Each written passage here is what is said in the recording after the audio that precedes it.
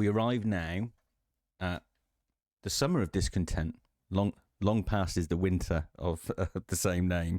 May 2023. So you've had a lovely holiday in Porto, Argo, and now we're in May 2023. So where are we at in the story now?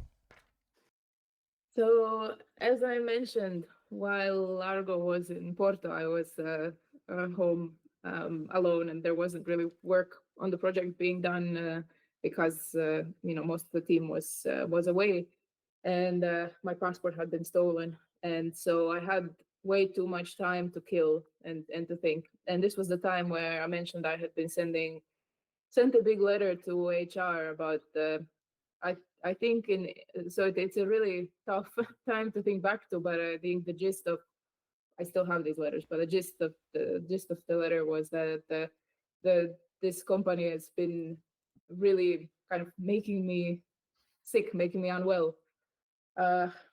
Especially I described once more all of this stuff that had happened since I was hired, like from summer 2022 being sidelined, kicked off the team by my previous lead, being made to be this bad guy in the company, being placed under handler, not being allowed to do my job, not being allowed to lead, being subject to different rules than everyone else, being subject to this berating and humiliation, and just not being able to do my job, and being obstructed from doing my job, at the same time being disciplined constantly for not doing it. I had I'd asked also, why is it that for me and Argo it's so much, we're being treated so much differently than anyone else in the company, other directors who lead other projects, other writers? Why are we the ones who are sidelined from all the teams? Why are we the ones who are treated with this guilty until proven innocent, and all kinds of things? Like it was a serious letter to which any serious HR department should respond with making me aware of the processes by which I should be able to formally submit a complaint and have it dealt with. So grievance procedures, my rights, but of course that they don't do these kinds of things. Instead, I think they were all in Porto, so they all showed to management exactly what all my problems were. And the solution, I was told, which is, as you might notice, is a thing that happens often in ZAUM, which is your boss is gonna come hang out with you in like a very informal setting. So we've had before already Dennis coming to our house. This time they told me Ed was gonna go to a walk in the park with me, a Regent Park in London. So this was where I spent several hours with Ed, and at that time I had much more respect for Ed than I did for other members of management, because like I said, he's a competent person who does know the games industry, unlike the other two, Ilmar and Dennis, who really don't, which I think we forgot to mention it before, but when Ilmar was asked what his favorite game is at one of these brainstorming events, he said, I'm still finding myself in the medium. I told Ed at that time wasn't familiar with everything that had happened in 2022, because I told him, Argo and I, we got kicked off the project. It seemed to have been Kaure and or Dennis who kind of encouraged this, and who encouraged Justin to remove us. And now there's this kind of unresolved baggage there, and we've been made the kind of, I feel like they never forgave us for criticizing management and for criticizing leadership inside this company and all of that. And I remember Ed had listened to all of that, and he had agreed that this was a horrible way to deal with the issue, that they had really messed up, that we never should have been put through that this was a really disruptive way to do things in the company.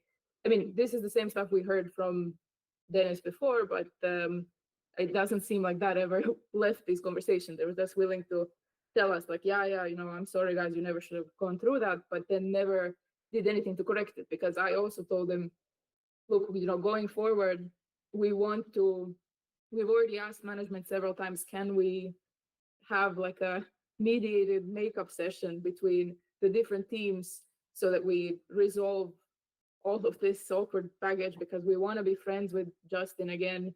We wanted, we want to be able to collaborate again because he talked also about working on new games in the future. And we said, yeah. And he said, yeah, but now is not a good time for that. It will be done some other time, which never came. He had agreed. He said, these kinds of animosities, when you have this kind of rift inside a studio where one team is very sort of jealous of the other team, and Argo and I are constantly being accused of being the reason why the other project isn't doing well, and that we are poaching or all kinds of things that are not happening. He said these kinds of rifts, they destroy studios. He says, I've seen it happen. I was like, yes, I absolutely agree. And we've been wanting to fix this for a while, but we said we need actual management to mediate because there needs to be an apology from the other side as well. Mm-hmm. But anyway, that would not happen in the end. There was also quite some sort of, we'd been talking for several hours. So he also talked about P1 and how it was canceled because the project was really not doing well, which was the opposite of what Dennis was saying around that time. Dennis had been fighting with us saying that, this was the best project the studio had ever done and you guys don't know anything what you're talking about. Even Ed didn't agree with that. My impression was that Ed, with his knowledge of the industry, had canceled P1 because he saw that it was not realistic, it was not structured well, it did not have reasonable deliverables that the studio could deliver. I mean, to expect that after making Disco Elysium, you're going to make a GTA-sized game, that's just not going to happen. But I think Dennis was overseeing the project, and I think he got personally struck by the fact that it was, qualified as incompetent and canceled. He would not have been the one to cancel it. So I had the impression that his pride was injured, and because of Ed's decision, and he was certainly taking it out on us. Mm. Ed also talked. This was, I think, just after the PMG doc had aired, so he had a lot of thoughts about the Red Info, about how the PMG doc has caused them to drop some lawsuits, or at least their lawsuits weren't going well. He seemed to be quite satisfied with that, and there were some schemes I think he was suggesting where it would be really good to split up Robert and Rostov, like to get Rostov back. Or I'm not sure that these conversations with management, they would very often devolve in this kind of gossip, plotting, scheming. He was gossiping about Coward as well. There was quite some, and yes, I also participated because at that time, again, being part of this in-group who has this knowledge and talks about these things, it can feel addictive or feel special. But I never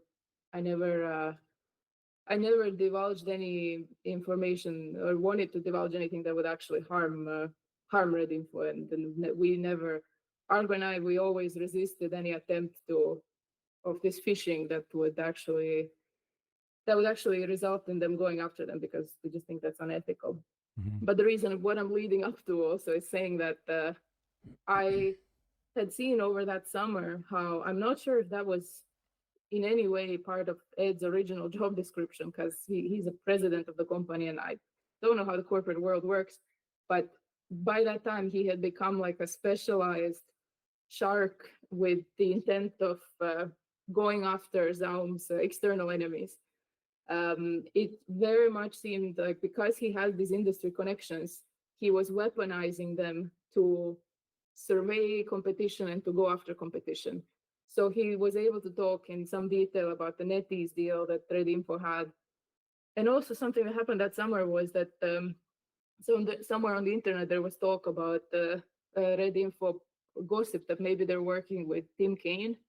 And I mentioned Tim Kaine kind of grudgingly because he's a very, very nice person. I don't want him to get drawn into that.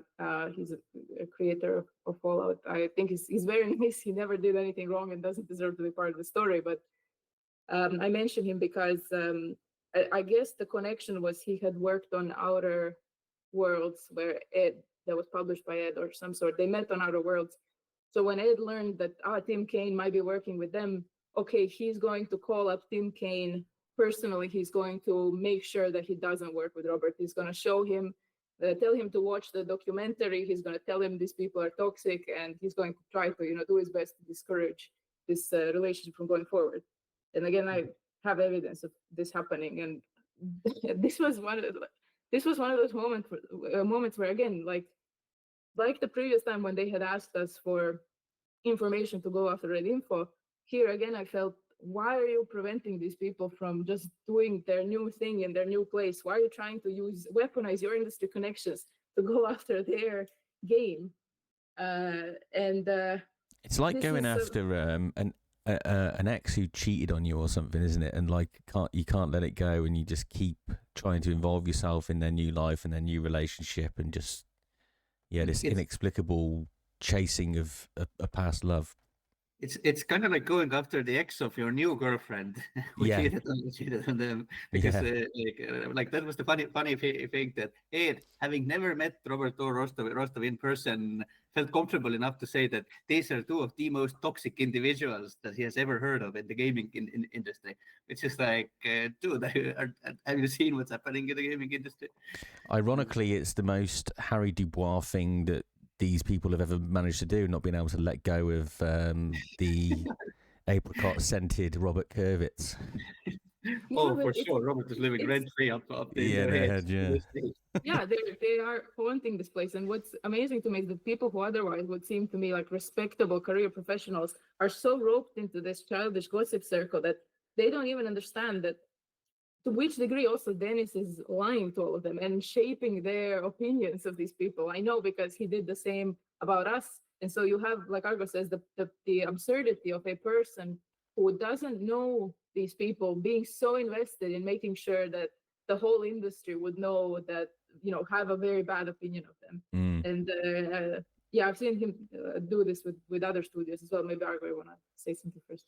I want to say that like, my impression of Ed in the beginning was really positive. Like for first time, I think, like ever, we had somebody who clearly understood the games in the industry. Like his morality was never in question. Obviously, he was a capitalist shark, but he was at least like moderately charismatic. He seemed to be interested in people. Later, I realized that it's this thing they teach you at Harvard Business School, where every time you meet somebody, you memorize one thing about them, and then whenever you meet them again, you talk to them about this one thing. If you're eating a bologna sandwich when we meet, then every time after that, when I run into him, I'm like, hey, how's that bologna sandwich going? Yeah. For me and him, it was BMW. So every time Ed and I ran into each other, he always asked me, how about those BMWs? That's so funny. But the thing is that morality aside, clearly he was a competent guy. And like when Dora said that obviously Dennis was lying to him as well. This became more and more evident, because kind of like in the end of the day, a computer is only as good as its sensors. Like if the sensors are completely feeding you completely false information, then the decisions you make based on this information can't be good decisions either. Yep. And Dennis, as the executive producer, head of this nervous system of the company, like controls information absolutely. And it didn't even take very long, maybe a couple of months, 4 months, where Ed went from this, like this guy really has a head on him, and even when it's necessary to contradict Dennis, like he does it, went into this gossiping little angry boy mode, where I think yesterday we also discussed that it seemed that amongst themselves, this inner group all they were talking about is Rostov and Robert, and kind of he kind of it seemed that he got addicted of that, and obviously the drinking, every time he traveled to London, I think they went out drinking every evening, like. All of this, I think for him as well, life kind of started going in this direction. I heard that so Dennis can't go visit him in the US because he's not permitted to travel to the US because of being a convicted financial criminal. most convicted guys in his own country. So he can't go to the US. So Ed has to come from the US to UK to visit him. And then they do this kind of, this is so, like, if you think about the upper management of ZAUM, just think Succession, right? And what they do is they have these jogging sessions, I think 5 in the morning, where Ed and Dennis, they like jog around Regent Park. And while they're jogging, they go over all these strategies, enemies, who is doing what they're going to do with this legal case, that legal case. It's not healthy. It's I think it's adrenaline inducing. I think it seems interesting and addictive, but yeah. And there's also this strange sort of, I want to say burner phone circle, but it is at the very least a secret business phone circle that they've built around themselves with this coterie of inner circle producers and leads Argo also was. Well, two things. I will come back to the burner phone thing in 1 second. But I wanted to say that if you think that it's kind of inappropriate that this guy came into our house to talk to us in Brighton, then let it also be known that some of the people in the inner circle, when they visit London, they stay at Dennis's place. Like Chris Priestman, I've heard multiple times. Like when he comes to London, he stays at Dennis's place.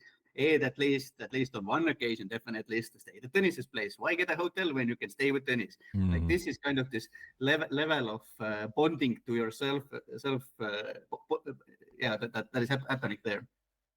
Burner phones. I don't know how normal it is in general in gaming industry, in this C-suite and the next tier management, for people to have burner phones. This was the first time I ever thought that maybe it's a thing that happens.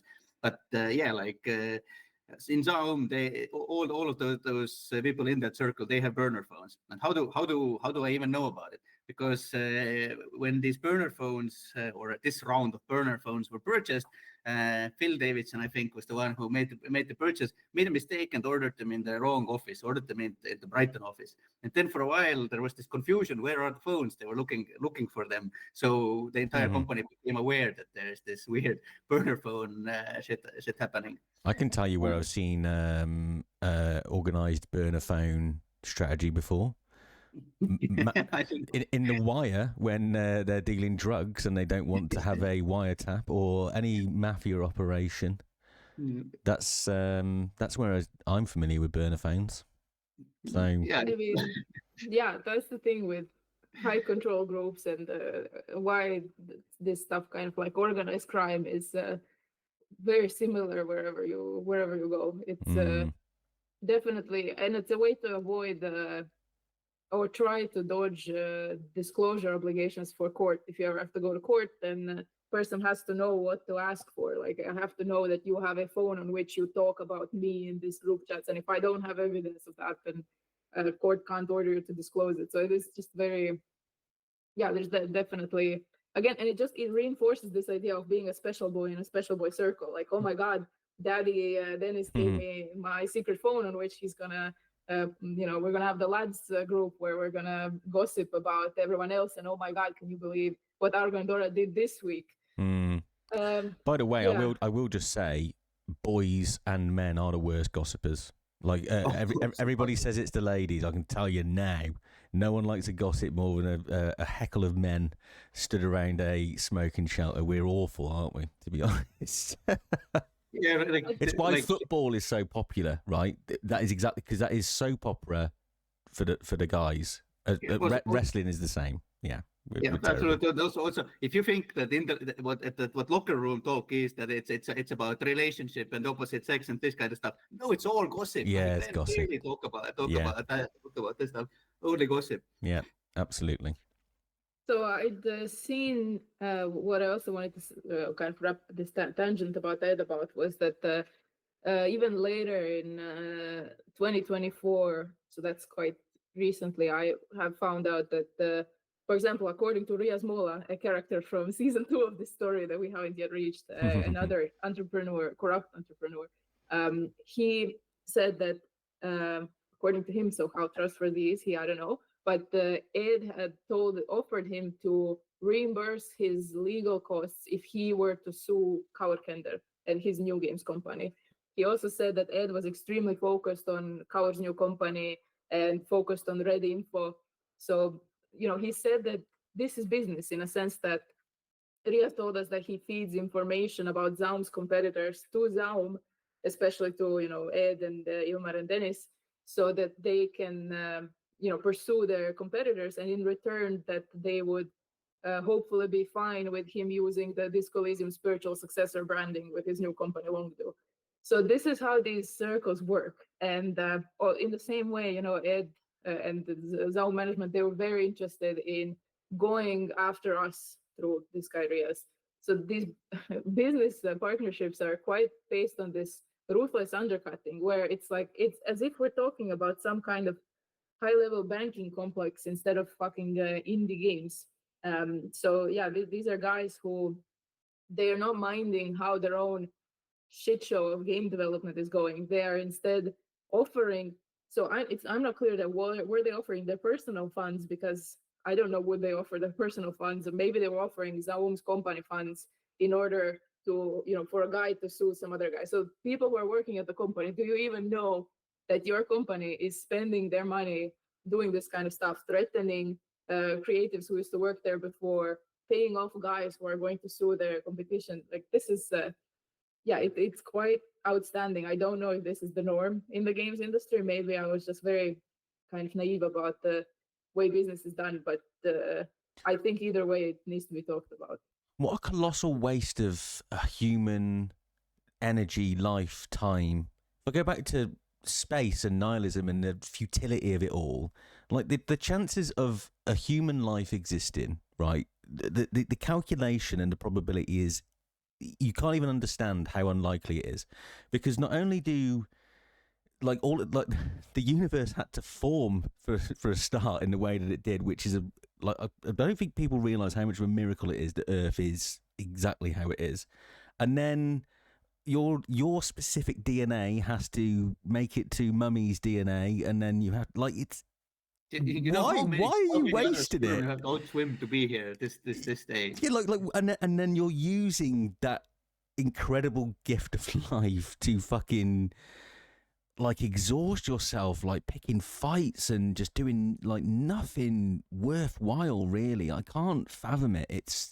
That's what sticks out to me about it all. Well, honestly, if we think about it a little bit and go back to this, what I refer to guilt, but this feeling, feeling of insecurity, then kind of all of these actions in a way boil down to fear, because kind of if you feel confident enough in world, then you don't feel that you need to preemptively attack others. And in this, I think it applies to individuals, organizations, smaller and larger structures. And in this situation, creating this atmosphere of martial law is an extremely useful tool in that narcissist toolbox, because the moment this danger is gone, so many things suddenly become injustifiable. But while there is this enemy somewhere, you can make a case why we all need burner phones, why we need to go and burn their village down before they come burning down ours. Adversarial us against them mentality is what this all is really built on. Without it, it becomes very quickly clear that you don't know how to lead, you don't know how to make games. Why are you even here? Talking about tennis here in this case. Yeah, it's interesting you mentioned that, actually, because it is it's giving people, in a weird kind of way, a select group of people their reason for turning up in the morning, right? They don't want to miss out on that little bit of information they might get, the gossip, and being part of that little circle.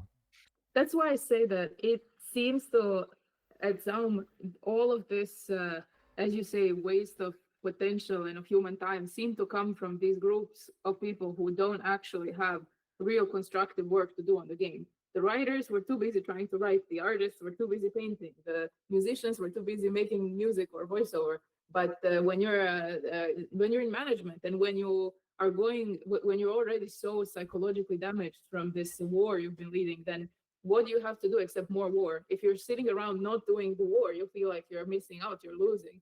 And they have too much time on their hands. They're not necessary to the functioning of the company. They're not actually contributing in any meaningful way. So what do? They're just justifying, as you said, justifying their existence by coming up with this stuff. And if I hadn't seen Succession, I wouldn't understand how people can fill their time with this, and what a delusion it creates in your mind, this money and power of being part of this some kind of warrior caste almost. And I think to me the best way it was described was Argo wrote this little humorous story. I remember when it all ended, when the layoffs happened, where he called them professional fuckers.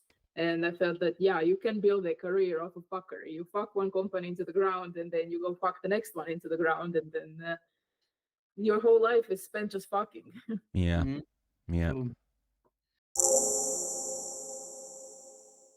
And also, funnily enough, like the most vivid example of this that I saw was Rias, because in the beginning, like Rias was constantly conveying this aura of "I am so busy." Like even people around him constantly say, Rias is so busy. Even if he can give you an hour of his day a day, that's, you consider yourself lucky. But then when you start like looking this very recently, when he waged this war on Reddit against us, like how busy is a man who spends 12 hours a day arguing in the internet? Yeah, I suspect a lot of his time is taken up by being a sad little dweeb on the internet, to be honest, in my experience. And then if you start reading all these stories on Glassdoor and there are other Reddit threads about Go grammar and the degree of micromanagement he's willing to go into, you very quickly understand that this man does not do any conventional work. All he does is this professional fuckery. Yeah. I was thinking the Reddit thing in particular, and I know we've jumped ahead a little bit because we were talking about Me The Moolah, but I just wanted to shout out, what's the mod's username? It's something about chicken. I really like chicken or something. I'm really sorry if you're listening to this because you've been so helpful and I'm not getting your username right. But the response from that subreddit was outstanding, to be honest. Like they spotted it straight away. They put out like a mod post saying like, not just like fuck this guy, do not engage. It was quite a grown up response, I thought, in respect of the situation. So, but then I found out that he had been abusing the system with bots and stuff like that, and they could see that they'd done that as well. So yeah, busy boy. That's the season 2 arc where we are faced off against an army of bots. And funnily enough, the reason we're doing this podcast now is because sort of through Rias Mola, ZAUM has been trying to spread these completely false defamatory stories about us, to the media and to colleagues. It does not end. And every time you give these kinds of people the courtesy of not saying what they did or how they did it, they will use it against you. So that's a sort of sneak peek preview to much later than this point in the story on that gives you some context. Shall we? Yeah, where are we? May. Still in May. In May. It's one of those stories where I've noticed how throughout the story, we'll say a few horrible things and then like, yeah, we're still in the same month as an hour ago. All right, so we're still in May. What else is going on in May?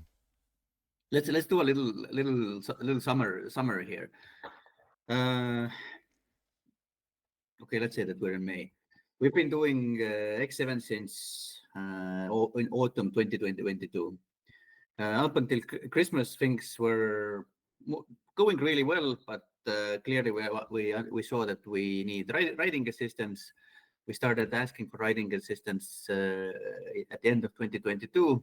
Kept asking it over the spring. Did not receive any. was it in March or February, the BMG doc was recorded. It took a while. It was only released in June, when we were immediately after we got back from the company event. But two things I wanted to talk about this previous period. First of all, the team on X7, like, amazing. Like, there's not a single bad word to say about the team. Starting from the very beginning, like when it was just three of us, Dora and me and Leo, like, beautiful, great, amazing work was done. Then I don't know if should I say the names? Dora, do you think? Okay, I'm not going to say the names, but with every person who joined in this phase, like, things got better and better. Fantastic concept art started coming out. Even on the software or programming side. Some former knights were Knights of Unity were working with us, like, amazing people, like, nothing but praise to any of them. And we in the beginning of 2023, I think around that time, we started having these bi-weekly team meetings where topics could be discussed. It had been downsized from this entire company all hands, where, like, earlier I said, there was this one time where people voted on topics that they wanted to discuss, and for some reason the post that said Rostov malfunctioned and people couldn't vote on it. Basically this, but it had split into smaller teams. And in those meetings, other people in the team now already had also started expressing confusion over this strange structure, because everybody knew that Dora and I were directing the project. But now on these meetings that some happened in Slack groups that were disbanded with us in it and then rebuilt without us in it, when these groups started having meetings, then confusion rose from the fact that Priestman was referred to as the product owner and creative director, and there was a variety of these terms. And I remember there was I think on one of those I asked our producer about it, not Phil Davidson, asked him about it, and kind of later heard that he was scolded for saying the wrong, using the wrong title describing Priestman. Why am I saying this? Is that basically what was happening there? This is my read of the situation. That was that Tõnis had thought that he can insert Priestman into this leadership position, and it very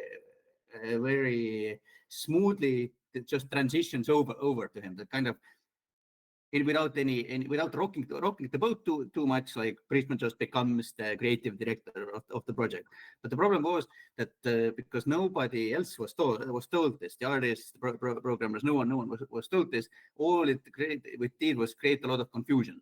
And at the same time, Tõnis's initiative, producers were trying to limit the writing team, basically me and Dora's contact with other teams, like sort of cut down on these meetings about characters. For example, no longer it was possible that when a concept artist wants to talk about a character that you can just sit down or have a Zoom call with the writers, but instead now there's this very rigid structure. We have a kickoff meeting, and then months later we have a review meeting. All this in between, this human connection part, the talking about it part, was increasingly eliminated. We finally got to the point where it was completely absurd. I think even the review process was optimized to the point where by the time us got to review it, it already had a full-on character model basically, and it produced wacky results in some cases. So during one of these X7 all hands meetings, multiple people voted for a post that said it's this. leadership structure, it is very confusing. We don't understand what is happening there. And I think this was one of the reasons that then a couple of weeks or a month later pushed Dennis to initiate this what we call structure talks, the restructuring the writing team hierarchy. And also something I maybe should have said earlier, it wasn't super relevant then, but it becomes a little bit relevant later, was that remember when I described this confrontation I had with Dennis and Phil Davidson. Yep. Where Phil Davidson threatened that if you don't accept these terms, then the project will be cancelled. And I said I'd rather have it cancelled than make a third. Like immediately the next day when we had this all hand meeting, I put it up on a post that project cancellation should not be used as a bargaining chip, expecting that maybe there's some. That maybe there's some repercussions for Phil Davidson, or maybe like there's going to be at least like a wider discussion on it. Wider discussion didn't happen, and there was no immediate repercussions to this. Only months later did I learn that Phil Davidson actually holds a major grudge over the fact that I publicized this information to the entire team. Yeah, so the kind of what started happening more and more from that point, and especially throughout 2023, it was ramping up, was this backroom abuse. We were really, we were getting, producers, and Dennis and Phil coming to us in private to really like kick us. They would say really inappropriate stuff. They would say things that they're not sanctioned to say, like, for example, project's going to be canceled unless you agree that. I think it was to absorb the writing team, and also I think that we wouldn't have a say in how they would work, but that production would give them tasks or something like that. Like these very things that imposed rules and changes that actually damage the working flow. And every time we would object. Every time we would say, look, as writers, we are telling you things are not done this way, they're done this other way. The attitude would be, but what do you guys know? You guys, what makes you an authority? You guys don't know anything. You don't, like, we're not even sure if you know how to write. That was certainly something they were saying to me a lot, but that was the attitude. For the sake of brevity, right now we're not gonna start going into every single sort of conflict between like for example me and Phil Davidson, because it's pointless, and individually they're not that significant, but essentially because of this methodology, this agile production methodology that Phil was championing, we started having these problems where I am explaining to Phil that, see, this is how we did it, like that's how we did on this one, that's why we did this particular way, and this wall that I kept hitting was this is how it's done in the games industry. And this like to this day, whenever I hear this, oh, this is just how it's done games industry, my blood boils, but because it's such a dumb argument that because everyone is doing something in a certain way, we should do it the same way as well. It is kind of like looking at games from such a far out zoom that you don't understand that every game is not made the same way. Like NHL 2025 hockey simulator is not done the same way as the Railroad Tycoon. It's kind of like hiring a boxing coach for your chess match. Like different games, different methodology. But this wall of no, this is how it's done in the industry. This is how it's done in the industry. This became such an issue that honestly, like there was even a phase in the beginning of 2022-23 when I think I stopped going to Phil Davidson and I went to Ed. I went directly to Ed when I had a problem, because I saw that this is just like an information black hole, that whatever concern I take to him, it just doesn't get any either doesn't go anywhere. I don't get any response, or I just hear that no, this is fairly common. Everybody does it in the industry. Yeah, I very much felt that by the middle of 2023, it was the instructions given throughout production was, these two are problem people. Whatever they say, lock it down, shut it down, don't propagate it, don't even try to make any changes, just kind of shut it down in its root. So whenever we would have a problem or a suggestion, we would go to our producer, and the producer would immediately kill it on the spot. It was like, by default, these people are like not to be trusted, not to be listened to. And I want to touch on what Argo said about this kind of standard industry practices. Like, this is ultimately the ruin and the stupidity of ZAUM. It's the fact that they largely invented and perfected their own way of working, which resulted in the best rated Metacritic game of all time. They did something and produced something in a way that no other studio could do, because in every other studio, this level of literary ambition would not be achievable, because other studios don't give this amount of bandwidth to their writers. It was a writer-led studio because Robert had the creative, and Kaur, obviously, and Rostov as well. But the creatives had enough of a sway, being shareholders, to fight for the ability to achieve a level of space and time to reach a level of narrative quality and finesse that other studios don't let you do. And of course, when Dennis fired all of them, Robert and Rostov and Kaur, he removed everyone and he had power.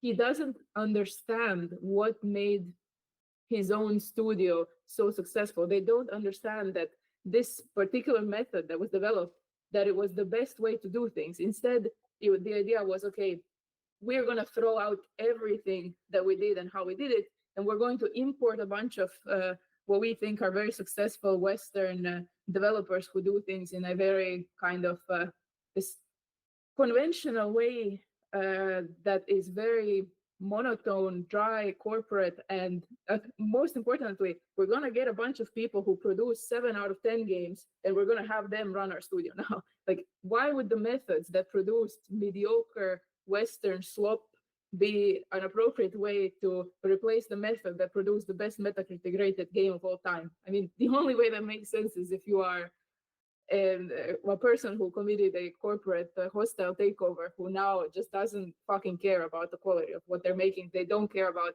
creatives being respected, about creatives being happy. It's literally just about keeping power and also feeding their own ego, where this is something that happens a lot in Eastern Europe. You think that your own people, your own kind, are so much worse than Westerners, and surely everything's going to be better if you just get a bunch of British and Americans and whatever to fix up your thing. So that's what I felt was the case. You know who'd like you two a lot? I was just listening to the pair of you talk about the methods and everything. I bet Larian Studios love you two. And if they ever hear this, you sound very much like, is it Sven Vick? Yeah. He talks in very similar terms to what you guys are saying. I just couldn't help but notice that. It's funny, isn't it? Disco Elysium was only, and well, it wasn't really, but it was the first title that PC Gamer finally allowed to have the #1 spot as the best PC game of all time, after Disco Elysium had it for 5 years. And it fascinates me that no one is going, yeah, actually, maybe they're onto something there, these crazy ZAUM and Larian Studios folks. I in one of the interviews with PC Gamer, I talked unpublished interviews. It was a while ago. I answered the question in writing, and I spent like a fucking A4 talking about Baldur's Gate 3, and even post our termination.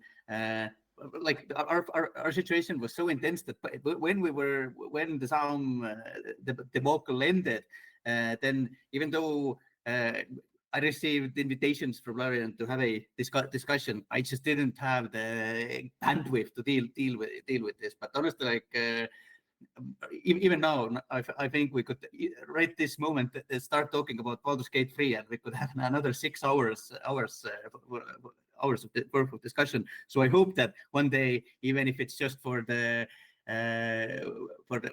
sake of what do you call it, discussion, we can talk to Sven about this stuff. But throughout the what was it? 340 hours, I think, that I put into Baldur's Gate across multiple playthroughs.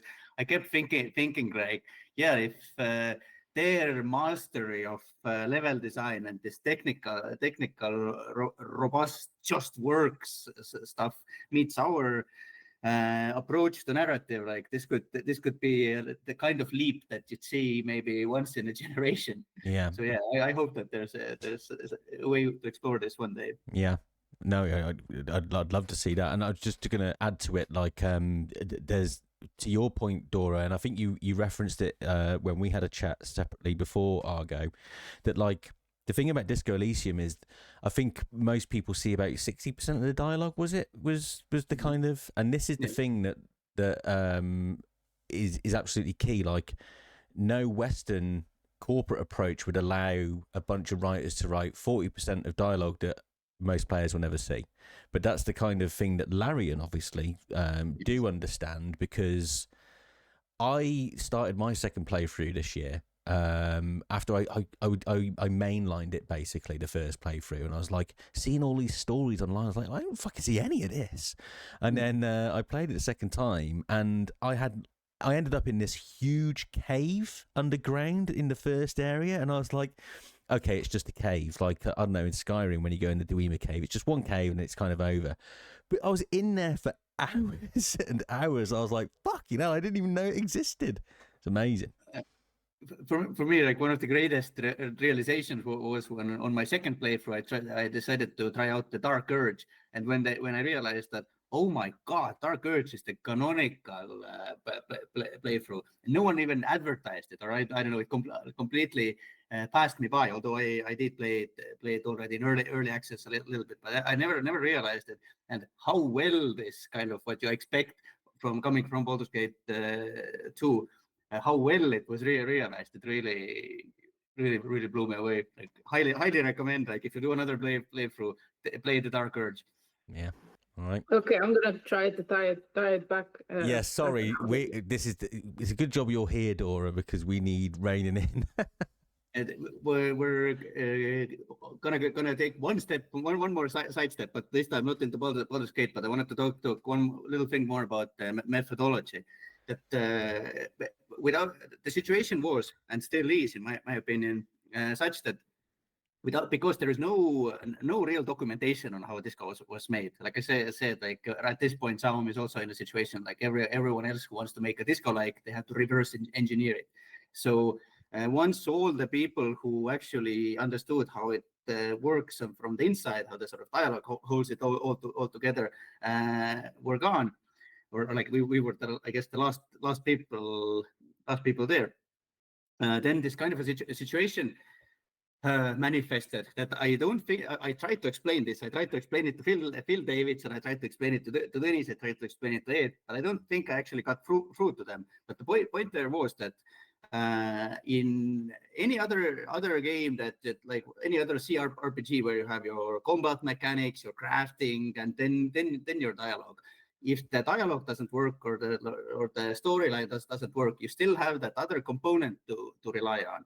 But if you're making a sequel or a disco spin-off and the dialogue doesn't work, then you don't have a game. You literally don't have a game. And you can get to a point where you have like 80%, 70% of the assets made, but it still isn't actually like nowhere near release ready because this kind of an element that makes it a game doesn't work. And also, like you think that, okay, how difficult it is to write characters or dialogues, because ultimately, like, everyone's played CRPGs. You go to one character, get a quest, walk to another character, get another quest.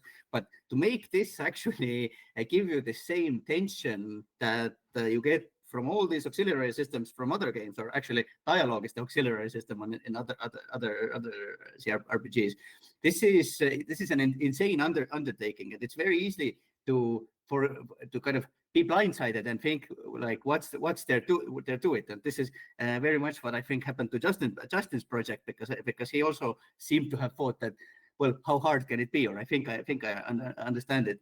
So basically, I was trying to make a point that if we replace all of this methodology that we use to make this go, and we replace it with this generic Jira based, this is how they do it in Ubisoft approach, then we're not going to end up with a game in the end.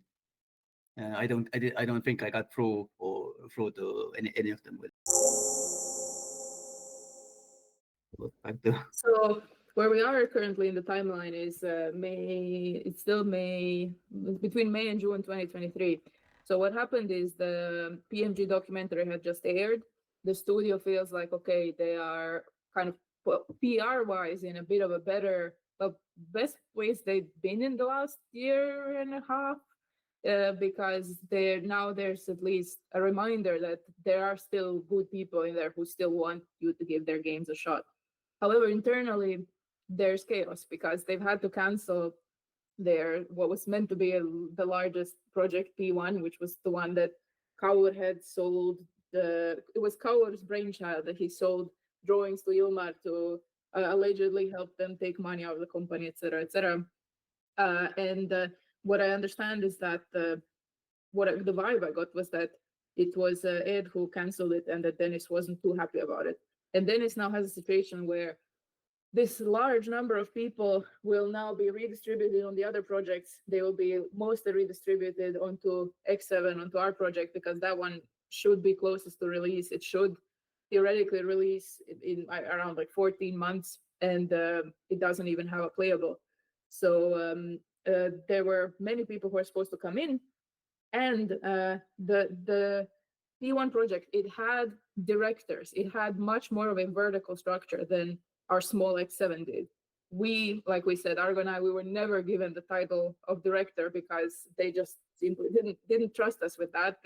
By that point especially, they already hated us, and already there was this seething resentment about Argo gaining so much popularity in the People Make Games documentary, about people coming inside the company and outside the company and saying, dude, Argo saved the company. He gave us a second chance, and man, Ilmar was shady.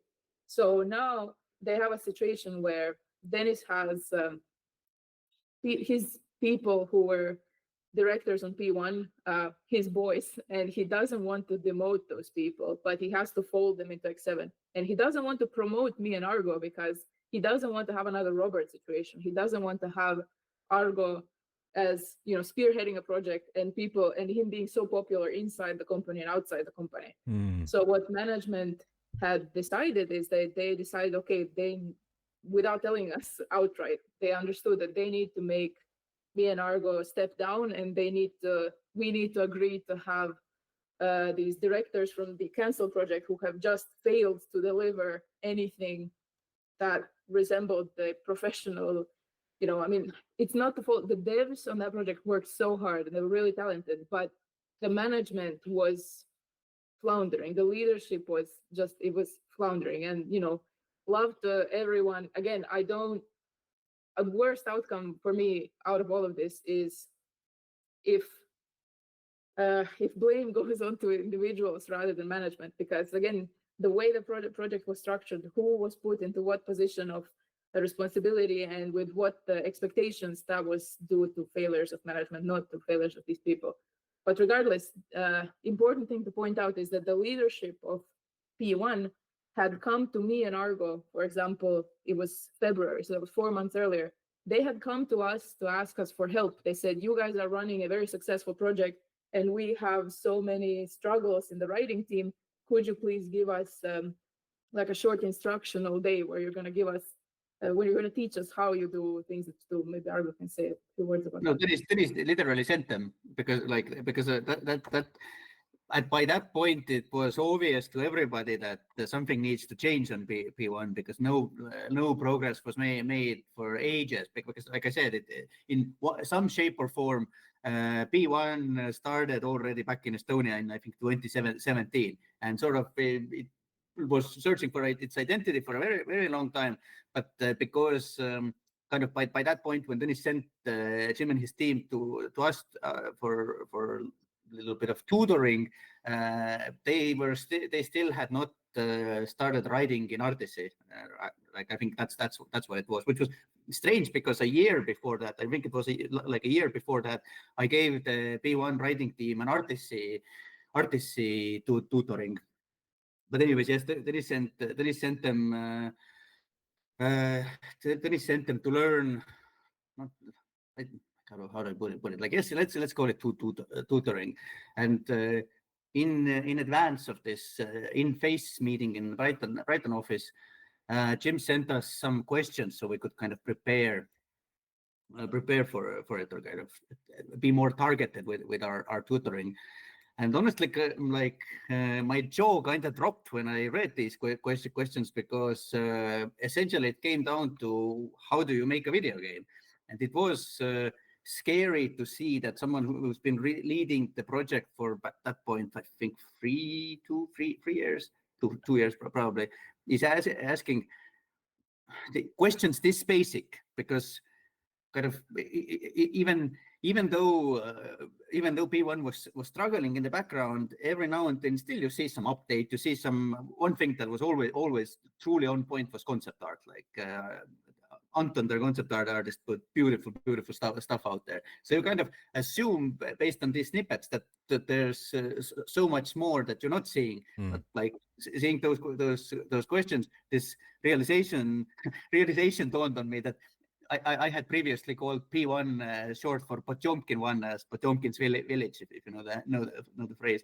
They told on me that this is a Potemkin village type of project, because for the longest time I thought that this is something me and Justin even discussed quite a bit, that Tõnis was retaining this project in hopes of selling ZAUM after Robert and Rostov were out, and using this to kind of make it look more appealing to the potential investors. I don't know, was I correct? Maybe I wasn't, but it was so strange what came out of it for so long that it didn't seem like the driving force behind it truly wants to actually make a game. But anyways, we did the tutoring, and yeah, it was really nice. Like that was still this strange era between conflicts. Like BMG doc hasn't aired it yet, but Robert's Rostov shitstorm is already out there. So kind of in the middle of this, sitting down with writers from another team and actually talking writing, talking literature, it just felt really good. It was one of these good human moments. Very nice time. Return to some sort of normality, yeah, by the same. Yeah, exactly normality. That was around February 2023, and now after the project's been cancelled, we're understanding that these people who are asking us, quite elementary questions, which it's not a sin to be a beginner. It's really not. But when we are in a situation where we're starting to feel like they don't want to demote their current directors, they want these people to take over our jobs and for us to step down, you become worried for yourself, for the team, for the project. It's clearly a strange setup. So the scene is this: they have predetermined, we really have a strong suspicion at that stage, they have predetermined that they want us to step down. They're not going to say it outright. So management basically, first they invited us to the London office and they said, we're now going to initiate project restructuring so that the X7 can receive all the people from P1. And we're going to be having these, as they infamously became known throughout the project, the structure talks. These were supposed to be talks where we would sit down in meetings with management and we would agree to a new structure for the project. I think they anticipated this would take 1 or 2 meetings, but this would take 12 weeks. It would take around 3 months, during which the relationships would nosedive, the project would be ruined beyond repair, and literally such unbelievable unprofessionalism would take place that honestly, this was the worst 3 months of my life without any competition. On this first meeting in London, I remember Dennis drew some kind of graph on a whiteboard where he was explaining to us why it's so important that every project from now on is going to have one director and everything's going to go through these directors. And on paper, kind of like theoretically made sense, but I could tell that he's not just explaining this to us. They're kind of leading us into a conclusion where they wanted to start slowly working us so that we would over time they were hoping that we would over time say, oh, obviously, yeah, we should step down and you should put someone else up. In retrospect, hearing all the stuff that Robert and Rostov talked about, how they were talked into stepping down, allowing someone else to take over without really understanding what it meant or what they were giving up or how this would impact the work. I think very much that this is what happened. And during this first meeting, I also remember them management sort of explaining that this company is going to start becoming much more structured vertically. And in the future, as they work towards, so the idea was the suggestion was that P1 was just shelved, same way that Y12 was just shelved. And, in the future, if they'll do these GTA size projects where there's going to be hundreds of people, then you're going to need like creative director and then a second tier of directors like narrative director, art director, then there's going to be leads, then there's going to be seniors, etc. And they said that they plan on ZAUM becoming this multiple game studio where there's always multiple games in development of multiple scopes. And I remember asking them, but why does this company insist on doing things that it's not good at, things that it's never done before? Like, you made this Elysium, which is a game with certain scope and size. Why now try to make multiple games of very different genres, very much larger scopes with team structures that they've never attempted before, instead of sticking to what they know? And I remember kind of Ed said, wait, I got this one. It's because we always want to keep challenging ourselves. We always try to do something that is just a little beyond of what we already know. And I remember I said, but I thought I was under the impression when I joined this company that this is a indie studio that has achieved one independent game, and I wasn't under the impression that I joined something that wants to be a AAA Western studio. And Dennis was like, well, you were wrong. You were under the wrong impression. Wow. Like, when you've never played a CRPG, then it's good to start your first playthrough in Iron Man mode, basically. But also to kind of understand the landscape a little bit here is that, yes, the company has grown from 30 people to 100 people, and many of these new 70 people who have joined, many of them have industry experience. Some have a lot of industry experience. Almost none of them are placed in leadership positions. So this studio that once made a game, Disco Elysium, and then has been struggling ever since.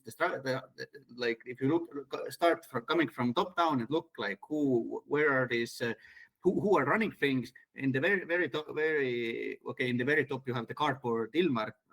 Behind him is Dennis Havel, who's actually running things. Then in parallel somewhere there's Ed, like one person who actually knows how the industry works. And now top down you have people who lead projects who have never led anything, and also never made video games or led like a video game production. Because, like I said, Justin Keenan was an editor. He was leading C4. Jim was the voiceover director on Final Cut. This is when he joined, before he became a P1 director. And even kind of still very much, at least the studio identity is that this is a writer-led studio. So you would think that at least probably in the writing circles, people have game making experience. And in P1 there was one girl who had worked in Ubisoft, to be fair. But C4, nobody had worked on a game past our departure. Jim had a theater background. So basically, like you have to, most of these 70 people with gaming experience, they were either on junior positions or definitely in positions where they're not making decisions.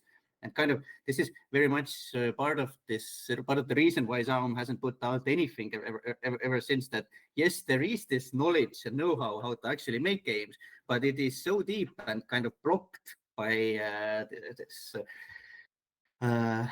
how do you call it, favorites of the leadership who are actually kind of making decisions or passing on Tõnis's decisions, that their voices are not heard. Like they cannot actually successfully use their expertise. Like, this is the landscape. I do want to be fair to some of the writers that it's not true that no one had worked on a game, but I think it's true that no one had worked on a game start to finish, because I know some people had been commissioned to do some writing on certain games, but that is also quite different than knowing how to initiate how a project is initiated through all its stages, how it's completed, and how all the facets of it come together. Like obviously, it's a difference to seeing something made from start to finish and, for example, coming to edit it or maybe supplying some writing for it, which is not to say that you can't be an excellent writer for games and not have previous games experience, but certainly the problems there were in who was given power to run the show, because certainly I have seen this case in multiple departments that people who had more experience, even if it wasn't, even if it was just entry-level experience into games, they were sidelined in favor of whoever management liked better. And that often was honestly men. So well into late 2023, there would be no women in lead or director positions in terms of creative. So no, not in writing, not in art, not in audio, nowhere in any project, for example. Yeah. What about ethnic minorities? So this was this is interesting because I want to touch on that when we get to the redundancy pool, because the people who were laid off were much more diverse group than ZAUM itself. So people of color and LGBTQ people were more represented in the lower echelons of the company, and in the redundancy pool they were overrepresented. So there's definitely a certain type that management wants to play ball with, and they seem to be straight kind of Western men. Yeah, there's a reason we use the term broken boys. Yeah, I should have said minorities in general, or minority groups, not specific to ethnics. Yeah, I meant to include all groups, because I just suspected that if there was a theme with the masculine nature of the promotions, then there was probably other themes as well. So yeah. Yeah, there was some showmanship in terms of ZAUM had while I was there, they had a diversity committee that was supposed to improve the situations, and I tried to join that in 2022. It was after the whole fallout on the C4 project, and I'd previously worked in EDI when I was at the university, so I had experience for several years of this kind of work. But they asked me to leave. They kind of kicked me off before I didn't do anything. Yeah, it was, I think the first day or second day when I signed up, I said, look, I want to join this. I might not have time to attend every meeting. And then I was said that, yeah, kind of management would be more comfortable if you left. Wow. So there was definitely this was another pool where I think surveillance was happening. Like, it's so much nicer for them to say, hey, we're going to allow you this little committee or something, and then we'll put a few of our guys in there. And that's a really nice way, I think, to be in the loop about what's happening. Yeah. Okay, but Argo, maybe you want to start talking about the structure talks. Okay, the structure talks. We take maybe 5 minutes just so yeah, we can do that, and then we'll go into that. Yeah. Yeah, not a problem. Okay, we're at the structure talks. So I don't know, like for me, I don't know how. Like it's such a weird thing when you look in retrospect. How did I still think that this is a like an honest operation, or that we're trying to do something like genuinely trying to do something?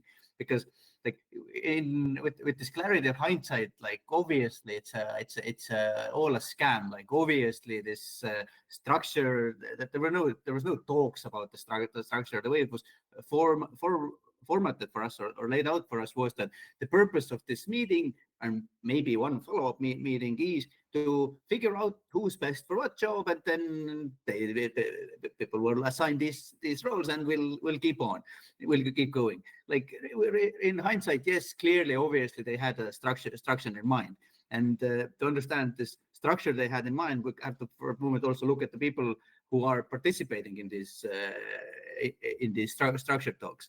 So it's Tõnis Aavel, the executive producer, Ed Tomaszewski, the company president. He's also kind of the voice of diplomacy there. I have to say that, yeah, we'll get to there. Okay, Ed, Tõnis, then Jim, the former lead of the cancelled P1 project, then Chris Priestman, who kind of I at that point Tõnis had seen is not working out, that like working out as this extension of his will, because again, like I said earlier, Chris Priestman is a very nice person, very gentle person. He is lacking some certain assertiveness, I think you would need, or Tõnis would have needed him to have, to effectively work as his extension of his will. Who did not lack that assertiveness, but like many other things, was Phil Davidson, the final person, in addition to myself and Dora, in those conversations. Phil Davidson, lead producer, Tõnis Aavel, executive producer. This is kind of how this chain of command goes. And also, now two things important to understand is that I think what all of these people have in common, except myself and Dora, is that these are people who, when they come to London, stay in Tõnis's place, Tõnis's house, or at least at some point in time have stayed in Tõnis's house. This is the inner core of the echo chamber. What is also important to understand there is that these people are paid in a completely different wage gap. Like when Kaur was fired, then what was Kaur's publishing department? Yes, Kaur was the chief creative officer, but he was mostly leading the publishing department. And Chris Priestman was working under Kaur. His title was director of business development, and this title and I assume the paycheck that came with it, he retained all the way till our career in ZAUM ended. I never saw this title revoked from him. In the same way, Jim, who was the director on P1, as far as I know, he retained his 10K a month salary throughout all of this process. Even there wasn't even a pause after P1 was cancelled. And kind of maybe I'm being cynical here. It is possible, but my feeling was that part of motivation for Tõnis to kind of game this situation was that he needed to find his boys a place to be. Like his boys needed like a position, because there's no way he's going to make Jim redundant, or no way he would make Chris Priestman redundant. That was never in question.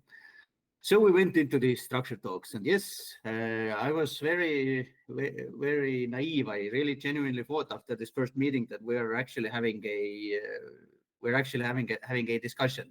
Like already this first meeting that took place in the London office, it was 4 or 5 hours long. It was very long meeting, and already there I saw Tõnis getting frustrated, because kind of, as I assume how it was supposed to be in an ideal situation, how Tõnis hoped it would play out was that we would talk through these nuances of leadership and blah, blah, yada. And in the end, perhaps me or Dora, we would suggest that maybe the best thing is then that Jim would become the director on the project, Chris would be the lead writer, and me and Dora would then be I don't know, maybe there would be a little fancier title, but essentially just writers. As you can see, it's pretty similar to what happened with Robert, where this administrative counterpart kind of raises up in this de facto hierarchy, and you, the creative counterpart, if you don't pay attention, end up basically in a situation where you have no actual enforceable power. For me, throughout the making of X7, why I hadn't really worried about this Even I hadn't really worried even about when Chris Priestman was given a shot to try and take the leadership from us, was that I very much believed and felt that there is only so much you can do without this knowledge, that titles don't matter. What matters is who actually has this initiative, who actually has the knowledge, who actually kind of makes these decisions and does the actual de facto leading. And maybe Dora, maybe you felt differently, but up to that point, I felt that this was true, and I felt also that this was like a big source of frustration to Dennis, that despite kind of trying to wiggle Priestman in there, like, because we kept leading, and when you act as a lead, your team treats you as a lead, then it really doesn't actually matter what the title of the person your management is trying to push in there is. Yeah, Dora, do you want to comment on any of that, or shall I move on? Yeah, I think just sort of from Argo's side, there was maybe a little bit like Argo tends to be an optimist to a fault, where sometimes I would say, look, they're changing our roles, they're demoting us, they're kind of shadow banning us in the studio a little bit, and he would be like, no, but I want to think that these are all good intentions and that these people are good, and that in practice nothing's actually going to change. But the thing is that even if they tell you that in practice nothing's going to change, and that it maybe doesn't matter that your role has changed, or that now there's a director there, you start to see how the processes are changing. And again, because everyone works remotely, then you don't see someone walk into the office and tell something to everyone and change all the work. You just suddenly kind of notice that the people you used to have meetings with, you don't have meetings with them. So I guess that would be my comment. But yeah, this is a pattern that that keeps happening in the future and has already happened in the past, where I'm defending Justin, I'm defending Kaspar, and only when finally it's so glaringly obvious that no one can deny the reality, only then it finally hits me, and I'm like, fuck, like, yes, I should have seen it coming. And I had this same kind of situation also later in Dark Math, where I'm still making excuses for Gaur. I'm still trying to kind of like toxic positivity is basically this trait. Like I thought about it a lot. Where does it come from? And I do think it comes from autism, from the same roots that you kind of you often assume that you are the one who's wrong, and then in order not to be the loud ogre who's wrong, like, you kind of delay and try to sort of expect the best from people till the moment you can't deny it anymore. But unfortunately, by that point, it's too late for many people already. So yeah, it is something I've really had to face over time. Well, I'm never going to tell you not to be as positive as you are, Argo. But with the right people around you, I always think overwhelmingly positive people need a cynic or two around them. Someone, absolutely. And then you get the right balance, because I do know what you mean, but then I'm just as guilty of being extreme both ways, to be honest. I can jump immediately to bad and immediately to the best thing ever. There's no middle sometimes, so I kind of get it. And yeah, you just need those tempered opinions around you, don't you, to kind of level yourself and level where you're at, so you don't dip into daft extremes. So yeah, even in these cases, maybe optimism is even the wrong word, because I've known people who are this level, who are willing to this level to kind of excuse behavior, or to assume that it's, or try to convince you that, like, it's actually all in good faith. And usually it's more of a coping mechanism. And I've noticed it comes from people who have had to maybe deal with abuse, or with very difficult relationships in their life, where they had to keep believing that the people or the person who's behaving in a confusing way, that they mean well, because to think otherwise is just too much, too breaking. If someone close to you, or if multiple people close to you are behaving in ways where you could interpret it as coming from malice or coming from well-meaning, then if you are in a situation where of long-standing abuse, like people will often choose to explain it all in this very positive light, because otherwise you would have to face the fact that you are part of a very harmful circle. And that works often with children of abusive parents as well, which is why I think people who learn those patterns are more likely then to also apply them in the workplace or in friend groups, where it's like, these people didn't really mean it, or I think it's all like, that's unfortunately a dynamic that feeds on itself. The abusive group or individual and people whose coping mechanism it is to try to write off the bad behavior as something kind of not as sinister, and that can go on for quite a long time, because otherwise you have to admit to yourself you're being abused. Yeah. Good points. Okay, so I guess I would like to say a little bit about what these structure talks looked like. It had the pretense of almost like a job interview, where they would put us all together in a video call, and they would say, today you're all going to talk about your previous qualifications, your previous work experiences, and the individual strengths and weaknesses, and we're going to all together discuss and agree on who's best to do which role. But obviously that wasn't really going to go as fairly as that. What I could see already, so this would go on for 12 weeks. So already a few weeks in, I could see that I could see their calendars. There were people with their Google calendars open, and I saw that before each of these meetings, where they would step into a meeting where the goal was to convince us to sort of step down, before each of these meetings, they would all meet in secret. They would have a secret meeting where Ed and Dennis would meet with Phil and Jim and Chris, and for like an hour they would agree on like, okay, what is going to be the strategy.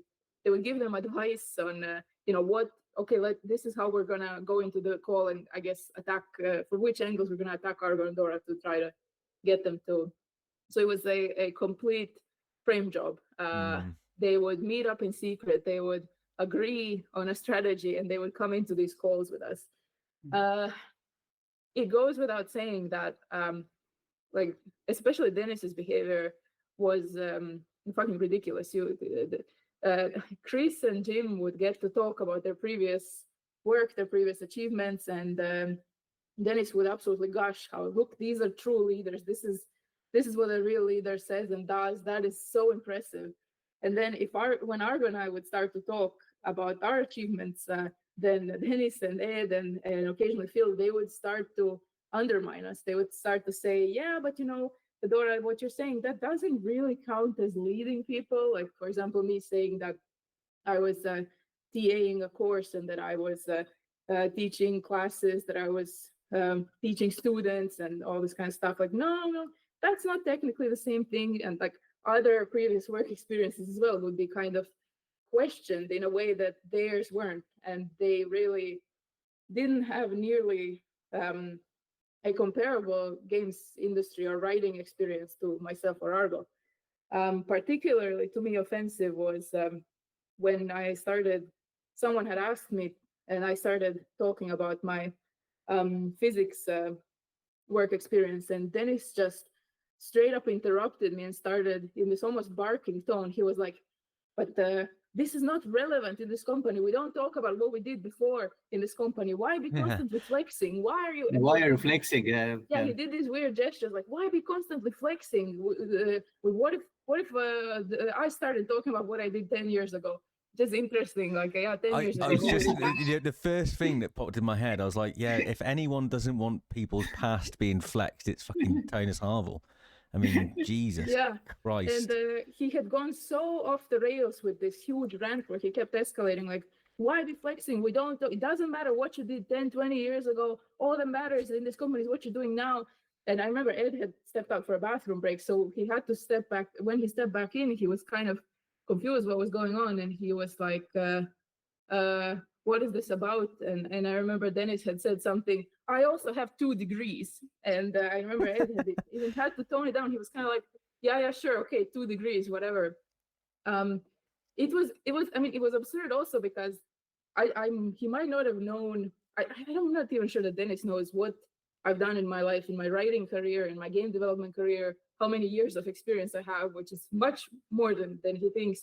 And also when he says what you did 10 years ago is not relevant, I was talking about work that I was still doing a year and a half before this point. So less than 2 years before where we were having that meeting, I was still working in research. So I do think it's relevant. And besides this double standard with which he was trying to humiliate me while he let the men talk about their achievements was glaringly obvious. And Argo and I at that point had already understood that Dennis loses his temper very fucking easily and that we cannot respond to these provocations. So you would have to just sit through that and you would have to just kind of calmly just look at this man in wonder, which was a very fucking great thing to do after a while. There's a few things.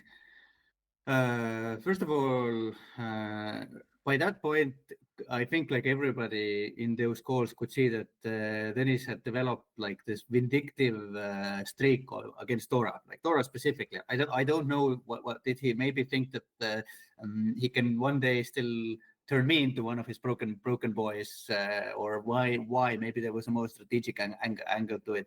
But I think I do feel that he went lighter on me. But with Dora, yes, he became so caustic, like literally interrupting like every other sentence, so that Dora is speaking. She can say two things, and then she has to say, "Can I speak? Can I finish?" Like this actually happened to me as well, but way more to Dora.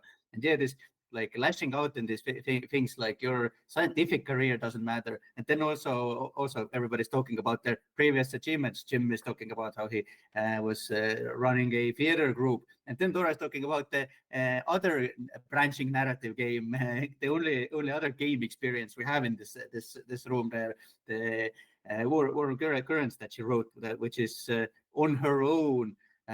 She wrote more words than any individual disco writer. And was that where Dennis said, "Why are you flexing?" Or that's not relevant, or this is just a small game anyone can make on their own. Yeah. The physics was where he said why are you flexing, but whenever I talked about my game experience, then it was like, yeah, but now we're not making these small games that you can make on your own. Now we're doing serious work. I mean, how on earth?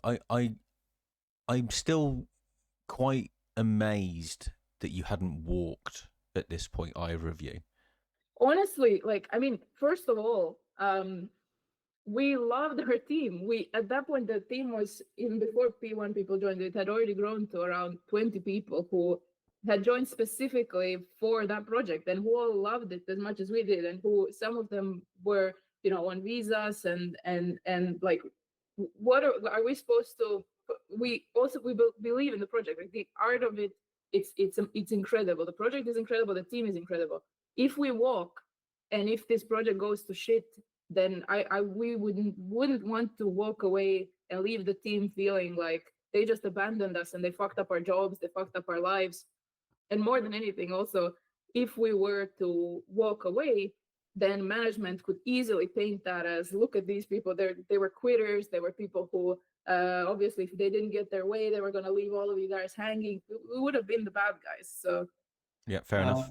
Also, from the very beginning, from day one, it was told to us that not a word about this to our team. Like, it was supposed to be, first of all, it wasn't supposed to last 12 weeks. It was supposed to be over much faster. But yeah, this has to remain confidential while these structures are going on, because we don't want to destabilize the team. Yeah. And also, another thing is that Dora briefly mentioned it, but to understand the brevity of this is that Dora's visa was tied to ZAUM. If we had quit, then immediately we would have needed another sponsor, or we would have been out of the country. Like, that was the situation. So it wasn't easy decision to make in any ways. Yeah. One other thing I wanted to say about this talks is that I mentioned all the people who were present there. But only after, like, if I didn't have recordings of these, I would not even know or remember that Chris Priestman was there, because like this is where this weird sick echo chamber dynamic comes up, that there are some people who only speak when Tõnis warrants it. You only hear that Chris says hi in the beginning and bye, and then complete silence throughout this. Some people like Phil Davidson are a little more active, but in general, it's kind of this like once you get highlighted, then you stand up, do your bit, and then you sit back down.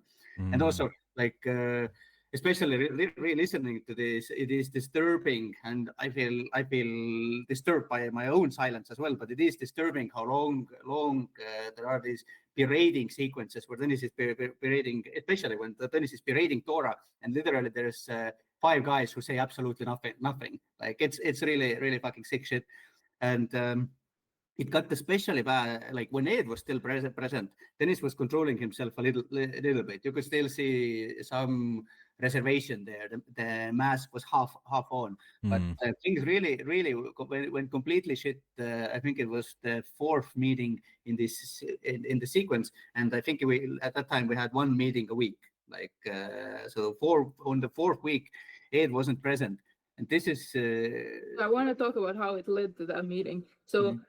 Basically, they kept thinking that they're going to wrap this up very quickly, but week after week after week, it was still going on. And people on the project were asking, hey, what is the new project structure? Why are these talks lasting so long? And we weren't allowed to say anything. They made it clear that if you guys talk to the team, then you are being disruptive to the project, implying, this is misconduct. Like we're not allowed to leave an impression to the team that we are struggling or that the management is struggling or that there's anything wrong happening. So we are going through these calls where work on the project has stopped. We cannot do work because the structure is not figured out. We're giving a little bit of this tutoring to the new writers.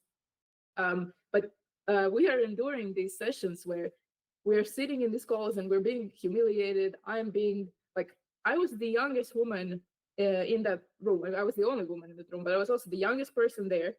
Everyone there has an established high-ranking role in this company. They're all men who are 10 years or more older than me, I think, everyone. And none of them would say anything. They'll be muted in the whole call. No one would speak up when Dennis would go on these rants of just like cutting into me, questioning me, trying to really provoke me, trying to upset me. Like when people were just, undermining my experience, no one would fucking say anything. It was so hard. And the fact that we couldn't talk to our friends on the project, you couldn't go and say, man, these people are really, they're really treating us poorly. Not being able to say that for weeks, it was absolutely devastating for the mental health. Like, it was horrible. And then... I'm sorry. I wanted to say that Tõnis also used Robert and Helen dynamic against us because I think it was earlier already. Tõnis had said that we can't have this Robert and Helen shit again, where Robert doesn't let Helen speak. Like Robert jumps in and starts speaking for Helen. So it was very much this. Like you can't, like Dora can stand up for me, I can stand up for Dora, because now we have this Robert and Helen situation. This is the first time I felt pretty angry actually listening to the story. A lot of it is okay. I'm just trying to wrap my head around certain situations and understand the mechanics, but the idea that you'd have been, this sounds like something out of, I don't even know if the 50s would have had something like this going on, but like as a father of a daughter, the idea that like any of these people could sit there in silence while someone was, treated like that really fucking pisses me off actually. And it's indicative of the power dynamic that far too many companies operate under. It sounds like an awful set of people with very shitty moral compasses who prey on, the weak. Everything about this has been predatory right from the beginning. It feels predatory, whether it's exploiting people's insecurities, their weaknesses, their, particular soft spots, whatever they deem as a weakness, they seem to have capitalized on and hunted down. It's like if anyone's undecided on, I can't imagine there's many people that are, on what these people running ZAUM are like, then I'm afraid if you're still undecided now, then you probably need to have a long look at it in the mirror, because it sounds pretty shit. So I'm very sorry to hear that you've been through that. I know it doesn't make much difference now, but yeah, it's not nice to hear.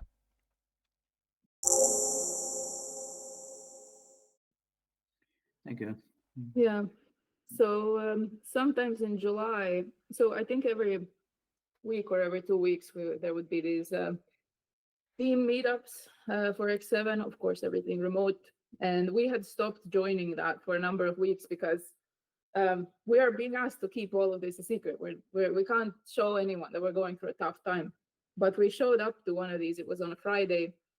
And there had been an introduction round going because some new people had joined, I think. And everyone was saying what their role is.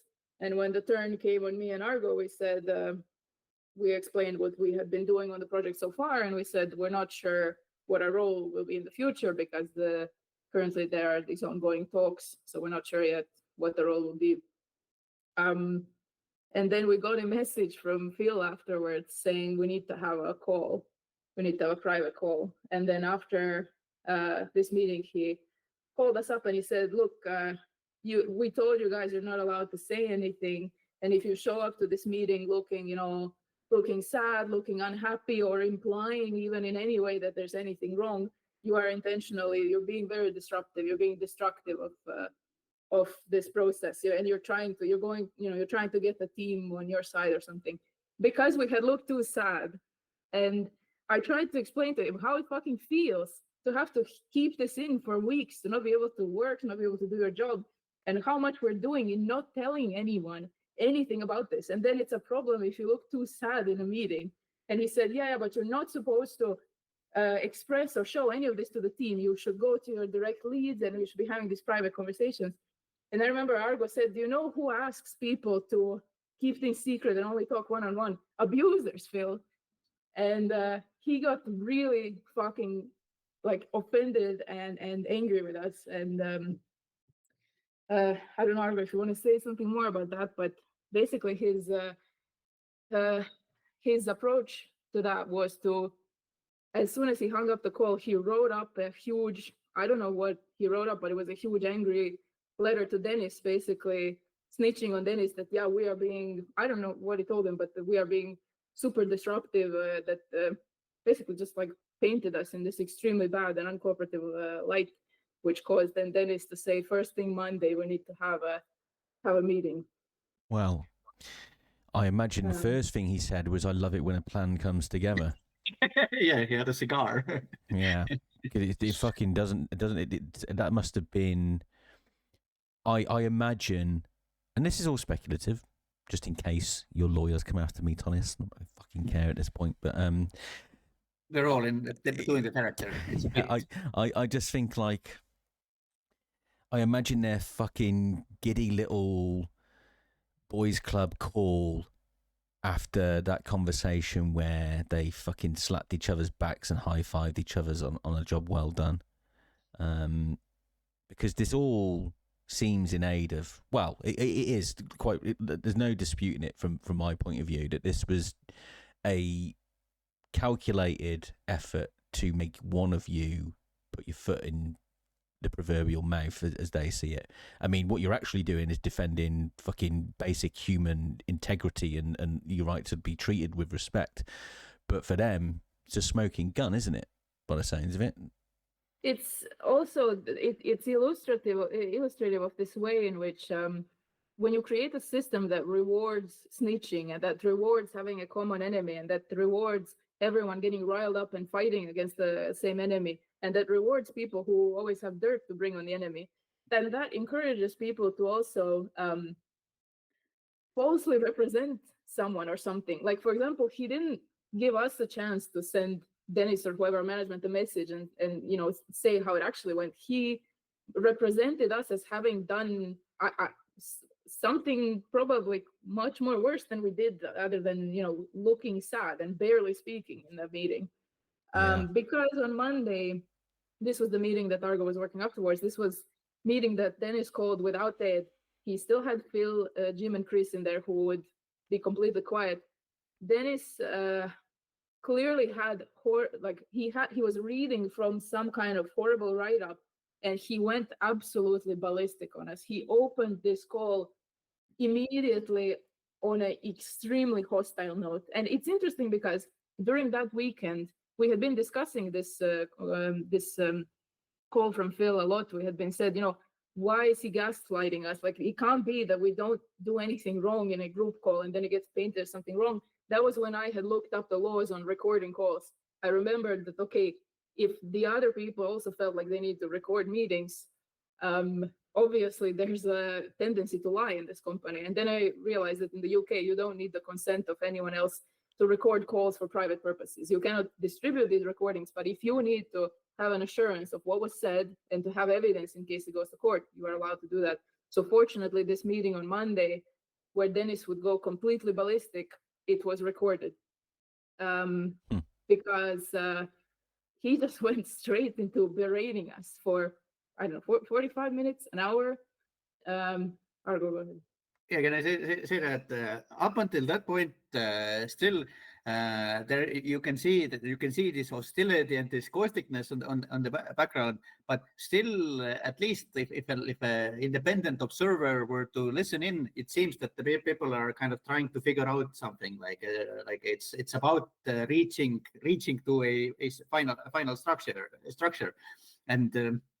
You can definitely even before that meeting see this frustration from Dennis, because like this on the very first meeting, like when this idea that a director in the company, this is someone who they cannot write, they can only do one thing. If you want to direct the project, then you can't be a writer anymore. That in response to this, when I said that okay, I've never actually thought about directing, but I guess like if that's what it takes, I'm willing to do this. Then that this was a very wrong direction, and this wrong direction was what he was trying to kind of walk us back from. And during in this in between meetings, these exercises we did, or this discussions, what are someone's strengths, it was all still very much in this direction. But in all of these, Ed was still present. This was now the one that Ed was not present. And yes, like Dora said, from the beginning, Dennis was in his unhinged mode. He started lashing out about things, and immediately started accusing us. Why is it taking so long? Why isn't there enough writing being done? Like this problem why we asked writers in the first place, and said then. He said that that you never even asked for writing assistance, and I think I don't remember exactly how the steps were. Yeah, but, I remember he said you guys never even asked for writers. You never said you had problems, and I said I literally have a document here, and I told him the date. I don't know, like 24th December or something. I have a letter I sent you. I can send it to you right now. And as he was doing it, I put the link in the chat, and he was like, "Oh, as if this is what matters now. Like now we're talking." That's like, the most important thing. Yeah, like so this is the most important thing now. So he would just lie, and I would just put evidence into the chat, and he would just be like, "Yeah, that doesn't fucking matter now." And there was a moment where, so for months I had felt really weird. I had withdrawn from social gatherings in the company. I had withdrawn from meetings. I had withdrawn from Slack because I had a very weird feeling about how people were interacting with me. And at that point, he said, I saw what you wrote in this design chat about how there was an article I shared, how I think the directors of Legend of Zelda, Tears of the Kingdom. The newer one. Yeah, Tears of the Kingdom. Oh, the new one. You're right, Tears of the Kingdom, yes. Yeah. They had said in an article how the reason for the kind of polish and success of the game is that they have an attitude where they finish a game and then finish production, and then they have 1 year straight of polish. And this was very interesting. I had shared, there was a channel where people were exchanging sort of design approaches or articles about game design, and I had shared that, and I said, maybe having a year to polish something really does give you good results. And in this call, he had said, "Who do you think you are to say a game needs 1 year of polish? Like, who do you think you are to make these kind of demands?" And it was so weird. I said, I was just sharing this Legend of Zelda article, and also like, what kind of, like, how much does he have to hate me that he doesn't even want to hear me saying, like, making what I think is a good suggestion for a game? I wasn't even. I don't know why should I have to fucking justify myself? It was... imagine being of the position that the Western approaches are really cool, and dismissing Nintendo of all teams. Like, it just shows how, like, and you've really, like, made the point quite a bit. Not a clue about games, these people. Like, not. I mean, he couldn't name Zelda. He couldn't name Nintendo. He doesn't know these companies. So the reason I knew what he was talking about is only because he was so enraged about this. Who do you think you are to ask for 1 more year of polish? So classic. I've seen him... He probably thinks Zelda's the main character. That kind of. Definitely does. Yeah, there was literally a point where he was trying to describe a game for like a full minute, and Phil Davidson finally jumped in and said Diablo, and then it arrived because he didn't know what the game was. Oh man. But anyway, this meeting, devolved in. It's not something I like to revisit. I don't think I could even listen to the recording because it's very traumatizing. But I know it devolved into Dennis saying, "And this is why you guys will never be proper leaders. You are not fit to lead, and especially like Argo is not a real leader." Throughout, he kept saying this kind of, "You can't ever lead. This is why you can't ever lead." Same bullshit that he used to say to Helen, I guess. At least that's what I heard from the doc. Probably to others, definitely to the woman he pushed out of the company earlier. But it escalated to the degree where we already knew at that point is we are only going to prove his point if we ever get actually mad or ticked off when he's blowing up on us. So we had already for weeks had to practice this unbelievable composure where you're just letting the shit slide off of you. So we were not, the more he sees that we are not actually getting shaken, that we're just kind of responding in good ways, the more he gets angry. Yes. And in this meeting, this led to him saying, "You want to know why you can't be a real leader, Argo?" Like, go ahead. You want to tell it? Or maybe going into different points. Sorry, maybe I shouldn't interrupt. No, go ahead. If we're getting to the point where he tried to destroy my relationship with Jim, then it led into it a little bit differently, because kind of throughout this call he berated us over different things, and now we're getting into like 50 minutes in. I don't remember how we exactly we got there, but the point was that that you shouldn't have looked so sad in this Friday's meeting. That your team shouldn't know this is destabilizing, and I think I was also getting a little bit in a defiant mode for sure, and I said no. I think it is that I think it's a fair thing to say. I think only abusers hold this information. I think that not knowing what's happening but sensing that things are wrong is much more destabilizing, because by that point during these team meetings, people had started asking about it. Like every time we had those this meeting, somebody put that post-it up asking like what is going on there. And then Dennis is a maneuver there. I think he was trying to intimidate me with this. Initially was like, oh, okay, so you think that all this information that everybody should be privy to this information? Then why don't you, Phil, tell everyone what Argo said about the P1 riders? And like Phil Davidson jumped up like on a queue and said, Argo said if P1 riders join the project, then it's going to be a third. Jim, as you remember, was the lead rider of the P1 team. This, of course, like how do I say it? It landed like a gunshot. Like, I think the moment these words had left, I think everybody understood that okay, now we went a little bit too far, and it was a fucking lead balloon. So you have these people, Dennis bickering, kind of Chris and Jim and Phil are trying to be quiet. I think Jim and Chris looked a little uncomfortable. Phil looked so happy that this was happening. And then first time Phil unmutes himself, he's literally to say like, Argo said it's all going to be a third if you guys join, which was just, first of all, warping, absolutely taking everything out of context, warping it. And the look I saw in Jim's face of pain, Dennis had said, and Dennis said something like, "Yeah, and this is why you can't be, you are not the leader." And I remember it was silence for a moment, and I said, "And what kind of leader makes his subordinate say something in order to destroy a relationship between his two employees?"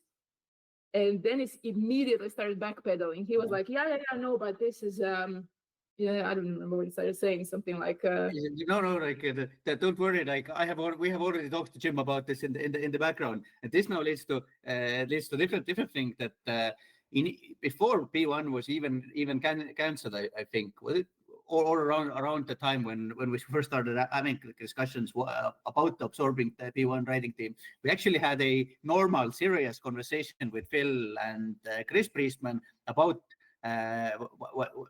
why I think it's not a good approach. Why? And my proposal was that instead of X7 absorbing P1 writing team, that C4 absorbs P1 writing team, and they give us a couple of writers, two writers instead, because they know RTC. We hired them to write for the disco sequel. There were multiple other arguments. Amongst those arguments, I also said that P1 doesn't have even a announcement date yet, and we were 3 months away from this first launch date that obviously everybody knew at that point that we're not gonna make it. And also yes, the fact that there was this additional fact that I also told Phil at that point that Jim came to me months ago with the question, how do you make a video game? That I'm sorry, like I'm very happy to teach him all of those things, but this is not the caliber of help we need at this stage. We literally need people to start writing tomorrow. But I also said, when this conversation happened, I literally said it to Phil that like I like those people. I like Jim and I had been friends for many years at that point. Like we weren't just colleagues. We should have mentioned that as well. Spent last Christmas together. Went to visit Robert in London. Like we were actual friends. I said that I don't want to, that you're putting me into a very difficult situation, because all of these people, all the three people we're talking about, the writers on P1, I respect them and I don't want to talk shit about them. But like if we're talking about expanding the writing team, I need to be able to honestly express my critique. So I need you to tell me that this stays between us, like that you're not going to go and tell why tell my critique to these writers, which is exactly what he did. And what Dennis also revealed when after he said that Jim already knows all about this. We've been talking about this with Jim for a long time. I shook my head a lot there, by the way. Just I'm in. I realised that we're into mask off mode. Pretty, It was very much a mask off mode, but it was also like in a positive way, if you want to look at it that way. This moment of realization of how you can get the mask off when you need to, and also this kind of fear and backpedaling that started happening in the end of this call. That was also like a new side of Tõnis that I hadn't seen this kind of realizing that okay, like he's so unhinged that he can act completely irrationally, and he himself even understands that there's going to be consequences to this. Like that, I guess, was somewhat positive. He also tried to wrap this up in this on a up note, or like a positive note, that I think we made great progress today. Let's pick it up next week. So I remember how everyone looked. It was so bad. And the moment that call hung up, I remember I came to Argo, I was crying. I said, I don't know what kind of person does this. And I immediately reported to HR and to Ed. I reported Dennis and Phil. I said, Dennis is poisoning the relationships between Argo and Jim. He's poisoning this relationship. I don't see how we're going to arrive at a structure that works if he's trying to convince everyone there that Argo is a bad person, that we are bad people, that we have problems, whatever. And like I think it really hurt Jim. I really want this to be fixed. HR, obviously, they did nothing. They just passed it along to management. And Ed himself, he said, "Oh, that's unfortunate to hear. Can we have a private call about it?" And he would, basically he had a private call with me where he, of course, tried to, discourage me from filing this HR report any further. Like this kind of, I promise you, this will never happen again. It was, it's it shouldn't have gone this way. It was kind of unprofessional, and trust me, I'll talk with everyone involved. But Jim says there's no issue. He says he's very happy with Dennis. He says, Dennis didn't do anything wrong. He doesn't feel hurt by anything. And of course, he's the subordinate of a boss who's bullying all of his colleagues.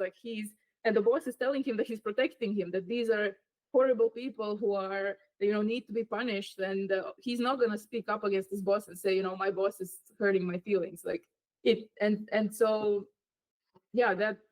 But the fact that I did file an HR complaint, that would be my death warrant. I mean, we already were. It was so fucked at that point. They tried having another call then with Ed, to try and smooth everything over with the group. Argo, did you want to say something? Yeah, immediately after this call. Well, first of all, immediately after, I spent an hour writing to Jim, like explaining how it all went down and trying to mend what had been broken there. But then also, like maybe an hour later, I don't remember the exact timeline, Dennis writes to me now in Slack privately and says, how do I put it? I obviously I have screenshots. I can go take a look, but I'm trying to recall it. It was kind of like, but basically we should sit down and talk. I said, I'm okay. I'll come down to the office. He said, no, I mean as friends. Like I said that. Okay, that was a little bit later. The friend thing. Sorry, let me rewind. He said we should talk. I said, okay, like I'm gonna come to the office. He said, no, I live close by. Let's meet in the park. Regent Park was between us in London. Let's meet in Regent Park after hours, after the workday is over. And then I said, no, I'm not comfortable with that. Like I'm gonna come to the office. He said, and then this is when he said, no, I mean just as friends, to sort of see where we are as friends. And I said that honestly, I think that we need to clear this thing before there can be any talk about friendship. I didn't speak to him personally about this for, I don't know, 2 months or something like that, for a very, very long time. But we had a meeting about that meeting with the same group of people, but now with Ed present. So Ed had come to try and put the conversations back on the right track, because when I had my one-on-one with him, I told him we've been putting all these weeks into trying to arrive at some kind of structure and how to work together, and like Dennis just blew it up. And he didn't take me seriously at all, because in this next meeting, I think it started off with really big awkwardness. And I remember Argo had said, I'm expecting to hear some apologies here. And everyone was fucking quiet. And then I remember explicitly that apologies were asked from Dennis and from Phil. Phil said that he doesn't feel that what he said was wrong, because Argo had told the team when Phil said that, threatened that the project would be canceled. So he said, why do you think it's okay for you to tell the team what I said, and it's not okay for me to say what you said? And I don't know if I said it at that time, but what I think about that is Phil was trying to threaten the project. Phil did something that was inappropriate, and he didn't like that this was, known by everyone, something that was unfair to the whole team. Mm-hmm. Whereas the other way around, what he did to Argo was take something out of context to intentionally destroy a relationship that everyone was trying to mend in the studio, like his superiors, everyone. And I remember Ed had said something along the lines of, Phil again overstepped, he shouldn't have done that. But it was just kind of why yeah, it felt really brazen. I don't think he didn't seem sorry. And what I mean, Dennis, he absolutely was not sorry. Even in his wording, all his apologies were like, "I'm sorry that you feel. I'm sorry if you felt like you need an apology." Yeah, that old line. Yeah. And Dennis literally started each of his apologies with, "I don't know what I should be sorry for. I don't know what I have to apologize for. But if I have to, then okay, I guess I can say I'm sorry." And this, we went on for a long time about their argument. This is kind of where they tried to shift the focus as well. That this was a adequate and justified response to me bringing it to the team months before that Phil had threatened the project cancellation, and Phil said that you destroyed my relationship with the team there, and they literally asked me like, why didn't you bring it up with Dennis? And this is where I said that I didn't bring it up because I feel that this is an echo chamber, that you protect him, that you guys have each other's back, and you're not nothing that's conflicting about any of you guys is ever gonna be dealt with, because you're covering for each other. And honestly, I think this was this final moment, or after this, like, there was no hope anymore. Like, I didn't believe that we could fix anything, or yeah, it became strange where Ed himself said, okay, I guess the situation is worse. I had kind of underestimated the problem, because again, I think they had got into a loop where they would just discredit anything I said without even investigating or thinking about it. The fact that I came to them and was saying the relationships are being ruined, that Dennis is misbehaving, they just threw that out the door. And honestly, like, much throughout the next months, everyone would deny what happened in that meeting. We ourselves would have been gaslit into thinking it went differently if we hadn't literally recorded it, and they're straight up just lying about it.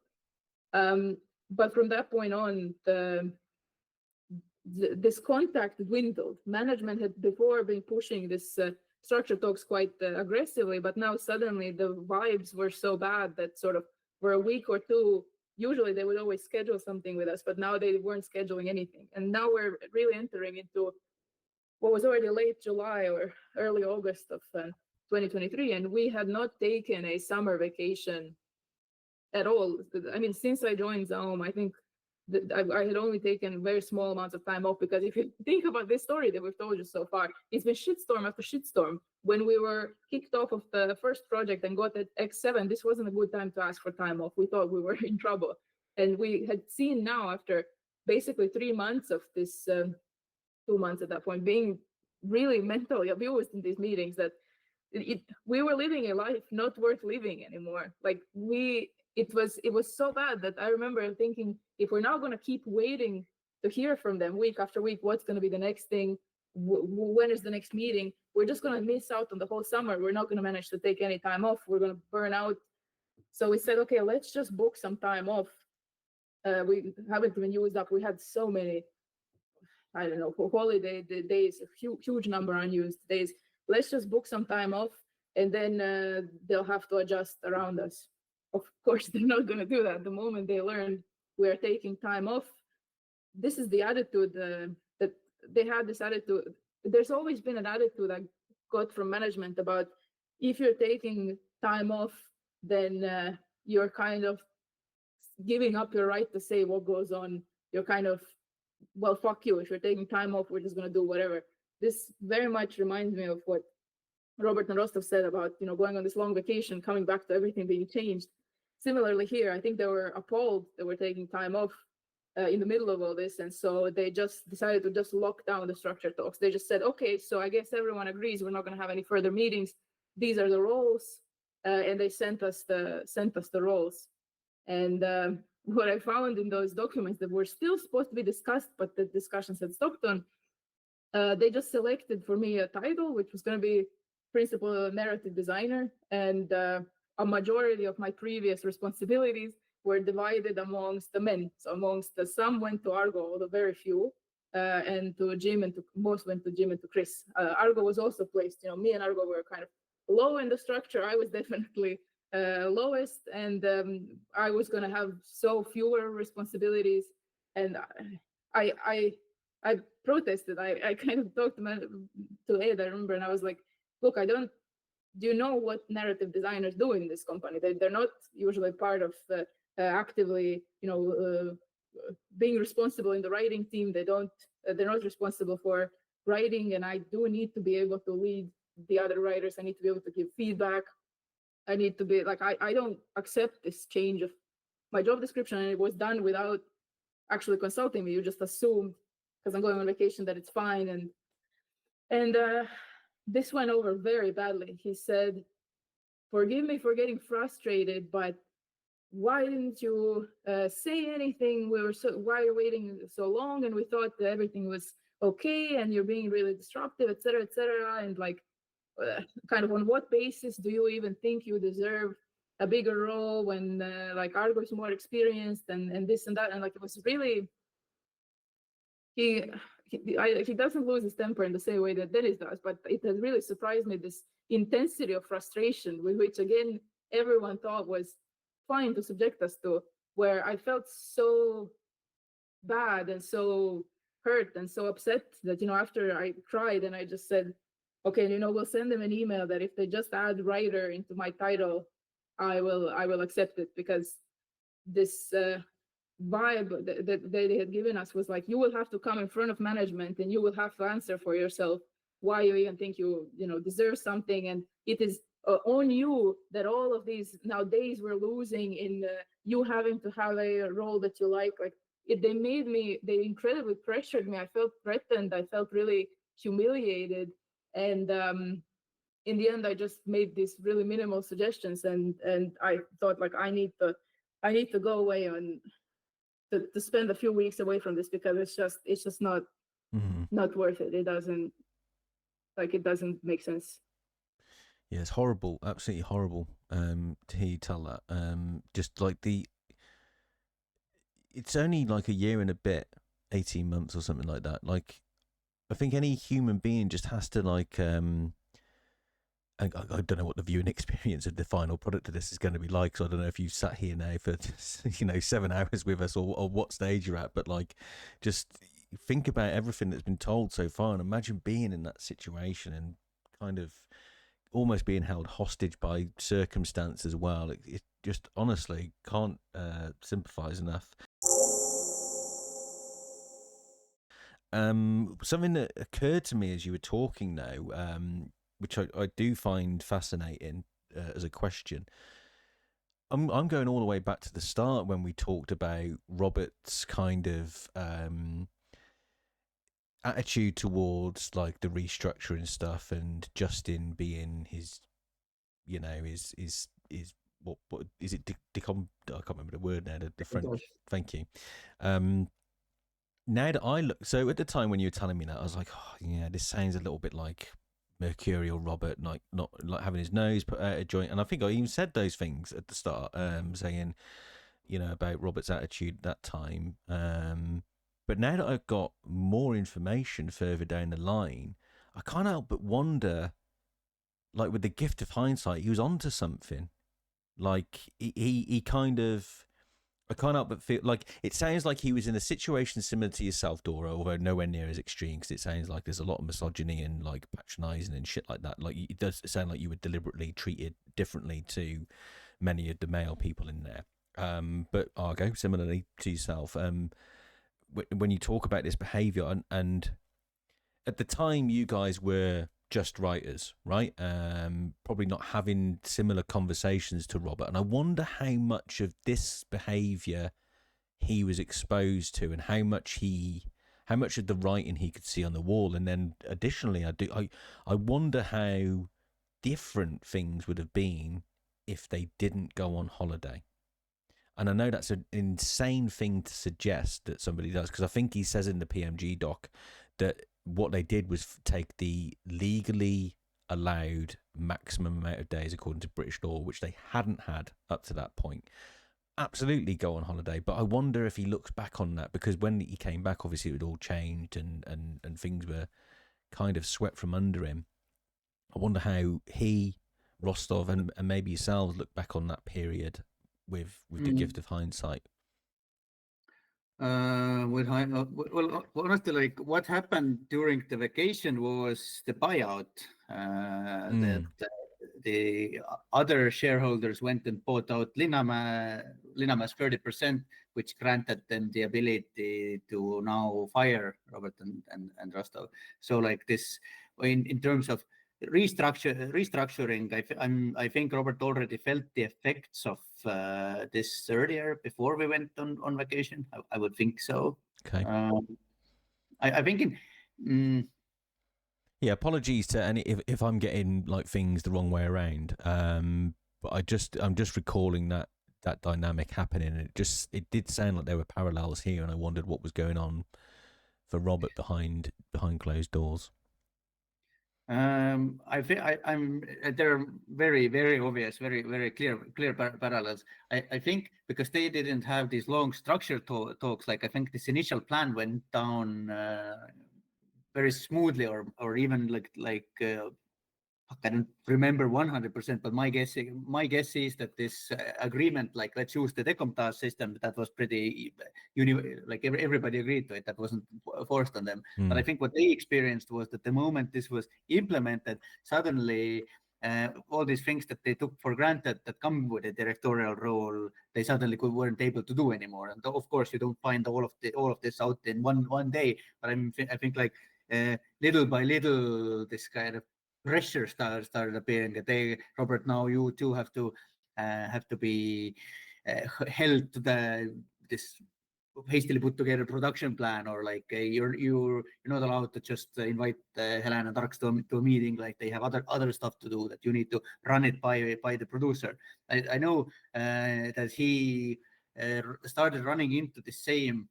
I don't even know how to describe it. This production cancer, or this kind of like suddenly things that used to be incredibly easy to do now require a meeting, a producer present, a Jira entry, like a small task that would take half an hour for two people to figure out, now turns into a 3-day ordeal. Like this inefficiency, or these artificial blockers, for sure he started feeling those things.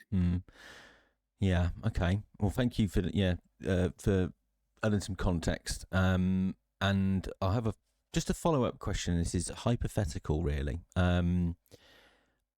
Let's say Robert Kurvitz is in the same stratosphere as Hideo Kojima, Chris Avellone, Ken Levine, these people who are like people that, well, they're household names in gaming, which is a weird thing. I always think it's a weird thing, but they are, right? Whichever way you cut it. And I wonder what the world would have looked like from your perspective, right? So Ken Levine, Hideo Kojima, the people I've listed, they aren't giving shit up to anyone in their studios because they are mercurial, creative forces who have they're visionaries. They like it's their way or no way.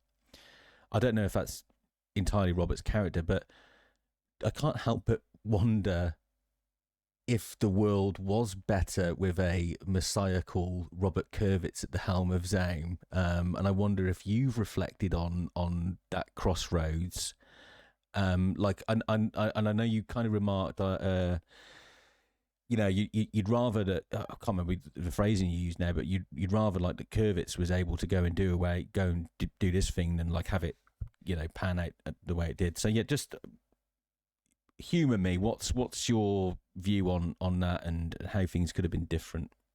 Oh, like would it be better whether 100% on there's no question in there. Like it's one of those things like what sort of value to attribute to human suffering, and where is someone's level of suffering? Like how do you quantify this psychological damage that people take around the Ken Levine and Avellone and like this stuff? Like I don't know how to quantify that, but many times going through this stuff, like this thought came to me that like I would much like if there's a tyrant running things, I would much rather be under a tyrant who's talented, because like the thing with Tõnis Avel is that he's comically incompetent. Like, and this is also where during this process I also started thinking about Kaur because of that, because I thought, okay, Kaur, not a morally great guy, but my God, at least like he is creative. He's got this spark of creation in him, and like Tõnis Avel is like a dead soul when it comes to creativity. So of course, I thought that during this time, like, man, things would be so much better if Robert was still in charge. How things would have played out in the long run? Okay, we can speculate about this a little bit. I think that one of the reasons why Robert and Rostov were dealt with so harshly was Tõnis Avel's experience during Disco's development in Estonia. Because now, knowing the person that he is, this level of control he desires to have over people, and how frustrated he gets when this isn't happening, I can only imagine it must have been like pure hell for him, with Rostov and Robert running rampant, making decisions on their own. Like, I don't know, like, would he have been able to keep going like this? Like, I think he would have had an aneurysm if this is how things would have continued. But we could even speculate that I think that after this decomptage system had been established, like Justin was Roberts and Kasparov was Rostov's. After this, if at random Tõnis Avel would have been hit by a bus and just didn't play any role in the future, like if this system had continued, I think it would have been very successful. Like I'm sure both Kaspar and Justin would have had their grievances with their being a satellite officer to Rostov and Robert. But in all honesty, like the system was kind of working, because when you are in this position, administrative stuff does tend to overshadow this creative stuff, and to have somebody that you can unload this but while still retaining control of the whole thing, I think it's an optimal way of working on a game like this. Oh yeah, and, of course. I can imagine. And also I would say that no one ever gave Robert the chance to correct his ways. Like like if instead of this crazy hiring shit, like he would have just, I don't know, like people would have talked to him like this is, you can't treat people like this. I think he would have reined it in. And Rostov was never a problem. Like literally the only person that I know that says they had a problem with Rostov's behavior is Kaspar, and we already discussed why he needs to be saying this. Yeah. So yeah, I think this would have been a much better branch of the multiverse than the one we ended up in, actually. Yeah, it's a good point, actually. Like you touched on there, that they weren't given the chance to correct their ways, because there is some reflection, like in the PMG doc where Robert, and I do believe, like I've got no issues with any of the people working at ZAUM apart from the senior management. Like my door is open to every single one of them. I want to make that clear. I've got no like biases either way. But yeah, it's an interesting point. Like. I think Robert is like core a good person. I've got no reason to believe anything else. And he reflected and said something in the PMG documentary that kind of gave me good cause to believe that he could have, like, given the opportunity, come back and improved things both by himself and, you know, the atmosphere in the team. And he did say, look, I'm sorry if I didn't mean to cause harm to anybody. Because really the people that deliberately cause harm are, well, they do it more than once and very often not by accident. And nobody who does it deliberately reflects even for a moment in that kind of way. So yeah, it was just an interesting thing. Yeah, go on, Argo. And now also, like, kind of, if you side by side sort of consider now these crimes each of the shareholders are accused of, Robert being toxic to his co-workers versus the shit that Dennis has done, like this deliberately trying to destroy this relationship between the leads of the only project that's actually flourishing still in the company, this only little raft that could possibly save the company. And then even like last time we recorded when Dora mentioned that she asked this question on one of these all hands meetings, like would the management step down to sort of protect the studio from this backlash of Dennis's criminal past, like all this stuff, it stacks to like 10 Roberts if you start weighing it. And unfortunately, the guys behind the scales are Dennis's guys, so he's never ever actually facing this kind of threat of termination. Yeah. Right after this blowout call we had, there was this really wonderful week, I have to say, where simultaneously the OceanGate sub was happening, OceanGate scandal was happening, and we had this delusion that Ed might actually fire Dennis. In retrospect, like, what the fuck? Sorry, what? That was the first of all, the OceanGate sub was like the balm to my soul that summer while I was being subjected to this. The executives taking out all their frustrations on me, and then seeing the billionaire sub was just a balm to my soul. And yes, after I talked to Ed and after I had told him all the shit that Dennis said and did, and after I explicitly even warned him, I think I used I don't remember if I used Argo's airplane parallel, but I think I told him, like, you are the only person competent enough that you could actually salvage the studio, but you cannot, fly straight if your instruments are being messed up by Dennis. Because again, I don't want to believe that it's possible, but I don't want to believe that Ed came in to be corrupt like Dennis. But I think Ed, again, the executives, especially Ilmar and Ed, they don't have day-to-day interactions with people in the studio, maybe with production, but their opinion of people is based on what Dennis tells them and what Dennis's producers tell them. And they're very invested in having enemies, in misrepresenting people. The whole currency of the studio is this kind of malicious gossip.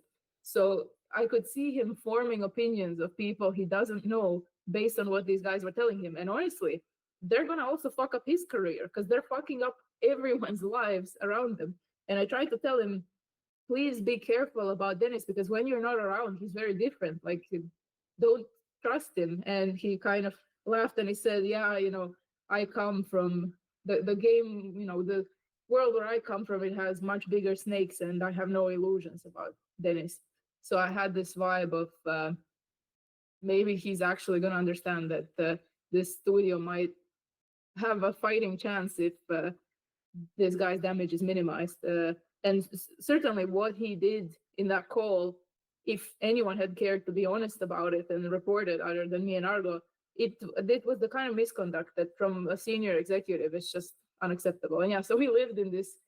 I remember us saying, yeah, he's probably not going to get fired, but let's live for like a day or two in this beautiful delusion that now Dennis is going to get himself in trouble. And that was the last good day for a while. I had to quickly Google OceanGate because I couldn't. I was like, where have I seen that before? It's the Titanic submersible, right? It was using a £20. And if you ever need a summary of how a billionaire mind operates, look at that story. To be honest, like, only a billionaire would scrimp on something that could literally implode in a microsecond and evaporate every human inside it. Like, it's crazy. Also, as far as naming convention goes, you can't get much better than Stockton Rush. What a fucking name! Like, yeah. Even OceanGate kind of precludes that there's going to be a future disaster. Have you ever seen the deaths as a result of the Titanic graph over the period of 100? So it's like there's a graph, it goes like flat, and then 1912 it goes up like that, and then like down where, and then completely flat until 2023, and then there's like a little tiny bump of. I mean, thank you, Stock. You gave it a heartbeat. Yeah, exactly. Yeah, it's very funny. I do love the internet when they grab hold of stuff like that. It's great. Yeah, very funny. Very incredibly funny. Yeah, very, very funny. Where are we now? So yeah, go on, Dora. You're the lighthouse in this cloudy ocean. So you need to guide us. Argo, we're in August 2023. Yeah, Argo, did you want to say something? I was gonna say two things. First, I'm gonna pour myself a little bit more coffee if you don't mind.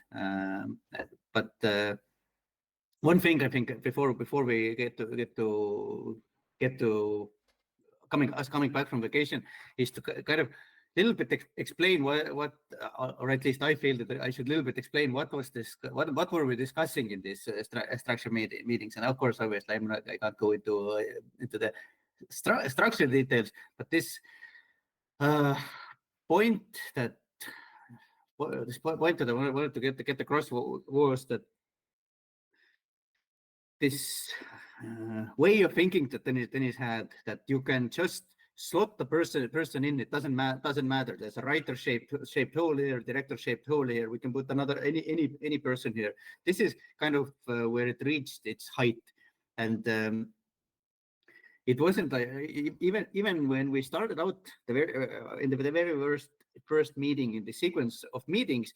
When we walked away from this with Dora, we were still thinking, okay, like how do we best use everybody in this situation?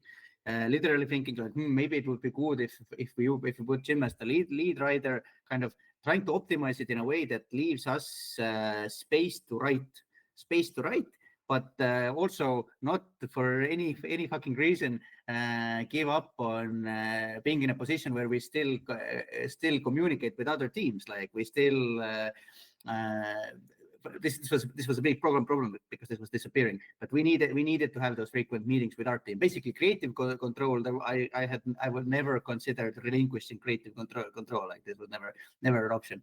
But we thought about how to optimize this. And at some point, yes, it did seem to even make sense to me that I don't care what Jim's title is. Jim can be the lead writer in this if that's important to him. But I need to make sure that I still have at least 50% or 40% of my time to actually do the writing, because kind of although Dora had already written and learned very well artists and this disco style writing, we hadn't had this kind of a now for months and months we only write period, because previously we were constantly bouncing between write a little bit, do a trailer, write a little bit, come up with an iconic jacket, like all this stuff. So this like at that point I was the only one who had consistently written these dialogues structures. So a scenario where I would have completely stopped writing seemed kind of scary to me. Why was I saying this? Yes. And then when during these meetings, it became even more and more clear that Dennis wants Jim to be the creative director and Jim to be the person who now communicates with the art team, the audio team, who makes all of these decisions. Then this is where we hit this kind of a void of understanding, or chasm of understanding, because I couldn't get across to Dennis, and I felt to Jim as well, that how do you expect that you literally come from a different project, you come to a project, and from day one you are able to direct it? Because like we wouldn't have this question if it was a project that you started. It, like if I had gone to B1, then I would assume that it takes me a couple of months to even understand what the project is about, like what you're doing, how you're doing things. Not to mention kind of this specifically writing specific stuff like, okay, let me internalize the characters, let me understand what you have in mind in terms of reactivity, the scope, like million little things. It's not like leading a construction crew where it doesn't matter which guys I take out or who takes those guys out. And kind of I never felt that I got this across. Like this is where we started going circles and circles, because I don't even remember. I would have to really listen to the thing to precisely remember what was this circling element. Why did we keep going to these circles? Because Jim had a counter argument why he thinks that this works, why it's not a problem. I think this got to the point where how do I put it? We basically got to this point where so hard to actually put it in words. Like, do you remember or basically what I want to say was that Jim and Dennis were advocating for this position that it is like a committee is going to decide this, that when writer finishes something, someone else takes it over, and it doesn't need any more oversight from a writer. Like, basically, I think in theory it would work in a way that a writer, I come up with a character, I write the character brief, I hand it over to the art team, and I don't need to have any communication with the art team from that point on. Like, the artists are gonna use this brief, they're gonna do their interpretation of it. Now it is handed over to the audio team. Audio team looks at it, and they come up with whatever the voice is gonna be for this character. And Jim then is gonna be this overarching person who approves this, runs things. This is how I understood that their idea of this, how this structure would run, was like project managers, basically. Basically, project manager, yes, but creative project manager, yeah, in a sense that, like, still like this communicating, relaying information between teams. This is very much like a creative role. And this thing that we kept running into over and over again was that I said that if it wasn't Elysium, then yeah, of course, why not? Let's give it a shot. But like, Jim doesn't know the world of Elysium. Dennis's argument was like that. No, Jim was the voiceover over director. Of course, he knows Elysium. In some ways, he knows Elysium better than anyone else. Was an argument that he made. Like, I didn't agree with this, and I said that like, because we are. I remember when we talked about X7, I said that we found a way to do it in a way that it doesn't step on any of Robert's stuff. So you can probably deduct that there's quite a bit of Elysium stuff that is new in some way there, but still grounded in Elysium, feeling Elysium. Yeah. And this was the kind of stuff that, to me, it seemed, and it's still 100%, I stand behind it, seemed absurd that someone who's never been part of this creative part of Elysium making process would be able to pick it up in honestly, in the matter of, but even I think it would take years to actually honestly pick it up on an acceptable level.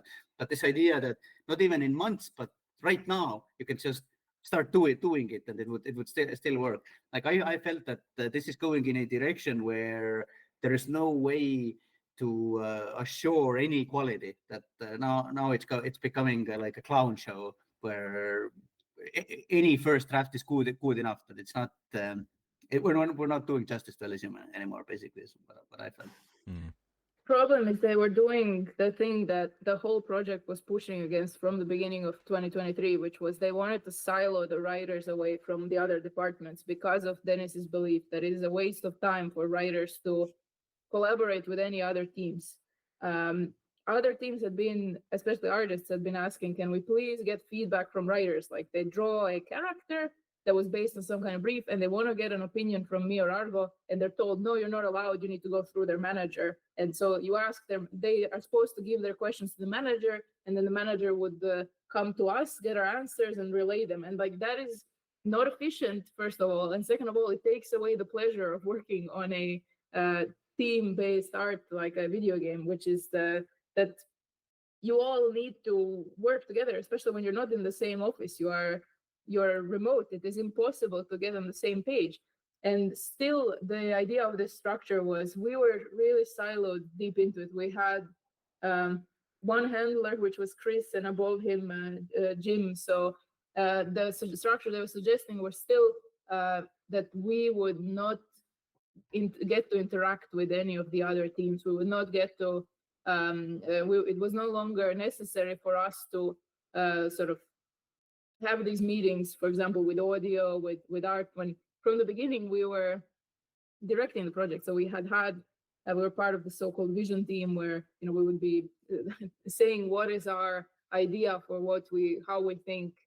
For example, like a initial suggestion for in which direction should the audio go or the art go. Of course, there were respective artists or musicians who would then give their own grow that in their own direction, or maybe suggest a complementary direction. We didn't get to overwrite or overstep on other disciplines, but it was always meant to be a dialogue. And the problem with these structures, like the structure they were suggesting, imposing on our project, and the structure that, from my understanding, because I wasn't there, they were imposing on Robert and Rostov with these other leads, is that what they tell you the structure is and what it really is in practice are two very different things. They were telling us that this will give you more time for writing. It's going to be a way for you to you don't have to waste your time being on every single meeting. But what it is in practice is actually a way to kind of separate you away from the team, where you lose oversight of the project. You lose the ability you lose the continuity of direction as well, because if direction was coming from us and then suddenly the team grows 2 or 3 times in size and a new set of leadership is instituted, and these people didn't work on the project before and were not allowed to talk to them, then suddenly everyone's inventing hot water all over again. You lose this continuity, and that would be exactly what happened. And in fact, of course, while we were on holiday, they used this chance to dismantle this project structure. They literally deleted the Slack channels in which we were part of providing direction, and they made new Slack channels where people who had not worked on the project before had come in to be discipline leads.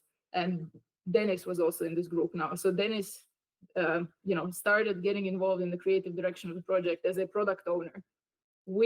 And this is, first of all, I can understand how, I think for Robert and Rostov, again, this is fully speculation because I wasn't there, but I feel like they might have agreed to what they thought was helping them, which is, can I please spend less time in meetings? But what they did not agree to is to lose all these aspects of their job that they like, and the aspects of the job that are crucial to creating a good piece of work, which is being able to give direction to other departments.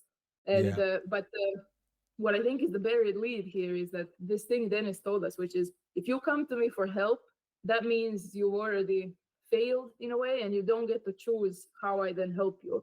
And when we come to him and we say, look, there's so much time in meetings, we need more writers so we can continue to participate in meetings and the writing will get done. Instead, what he does is like, no, I'm going to demote you guys and I'm going to bring in other guys to sit in those meetings. But it's important for the people who came up with the direction and vision to be in all of those meetings, because that's how you have continuity. And that's how, while this was going on, no one was struggling with knowing what the project is about. No one was struggling with feeling inspired. And people were always asking, like, hey, can I have Dora and Argo's time so they can review this or give me an opinion on that?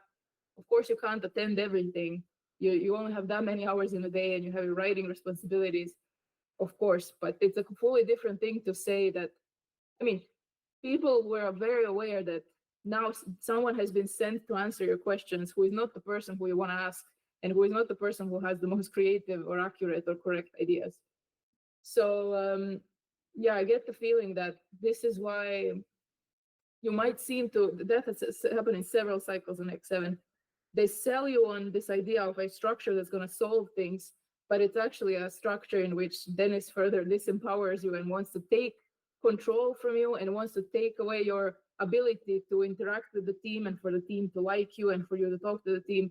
And he puts the guys in charge that he actually wants to be in charge. Yeah, the silo control is basically like information control more than anything else, isn't it? He was able to ensure that every single part of that, he was like almost kind of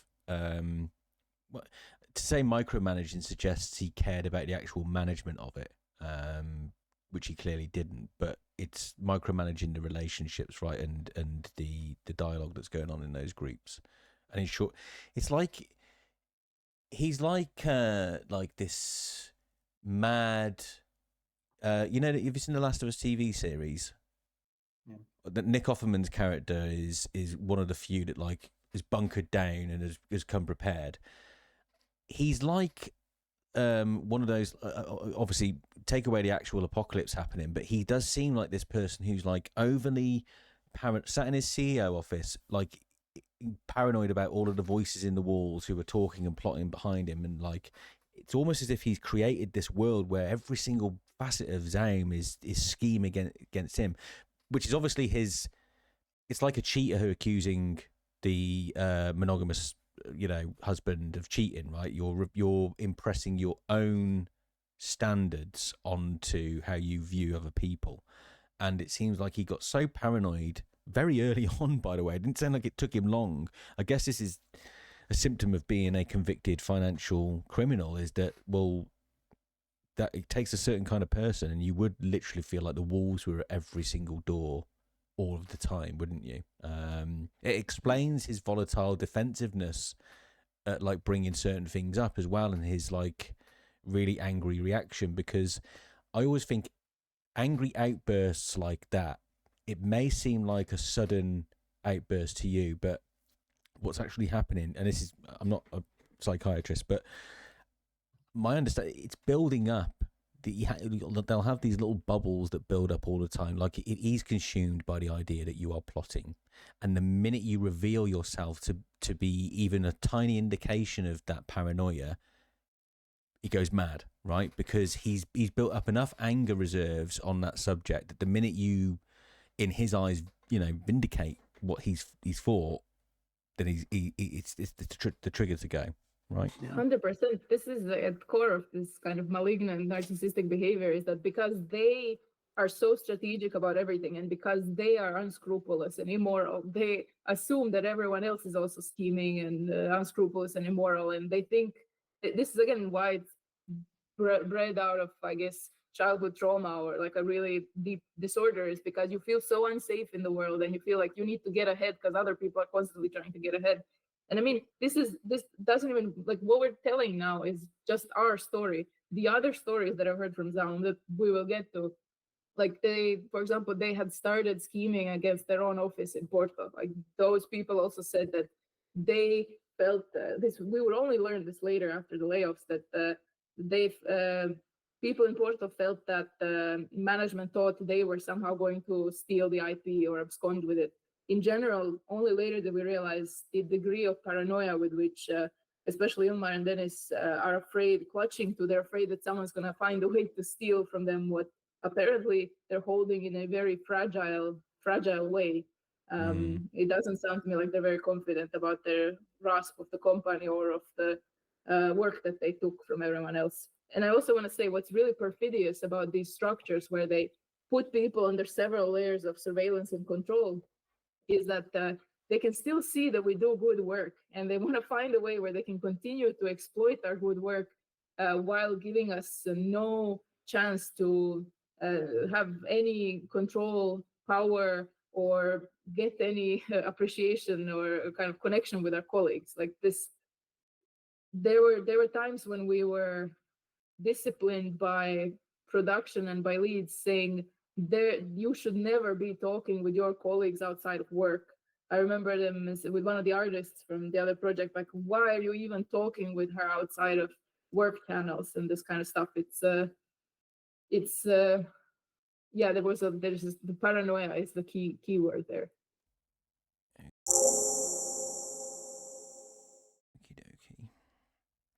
Okay.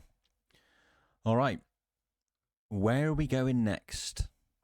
So in August 2023, we did manage to take some time away from it all. And honestly, something I noticed about ZAUM especially, but with all of these encounters with these horrible, with people who have a horrible effect on your psyche, is that with each day away from them, you do start to regain your sanity a little bit, and this feeling of, I guess with each day more gradually, we started to remember what life used to be like and what a terrible, oppressive thing we were in, and started really dreading going back. this is when we had traveled to Estonia, and I think management knew that, and I think they were very, very paranoid that we were going to meet with Robert and Rostov, which actually didn't happen. It's funnily enough, we had contact with someone from their group, and there was supposed to be, we had loosely agreed perhaps we would meet, but due to the kind of disorganized nature of the trip, then one day I think we were sending a bunch of messages of like, hey, we're ready to meet today, but then I think they didn't see it, and then after that we had to already start preparing to leave, or had attended, I think, Argo's grandma's birthday or something of the sort. So to me it was it's like, you know, the moment in the Song of Ice and Fire where the like Arya Stark is in the same place with the other Starks, but they don't know it because they're all on this battlefield, and then they kind of never meet up and they each go their separate ways. So there was that missed connection there. In August 2023, we could have talked to Red Info, but didn't end up doing so. We ended up going back to London. Okay. In Estonia, I had a kind of a life-changing experience with my father. Kind of like not going to go into details, but it ended up being almost like this passing of torch or change of power dynamics moment. I became the father, if I want to be comical about it. But it was something that really shook me. Like Dora earlier mentioned, with every day you stay away from this stuff, your brain kind of starts going back to normal. And in this state of normal, like we realized that it cannot go on like this. So while we were in Estonia, I devised this kind of a plan. Came up with this last what do you call it? Last hurrah. Final attempt to turn things around. It seemed that like we'll try this out. If not, then they're gonna fire me for it anyway. So let's roll the dice. When we came back, or I think it was literally this on Sunday or Saturday before the Monday, or first day back at work, I sent a message to Ed, Ilmar, and Dennis, and I told them I want to have a meeting with them Monday morning. That's something I need to talk to them about. And when Ed asked Ed panically asked what this is about, and I think he sent me multiple messages trying to get something to prep for. I deliberately ignored him. And on Monday I had a meeting, unfortunately online meeting with them, because Ed was in the States, I think, at that time. And I proposed that because we had gotten into the state where this small project that was running super well in the beginning, kind of okay still, when there were like 10 people, had now become like the slumbering behemoth where nothing got done. It's not right to say that nothing got done, because every team other than writing team that was still in this tutoring phase was churning out work. But as you may remember from the beginning, like this was our biggest problem in the beginning, that we ended up in situations where the two writers we had, myself and Dora, had to support, give work to other teams so they wouldn't stop working. So the entire departments wouldn't stop working. So essentially this program had multiplied, and it was clear that it's going like this right now. So I proposed to Dennis and Ilmar to form this strike team. I think I called it a strike team. Downsize the entire X7 project. Strike team with Robert and Rostov as special consultants. Like I gave it to Ed, Dennis and Ilmar. We wrapped into this. It's time to mend relationships. Look how good it would look if we could actually say that we have made peace. Like how long is this vendetta gonna last? Let's face it, we can't do it without them. And from this, I don't know how many were at that point, 35 people. I proposed to downsize it to 9 or something like that. Essentially form this, I call it a strike team, that in the span of 6 months would deliver the script for the entire game. And it was only the people remaining there were only like these essentials that you need in this concepting pre-production phase. Concept artists, free programmers, like very minimal. It was very lean and mean, and it very much I still to this day believe that if they had accepted that, they wouldn't have had to cancel the project. And because it first of all, it eliminated this huge biggest problem that we had, that every decision and every step now took multiple days to execute. We had more producers than we had creative people. All of that would have been gone.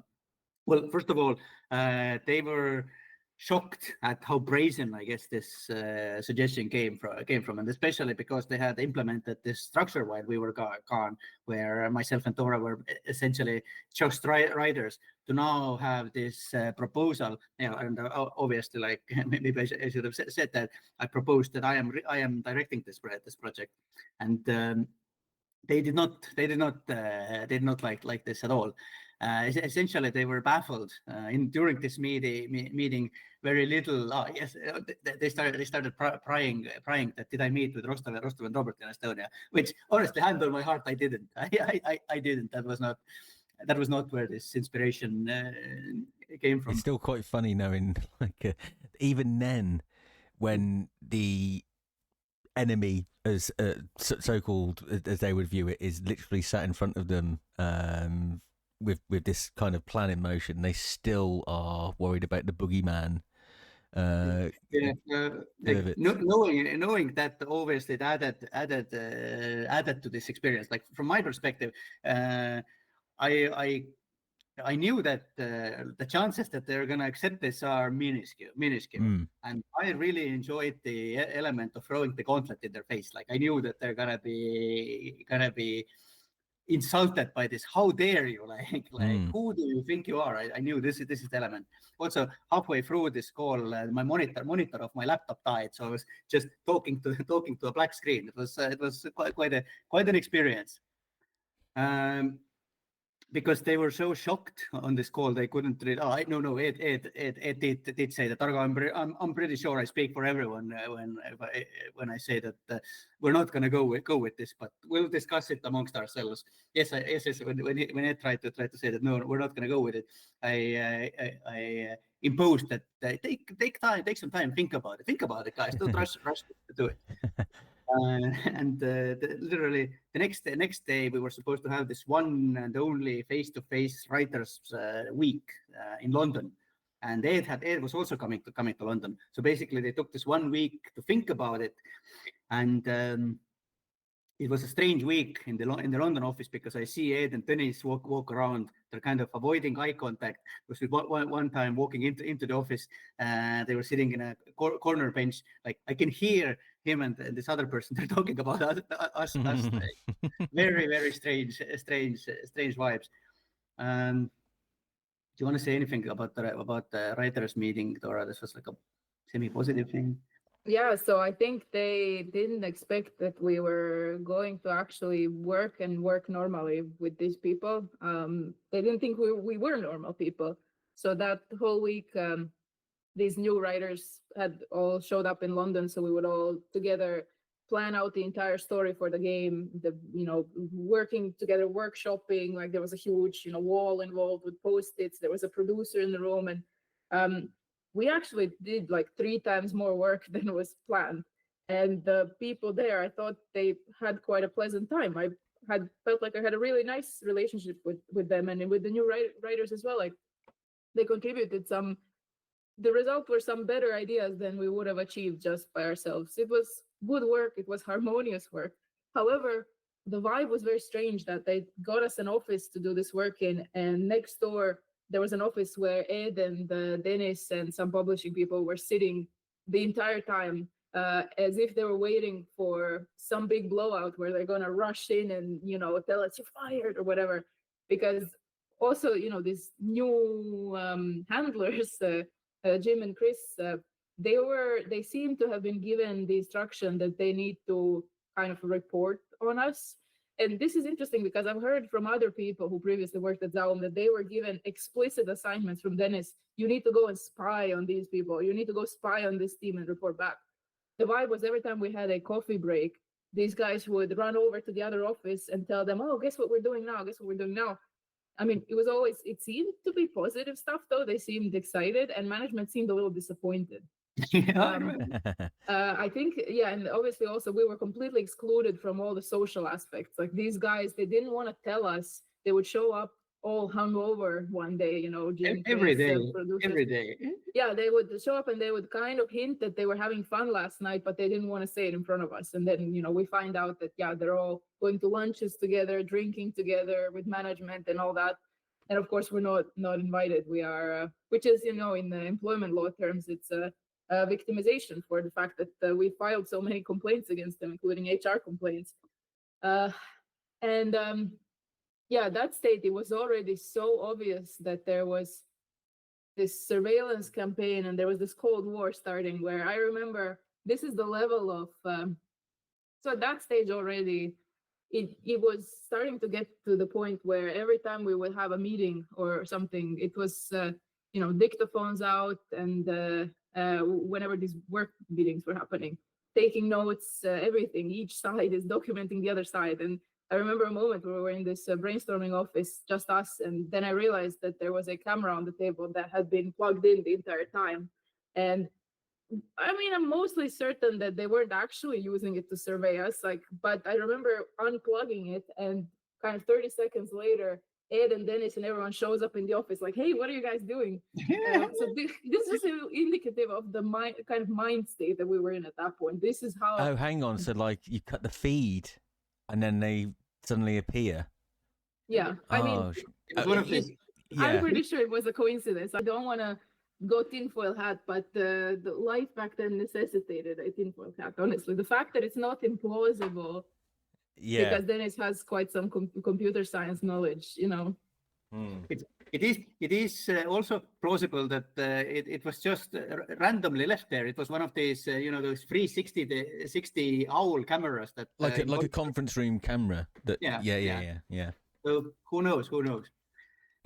But during this one week, like at least my mentality was that they are gonna punish me for this insolence of proposing to take over, and kind of I thought like at least I want this work that we do to speak for itself. I want you to later look at it and think, man, that's kind of a shame that no one is doing this stuff anymore.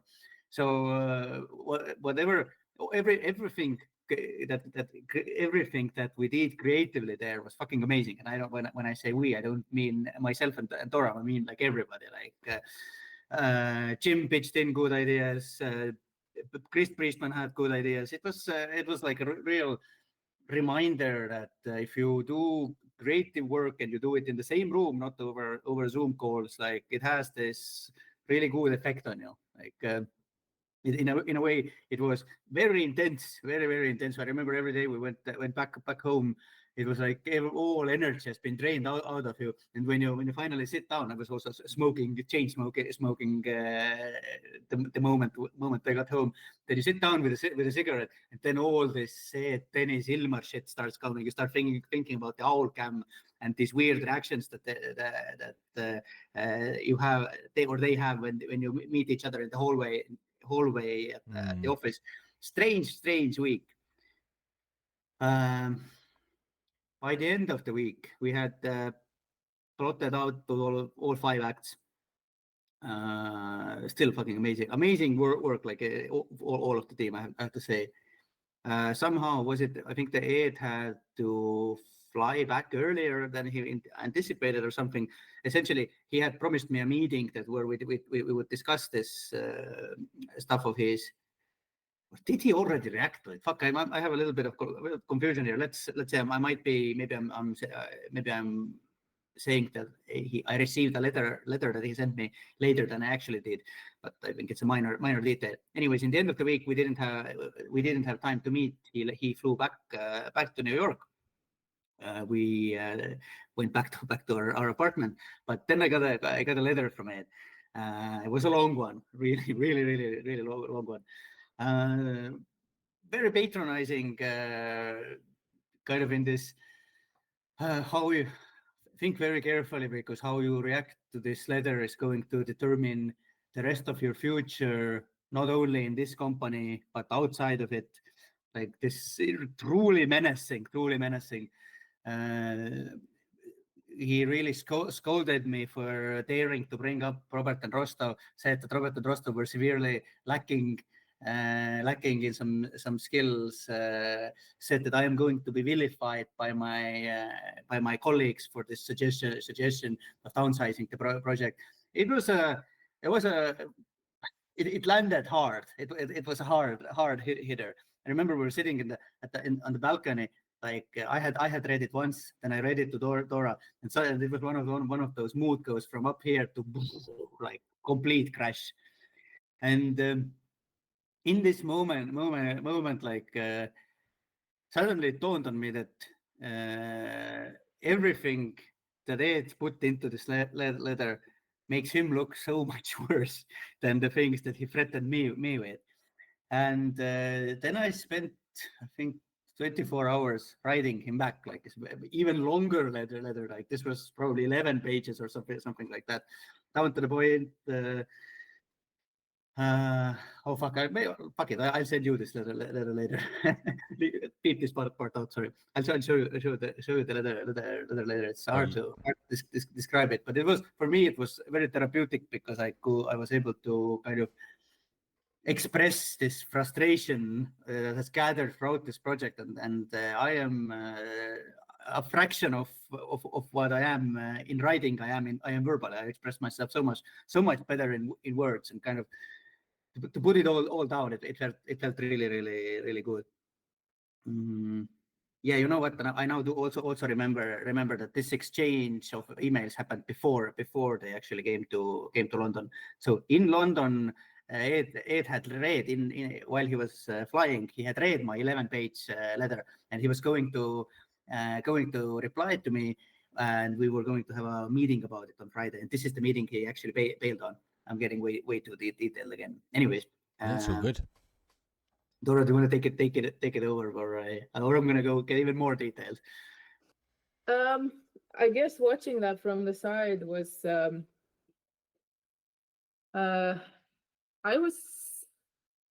I didn't expect Ed to go so mask off, because I'd seen him use his industry connections to go after others. I'd seen him use it to go after Robert and Rostov. And at that point, to literally get an email that opens with how you respond to this letter will determine the rest of your career. It was just, to me personally, like I don't need to be in the games industry. I don't feel intimidated by this kind of shit, but it's still the brazenness with which you're saying, I'm going to weaponize I'm going to leverage my expertise, my professional connections, and my knowledge and my career in order to, damage your professional career and your like rest of your life outside of this company. Like that is some mafia shit. And I do remember, to Argo's credit, so I remember watching him smoke a whole pack of Marlboro Reds and just typing the responses to it. But not just any cigarette. That's like some strong stuff. That's some working class. Yeah. Me and Locken's hand in hand. There were no Astras available, I'm assuming. But he defended Robert and Rostov from this evaluation that this man who'd never met them had, that like these are the most toxic people in the industry or something like that. And this isn't something that I guess anyone knew, because they forbid us from telling it to other people in the company. Robert and Rostov don't know that, the public doesn't know that, but once our asses were on the line, we stood up, we tried to fight for Robert and Rostov to come back even as freelance consultants, we tried to fight for Elysium. We tried to do all this stuff. We got threatened for it. and it kind of like it was incredibly basic, his approach as well. He said that Robert and Rostov are lacking expertise, and my counter argument there was that to say that Robert and Rostov are lacking expertise when it comes to Elysium games is like saying that Robert J. Oppenheimer is lacking expertise when it comes to nuclear physics. Like, who has more expertise than it comes to a fucking Elysium game? Like, are you kidding me? And you? Well, we're I know still you wouldn't say it 'cause you're too humble, but and you're just as important. Appreciate you saying that, but no. This is making him blush now. See, Dora. No, you absolutely you need to be told that over and over again. And I think I don't know how much you've read comments, and so I'm going off on one here, but did you have any idea how much we love you, Argo? Just out of curiosity, do you have any comprehension of just how much we love you? I sometimes, Dora sometimes shows me good comments. I do feel the love, honestly, like never before. Good. I hard want to put in words what the feelings that it really invokes in me. It's kind of healing embodied. I guess it will be a little while longer till I can actually find words to describe this, but I do feel the love. Yeah, good. I just wanted to remind you of that. And like, you know, Dora, when you mentioned there that you fought for Elysium and you fought for Robert, again, and I think I feel like I've been fighting for Elysium, but and like I see lots of it's great for the community. Like, no, there were people who really did fight and put a lot on the line for Elysium. Dora, Argo, and I'm sure there are many others. I know you speak very highly of people in the team, people who just wanted to get on and create and all the rest of it. There were like, this is the thing about ZAUM.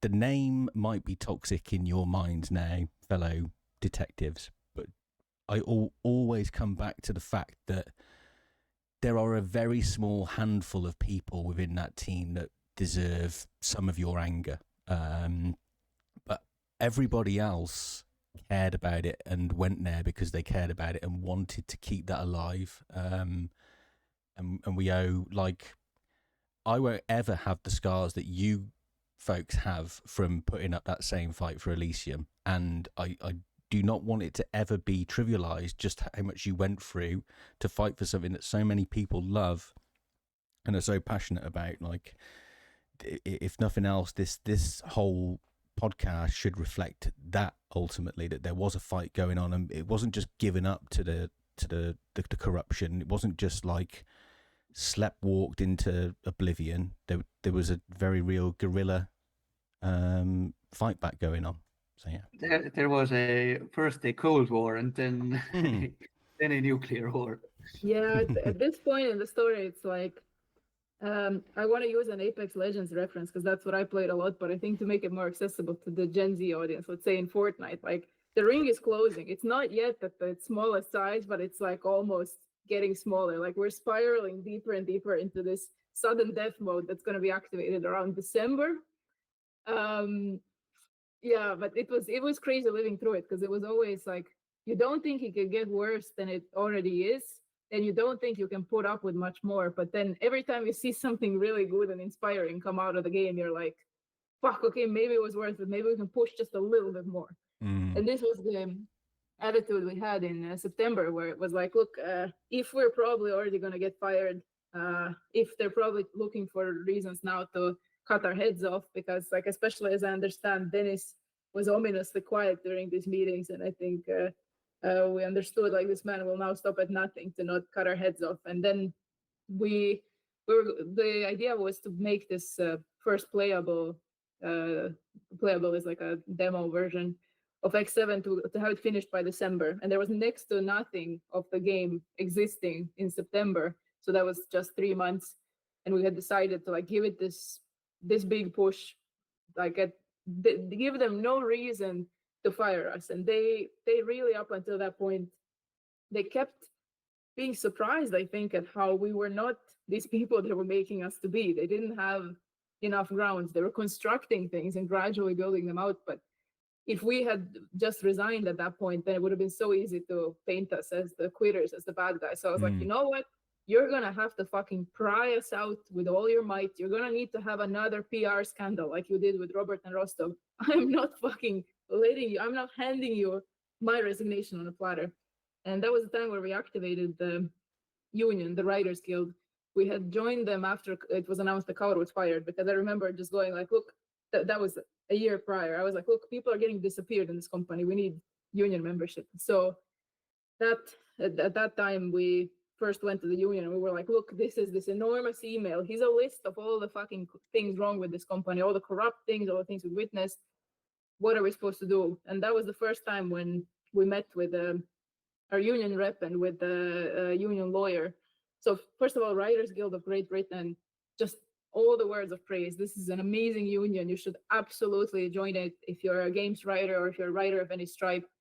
It's incredible people. And they told us in detail, basically, if we have these complaints, discrimination, harassment, bullying, all of this stuff, that there are these channels that you need to go through in the British employment law. You need to file a grievance. You need to have a very well researched documents with evidence that you need to attach. And they said they can absolutely help us work on all that, to prepare all these documents, and to move forward to get some justice. But I remember saying, okay, that this sounds like a lot of work, and we're going to try to first, I guess I was also kind of dreading or rejecting that a little bit. And we decided, okay, first we have to focus on this big milestone we have to finish this immense work by December, which was out of nothing to create 2.5 chapters of the game and complete a bunch of characters, environments. It was going to become explosive work. It was going to become a mega crunch. Argo, did you have anything to add about September? I wanted to say that if we had a life outside of work, I don't think it would have been possible.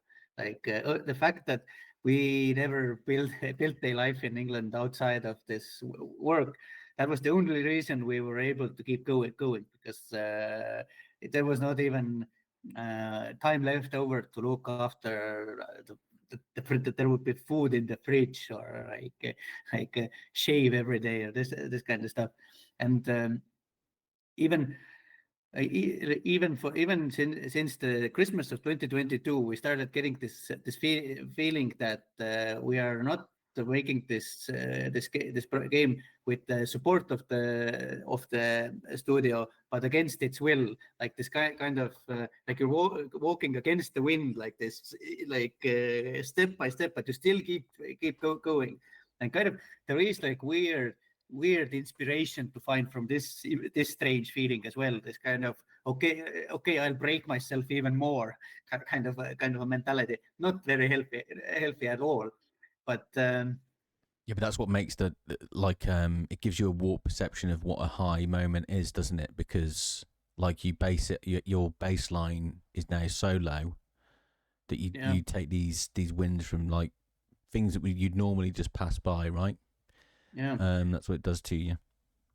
And I also have to say that one thing it was that we didn't want to make it easy for them to just erase us. Then there was, I guess it is pride a little bit that I didn't want to leave behind a turd. Like I wanted that when people who remain, when they look at it, they recognize what once was great about Elysium.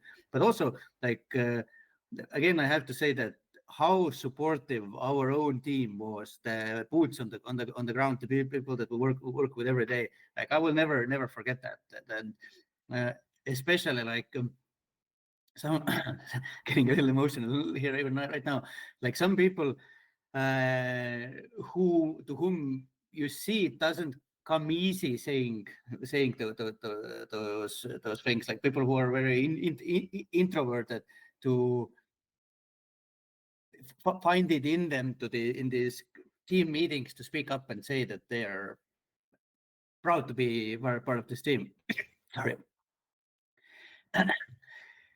There was this kind of a feeling that we will complete this death march no matter what, because kind of they were always there for us, and we wanted to be there for them for the very end.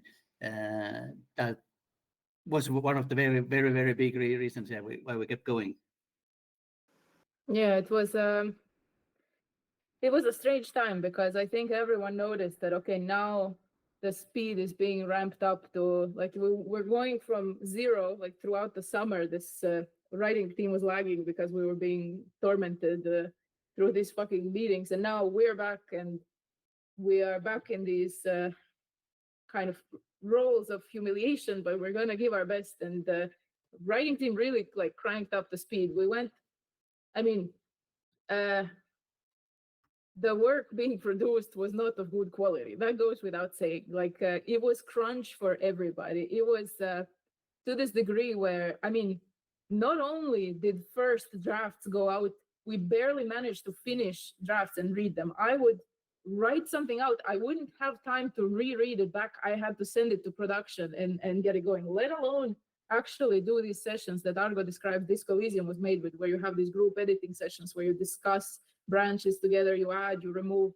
No, there was no quality control, but there was content. Like that's literally what I can call it, content. I can't even call it art. There was very raw content being pushed into the game, which at least in terms of, yeah, we did manage to pad this thing. I remember Argo and I took on ourselves the very beginning of the game. We said, if something's going to be super polished, it should at least be this first half hour. So we really went into detail on that. But the crunch was, sorry, did you want to say something? No, I'm thinking super polished is not a pair of words I want to be associated with. How much duct tape and chewing gum we used to weld the bits. I mean, when I look at this, when I look back at, like when I think back about like this work, it's like the best work you could possibly do in an insane asylum. It is not good by any standard of like, you know, like it was not an adequate standard, but we basically we put a lot of work into it to make it the best we could under those circumstances. Yeah. I remember a friend of ours dropping by, it was like September or October, and seeing us like roll out of bed like 9 a.m. First thing is like they wake up and we're already at the computer. And I remember I didn't get off until like 11 or something, because I was doing some presentation, fixing up some mess. And same with Argo, like I would just like see him still be there on the computer when I fall asleep, like these 15-hour days. And people were crying in meetings. You would have people being asked like, when is the when is the task going to be finished, so I can put it into Jira, and people just turn off their camera and you hear a crying voice. It became this insane people being broken on the wheel.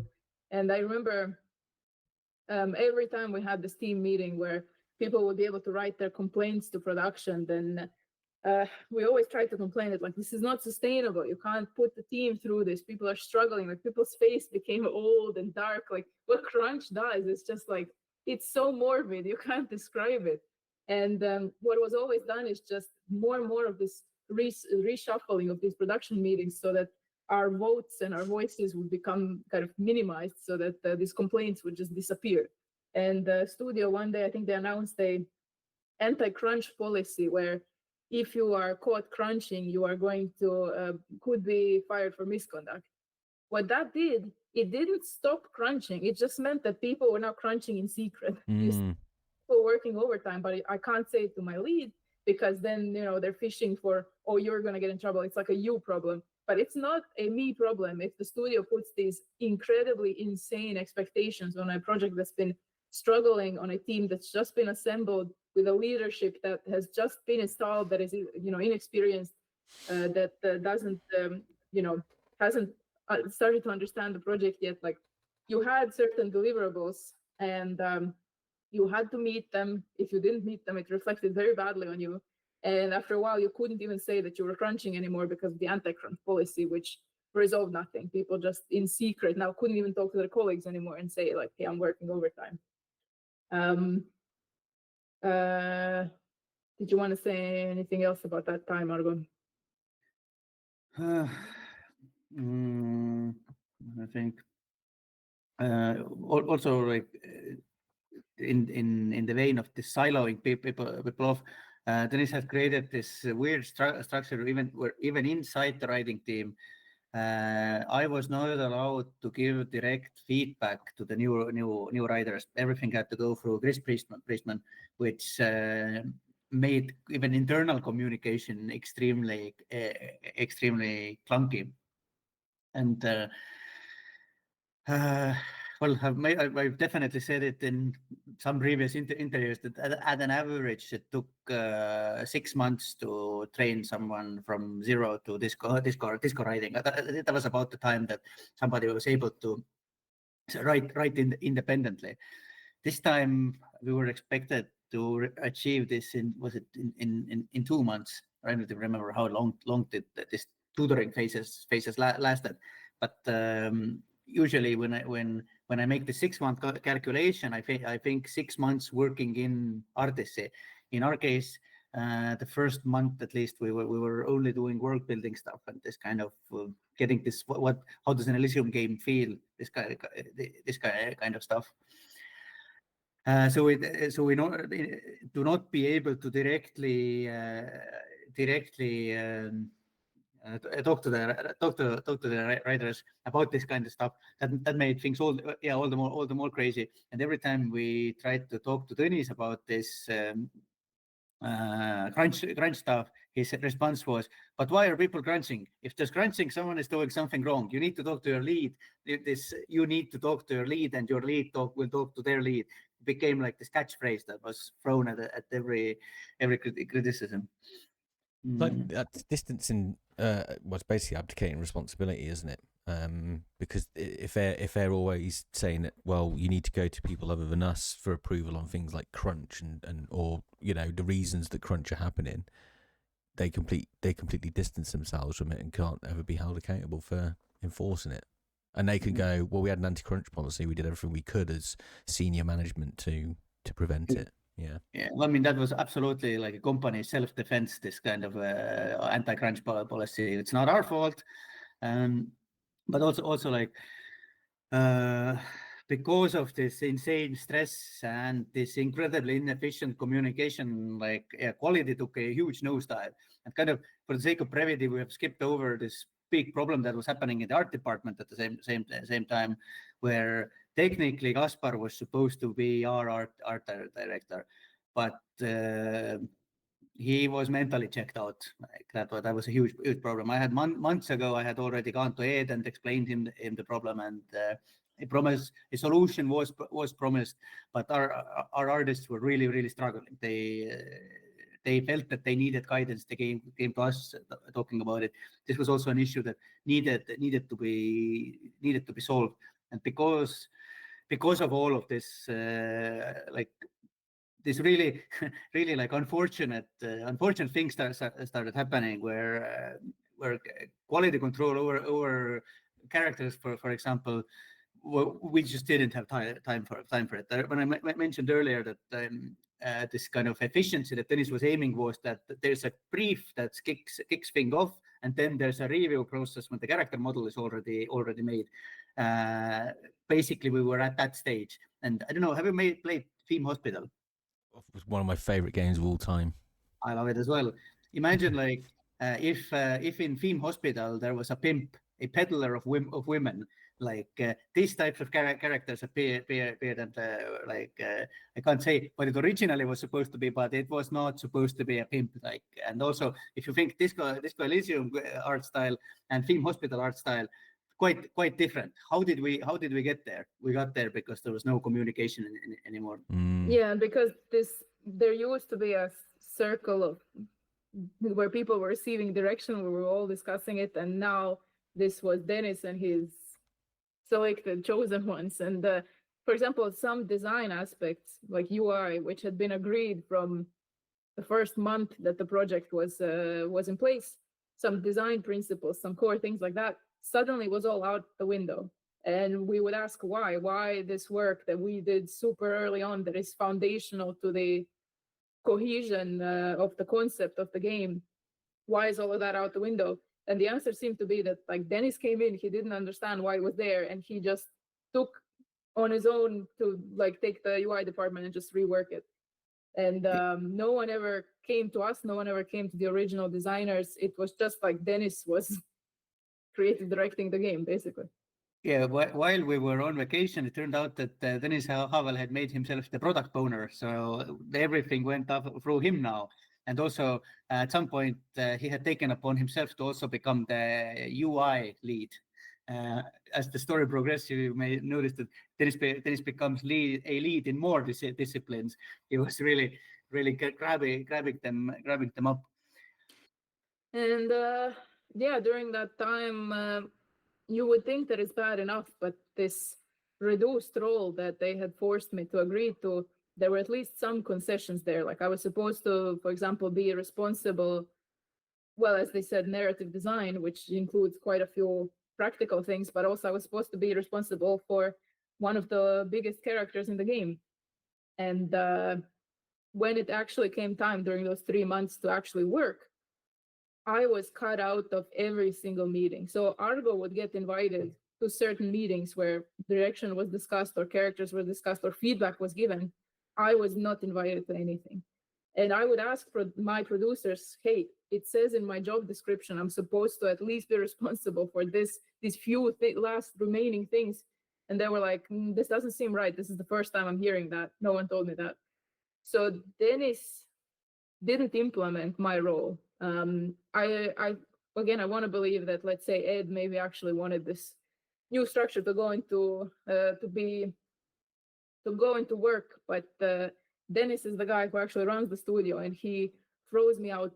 And it took me a while to get in touch with other women, one of whom will resign, within the following months, to find out that this is what he does, especially to women he doesn't like. He sees if you're like a hard worker, kind of woman who really wants to like do her work, you just start giving her less and less work, start cutting her off from responsibilities. He completely given the instruction that I should just do the same as any other junior writer. Even though I started as directing that project, and I agreed to giving all my responsibilities to these men and just keeping the small set of them. And even this was completely cut away. And again, conflicts arise in the studio where I have to, pull my producers by the sleeve, like, hey, why are you leaving me out of meetings? And the conflict I have is not actually with them. It's with the fact that Dennis has put us in this situation where he's given the instruction to just cut me out of everything. And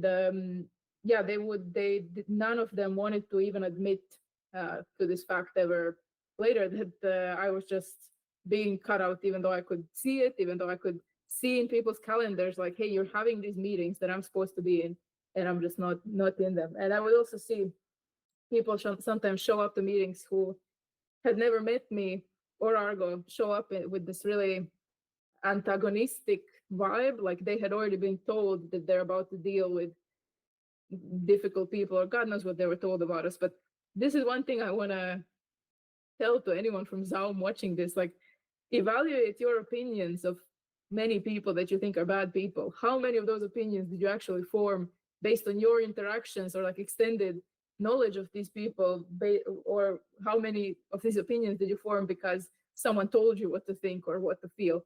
Because that was so common. There were even some people that I thought were awful, and then later I talked to them and I'm like, wait, I was actually told that they're awful. They're not actually that awful. So it was, for me, it was just, it was not workable. I can see work that I'm supposed to be reviewing, and it's not getting reviewed. And it started to cause blockers for the team because Argo wasn't going to review the stuff that was supposed to be my work. And then the other writers would get blocked. They would write the character and they would say, I'm waiting for review, and I'm supposed to be reviewing it, and production's not letting me. So now a bunch of work is just sitting blocked. And they were very mad about that. They were saying, no, Dora shouldn't do it, Argo should do it, or someone else should do it. So I started writing complaints to my new lead, Jim. I was telling him, look, I'm being cut out from this work. I don't understand why I agreed to this stuff. And now all of you guys are doing my work, the 3 men. And another woman from the team had pointed out in one of these group meetings, isn't it interesting how there's 6 people in the team, 3 men and 3 women. The 3 women are at the bottom and the 3 men have all various flavors of leadership. Once these topics started getting floated, then I suddenly started getting private calls from Jim, where he had called me several times to have a private conversation so he's also a very nice person and a gentle person. And I think he was placed in this situation by management where his job was to displace us and to oppress us, and that is not his nature. And he would go into these meetings where it felt like he was interrogating me. He had a notepad, he would write down my responses. I wouldn't be surprised if he was recording as well. He was fishing for information, like, how do I feel about the discrimination? Do I really feel like there's something going on in the studio, like there's discrimination, like would I consider complaining? What are my issues? Do I want to work on this project? Am I going to respect these agreements that we made? All very pointed questions. And after each of these calls, he would make himself unavailable on his status, and it was obvious he went immediately to debrief with management, which is what all these other people do as well. You know, Justin, he would talk to me, he would go to debrief to management. And it became increasingly obvious that they were very kind of worried about me. And last interaction I had with Jim, he was really trying to dig into, like, why am I feeling so wrong? And I remember I had started crying because I was explaining to him how it felt to be the only young woman in the room, and all of you guys are sitting there, and for various reasons you are completely quiet while I'm being berated, and you're doing nothing, you're saying nothing, you are allowing Dennis to treat me horribly. And I don't think he expected that, because I saw him get flustered. I saw this, for a moment, this cognitive dissonance where you are the cult member, where leadership is telling you to do this job, to do this role, to suppress this person. And for a moment, your conscience wakes up. Like, he seemed really upset, and he became really apologetic. And he was telling me, I'm so sorry, you shouldn't have gone through that. I was just quiet because I didn't know who was the bully and who was being bullied in that room. And then, said some short things and hung up. And I realized in that moment, they had so played with his mind that they had convinced him somehow that, we are the bullies, and the management and all of them, they all need to put us down. They're all justified in every possible effort in kind of breaking us and humiliating us in these moments. Wow. And I know you have a way better view on these people's characters. I don't have as much sympathy as you for the same reasons that I don't always have sympathy for people who buy into Russian propaganda, because you are, and the same reason I don't have sympathy for people who kind of fall into certain, vile messaging, like people who just read the headlines. I think you have a responsibility as an adult, certainly in professional environments, and as a human being, to your fellow human being. And to hear some of the efforts and the level of compliance that someone like Jim was displaying, I get it. I do get, to a degree, that there is certain things about tricks of the mind, because I've already said it. I do get that, but also don't completely jump to his defense and characterize him as someone who's friendly and is upset. He was upset when he was faced with the fact that you presented to him exactly what he'd done. He was quite comfortable parking that in the background of his mind until someone threw it in his face. He was also quite happy to sit there in silence. I don't care how much control you're under. I'm getting quite passionate now, because I can't, and I know I'm speaking from my own personal view here. So I don't want to be a complete dick about it, but just it's the same mentality that causes kids to be bullied in school while people get their fucking phones out and film it. You know full well what you're watching, if you were in that situation, would be fucking awful. You know exactly how that person feels, and you still stood there and did nothing. And lots of people are guilty of it, but I just wanted to highlight there because, like, it sounds to me like they're very, all of these people are very good at presenting their remorse once they're forced into it in a room with you on their own. But they were quite happy to take all of the benefits that came with shutting that feeling out. As a outside viewer, not that I'm dismissing your reasoning entirely, of course. I just wanted to make that observation. Yeah, I don't know, Argo, if you want to add something there. Yeah, few things. First of all, in Jim's case, like, I also saw this, how torn he was between these two realities, because something I remember Justin's writing team, the people who remained behind after we were fired from C4. They described the situation later in C4, and they said it's very difficult with Justin, because kind of you talk to him, you get him to see reason, and then he goes to talk to the management, and he comes back and his mind is completely changed. And this was very much what I felt with Jim as well, that when we're having these talks, he understands. He's an intelligent person. He's a compassionate person. He's a father. Like, he understands. But when he goes and talks to the management, he comes back and he's changed. And kind of more than anyone else in the company, I saw that he's split in half by this, or like you could see this agony on his face when these conversations happened. But he's not an aggressive person in any ways. He's not an angry person. So these discussions, tormenting to him, I bet, but still like remained in these boundaries. We're all trying to kind of find some sort of a solution to these problems. Yeah. Like I think it was especially, what's the word? Hurt, broken, tormented by this idea that he's somehow complicit in what's the word? Subjugating, but basically like taking from Dora that somehow this is oh god, supporting this patriarchal hierarchy. Yep. There because in one of those group meetings, I also said the same thing, that how is this fair that Dora was leading this project from the very beginning, and then somebody comes from a cancelled project, failed project, and takes her job. And we had a call about this afterwards, and he was, you could see that this notion really hurt him, and he did not want to be part of this this reality.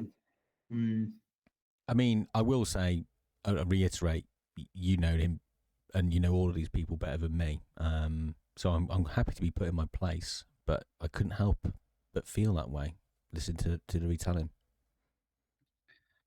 Yeah, in some ways, yeah, but maybe for me at least, it's still too close. Although we're a year away from all this right now, it's still too close to see everything clearly. Because if somebody is listening this whole sequence from the very beginning to this bit, you probably noticed that it gets much less coherent the closer we get to the present day, because like so many of these things we are saying in words for the first time. Like, sure, there's like but so many of these grievances, and you have all this data, but to actually try to get all of this across in speech, it's we haven't done this before, not in this extent at least.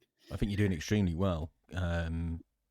It's blown me away how well you remember everything. Actually, very impressed. I just look. I have to weigh up what I see, and I see two people in front of me who fought for every bit of that side, you know, the good side of them to win, and they didn't give in to those pressures.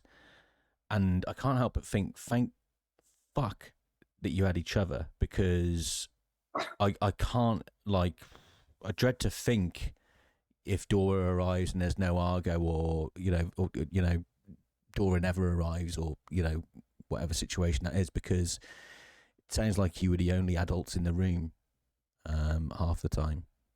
You need a sanity check. You need a sanity check. Most people are alone in their own country, in their own city.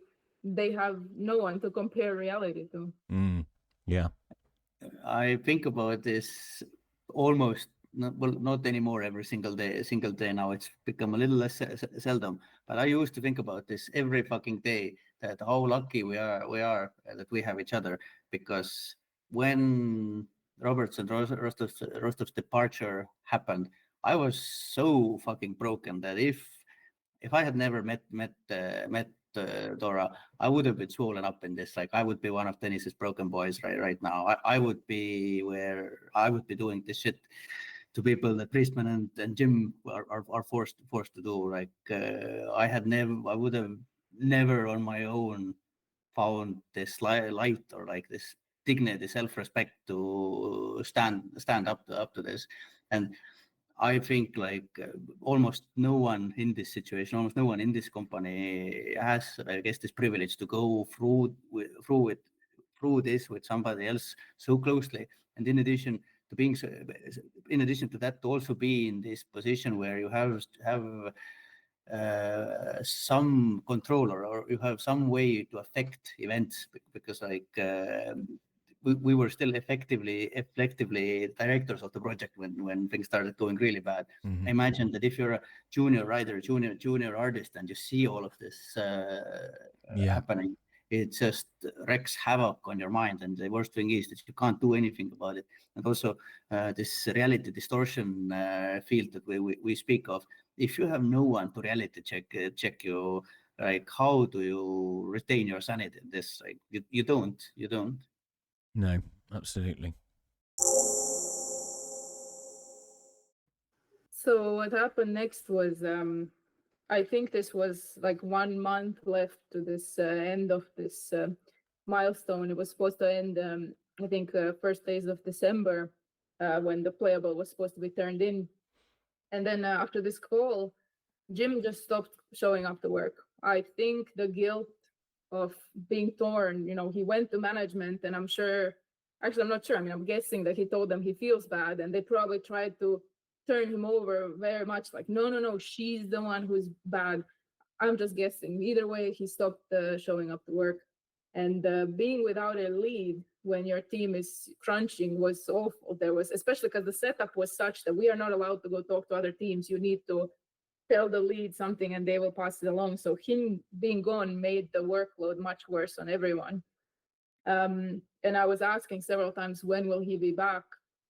Didn't get word back. And one day they sent a woman from HR to come talk to me, and they were like, hey, we've heard that you have these gender discrimination complaints, and if you really feel that way, you should make a complaint, right? Are you going to make a complaint or not? And I said, yes, I do want to make a complaint. And then she was like, okay, when? And I said, well, I want to complete this milestone. I want to do the work. I don't want to leave my team hanging. I don't want to focus on that. I'm going to first do my work responsibly so that I can, not interrupt this. I'm going to do this. You can expect my complaint around the 1st of December. So kids, never do this. Don't ever tell the company, I'm going to file a complaint against you on the 1st of December, because like around 2 days prior, when we were still in the thick of it, still working overtime, a complaint arrived against me and Argo, where they had got Jim to file a grievance that Argo and I's toxic behavior have caused him unable to return to work. And they told us we are now under disciplinary investigation pending gross misconduct dismissal, with zero evidence, with all evidence to the contrary. Do you think Jim even wrote that complaint? Sorry, what? I don't know. We didn't ever see anything that he actually wrote. We were never told. We were never shown anything. This marks the moment, this beginning of December. And now we're in the final ring of the fortnight. Storm, yeah. Yeah, it's the battle royale. Now everything had come to a stop. The work had kind of reached a moment where now the whole studio was supposed to evaluate the game. Jim's announced, yeah, he's not coming back to work. Dennis announced he's now the lead narrative team lead writer. What? And we What? are, That is how yeah, it became a leader. What the fuck? Dennis Harlow, he said Dora and Argo are invited to the office in London personally and individually. And they're under, he didn't tell that to anyone. He just told us, you're now under investigation for toxic behavior.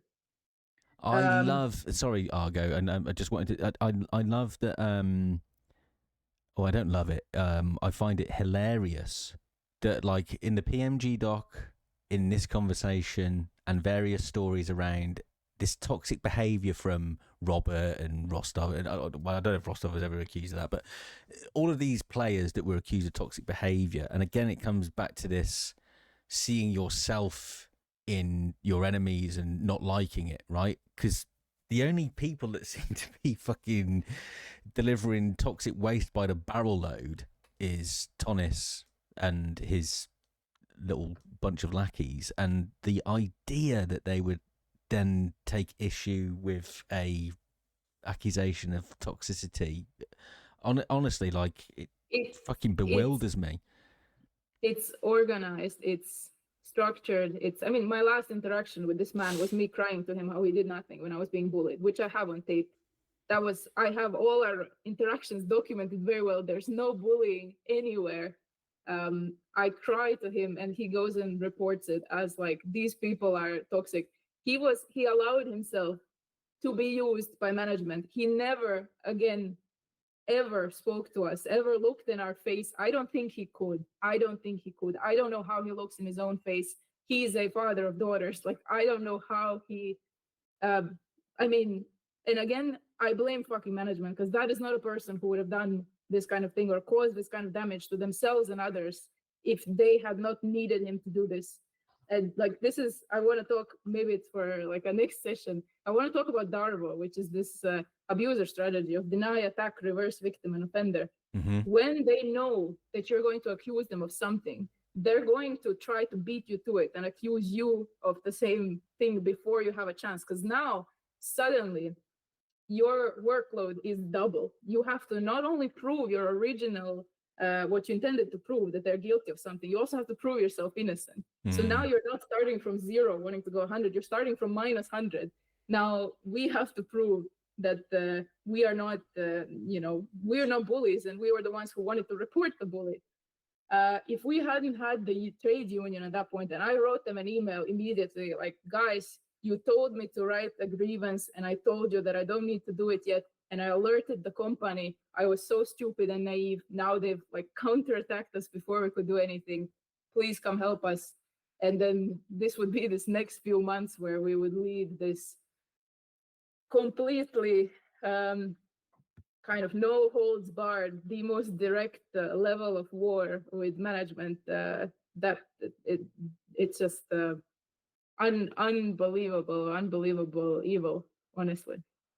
Yeah, and you would think that technically, at least by employment law, the fact that there is a very, very clear paper trail or screenshots of Dora telling HR that she's going to file this complaint, that this would protect you against something like this, because it's called victimization. Like, there's laws against this. Didn't matter at all. But also, like, I wanted to say from my perspective, like, first of all, when Dora, I was smoking on the balcony, and Dora came and said, "You do not believe what happened." Like, and when she said that Jim filed a complaint, like, I think it took me like a solid minute to like actually like for it to reach me, to understand that this is real, and sort of for multiple reasons. For first of all, like, I genuinely like hand on my heart, like, when I look at my friendship with Jim over the years, we have never had a bad word between us. Like, Jim is one of the most gentle and politest human beings I've ever met. I can't even imagine how fighting or arguing with him would look like. The second thing was that then I ran through my head because I had been documenting everything, recording every single interaction. I ran through my head that what could even be sort of contextualized in this kind of way. Like what could you bend into this shape and still get back with nothing? So then at this point, I think I started laughing because I thought like this is impossible. Like this must be something Dennis is doing on his own. It's not. It's gonna be over by the evening. Like this will not hold. And in retrospect, I think that this was the situation where no one assumed that we are unionized, and if we hadn't, this would have already we would not have been able to combat this because of all these nuances that go into this employment law play that you have to master to a degree to be able to not accidentally break rules in the process, and of course, like with so many things, the moment HR sends you this letter, they also tell you that you can't talk to anyone about this. And this is the running theme that makes running theme for this entire year, and this makes the crunch so much worse. This makes this internal conflict so much worse because you are isolated, you're forcefully isolated. Like in retrospect, what I truly regret most is that I ever played by these rules. Like this is so stupid to believe that they also abide by the same rules. Of course they fucking don't. Like, and even like at this moment, reading what HR wrote, they said they're gonna conduct an investigation. They're gonna interview witnesses. I immediately also listed there. Yes, please, like talk to these people, like they have been present in our interactions and can testify that like things between us have been nothing but pleasant all of this time. And mentally, I at that point accepted that okay, I can't talk to any of these people because otherwise I would sort of disqualify them as witnesses. Should have talked to them. Because you know what later turned out, HR didn't talk to them because they were extremely selective in who they actually. It's worth pointing out that like we had to play by the rules because this is again it's this sudden death mode at the end of the last ring. Now any misstep is you're gone. We couldn't be fired now for talking to a witness, so we had to just count on now is the moment. It's like this judgment day where now all these relationships you've built over these 2 years, we're going to see what they're made of. We're going to see, are the people without me ever talking to them, are they going to testify and actually say I did nothing wrong? And to their credit, all our friends did that. However, management didn't play by the same rules. They coordinated all their guys, Phil, Chris, Justin. That's a plot that's kind of veering back in with the force of like a Seinfeld, the side plots merging at the end of the episode. They had all agreed on how they're going to bury us. Of course, so like the way it played out was Dennis is announced at the same moment as we are told, you guys are guilty, you guys are toxic. The same moment we're told Dennis is now taking over as your lead. It was so obviously, like this kind of chess match. Like now he's moving up super close to us. What he told to all his guys is like, now I'm stepping in so I can protect everyone from Argo and Dora. But what it was actually was this intimidation move. Like now I'm right here, motherfucker. Now I'm your direct lead, your direct superior. It was so obviously a power play. And do we want to go into? I could keep going. Depends to have time for the. Yeah, it's up to the. We can keep going. Okay, then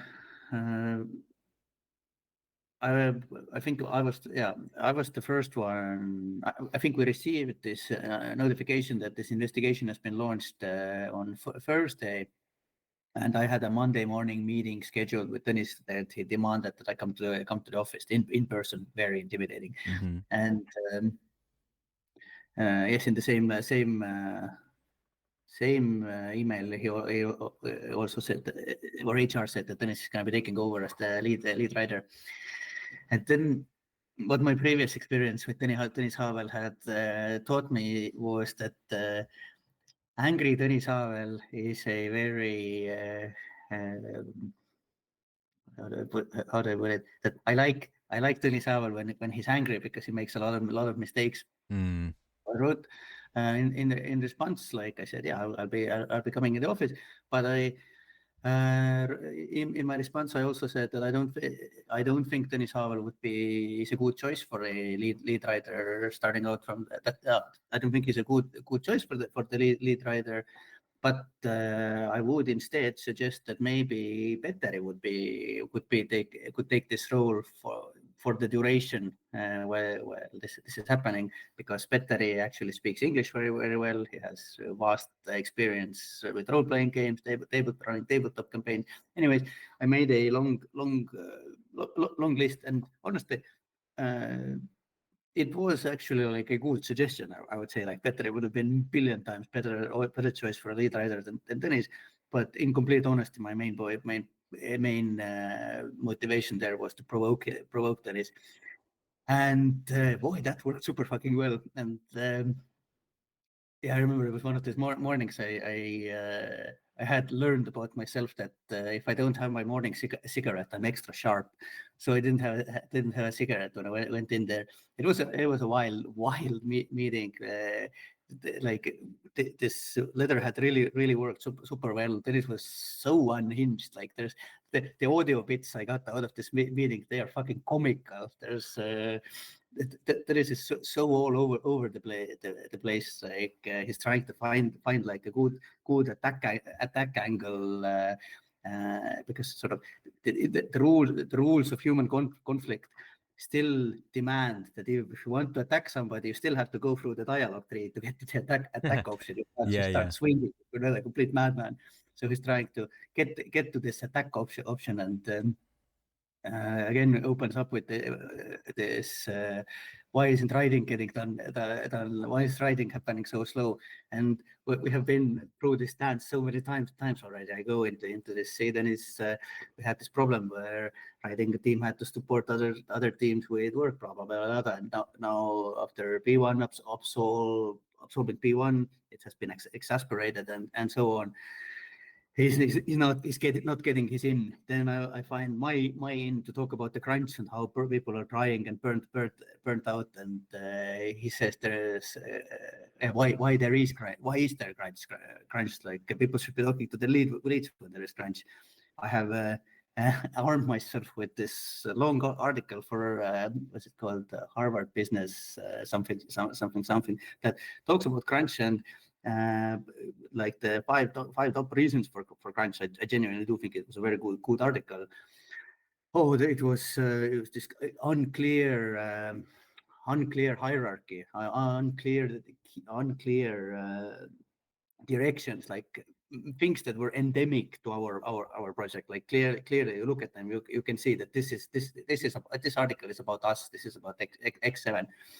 And me talking about this makes me even more mad. I should have also said that with us, it's me, him, and a girl who ran HR sitting in with us, and it's so much better that the girl from HR is sitting in with us, because you can see that Teresa has a little bit of this performance, like he's starting to look bad in front of a girl, and eventually it gets. It's like he gets so frustrated that when I talk about this problems with crunch and all this work with workload, he says like in this extremely caustic way that, oh, looks like business, marketing, production, video game making.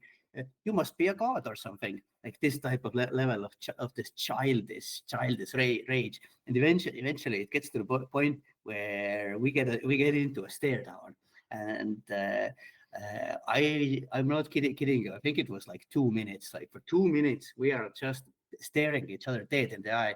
The HR girl is just sitting there. I have no idea why the fuck she's not saying anything. Why she's not interfering. In this stare down. I wish she wasn't interfering. I don't want to be fucking staring down Dennis. But eventually, and honestly, like, I don't want it to sound weird, but I saw him breaking. Like I saw him breaking, and I saw him looking away, and ever since then, no interaction with him has been normal. Like it's kind of like I don't know, like I don't hit animals, I don't beat dogs, but there's an expression like a beaten dog, like that like every time we've locked eyes since it's kind of, you see this. It's funny. I was just going to make the exact same comparison. They reckon breeds of like wolves and the dogs. Basically, that's one of the first tests that you have of dominance in the wolf or dog kingdom is the stare down. I've always heard, like, if you've got disciplinary problems with a dog at home, your first battle is the stare battle, because they need to understand that you're not going to just buckle. So it's fascinating that you went straight to that comparison. Yeah, I was just gleefully, I had such a beautiful picture. Like I could literally see you, all three of you in the room there. That's how vivid it is to me. You should go into storytelling or something, Argo. You're quite. Have you given it a try? I will. You'll have to learn artisy, but that won't be a problem for you. You're practically a god, remember? So I just wish you'd have gone actually to Turns Innocence. He doesn't have the imagination for that. But yeah, but you could have gone. You don't know shit, son. Yeah. Funnily enough, and that was the interaction also where we understood why he never wanted us to make up with Justin, because at that meeting he had told Argo, okay, so every lead you've ever had said you bullied him, something like that, right, Argo? Like Justin, Jim, and then it was suddenly the year prior when he was in our house, he was apologizing to us. He was saying, I'm so sorry for what you went through in this company. You shouldn't have. It was so unfair what happened to you with Justin.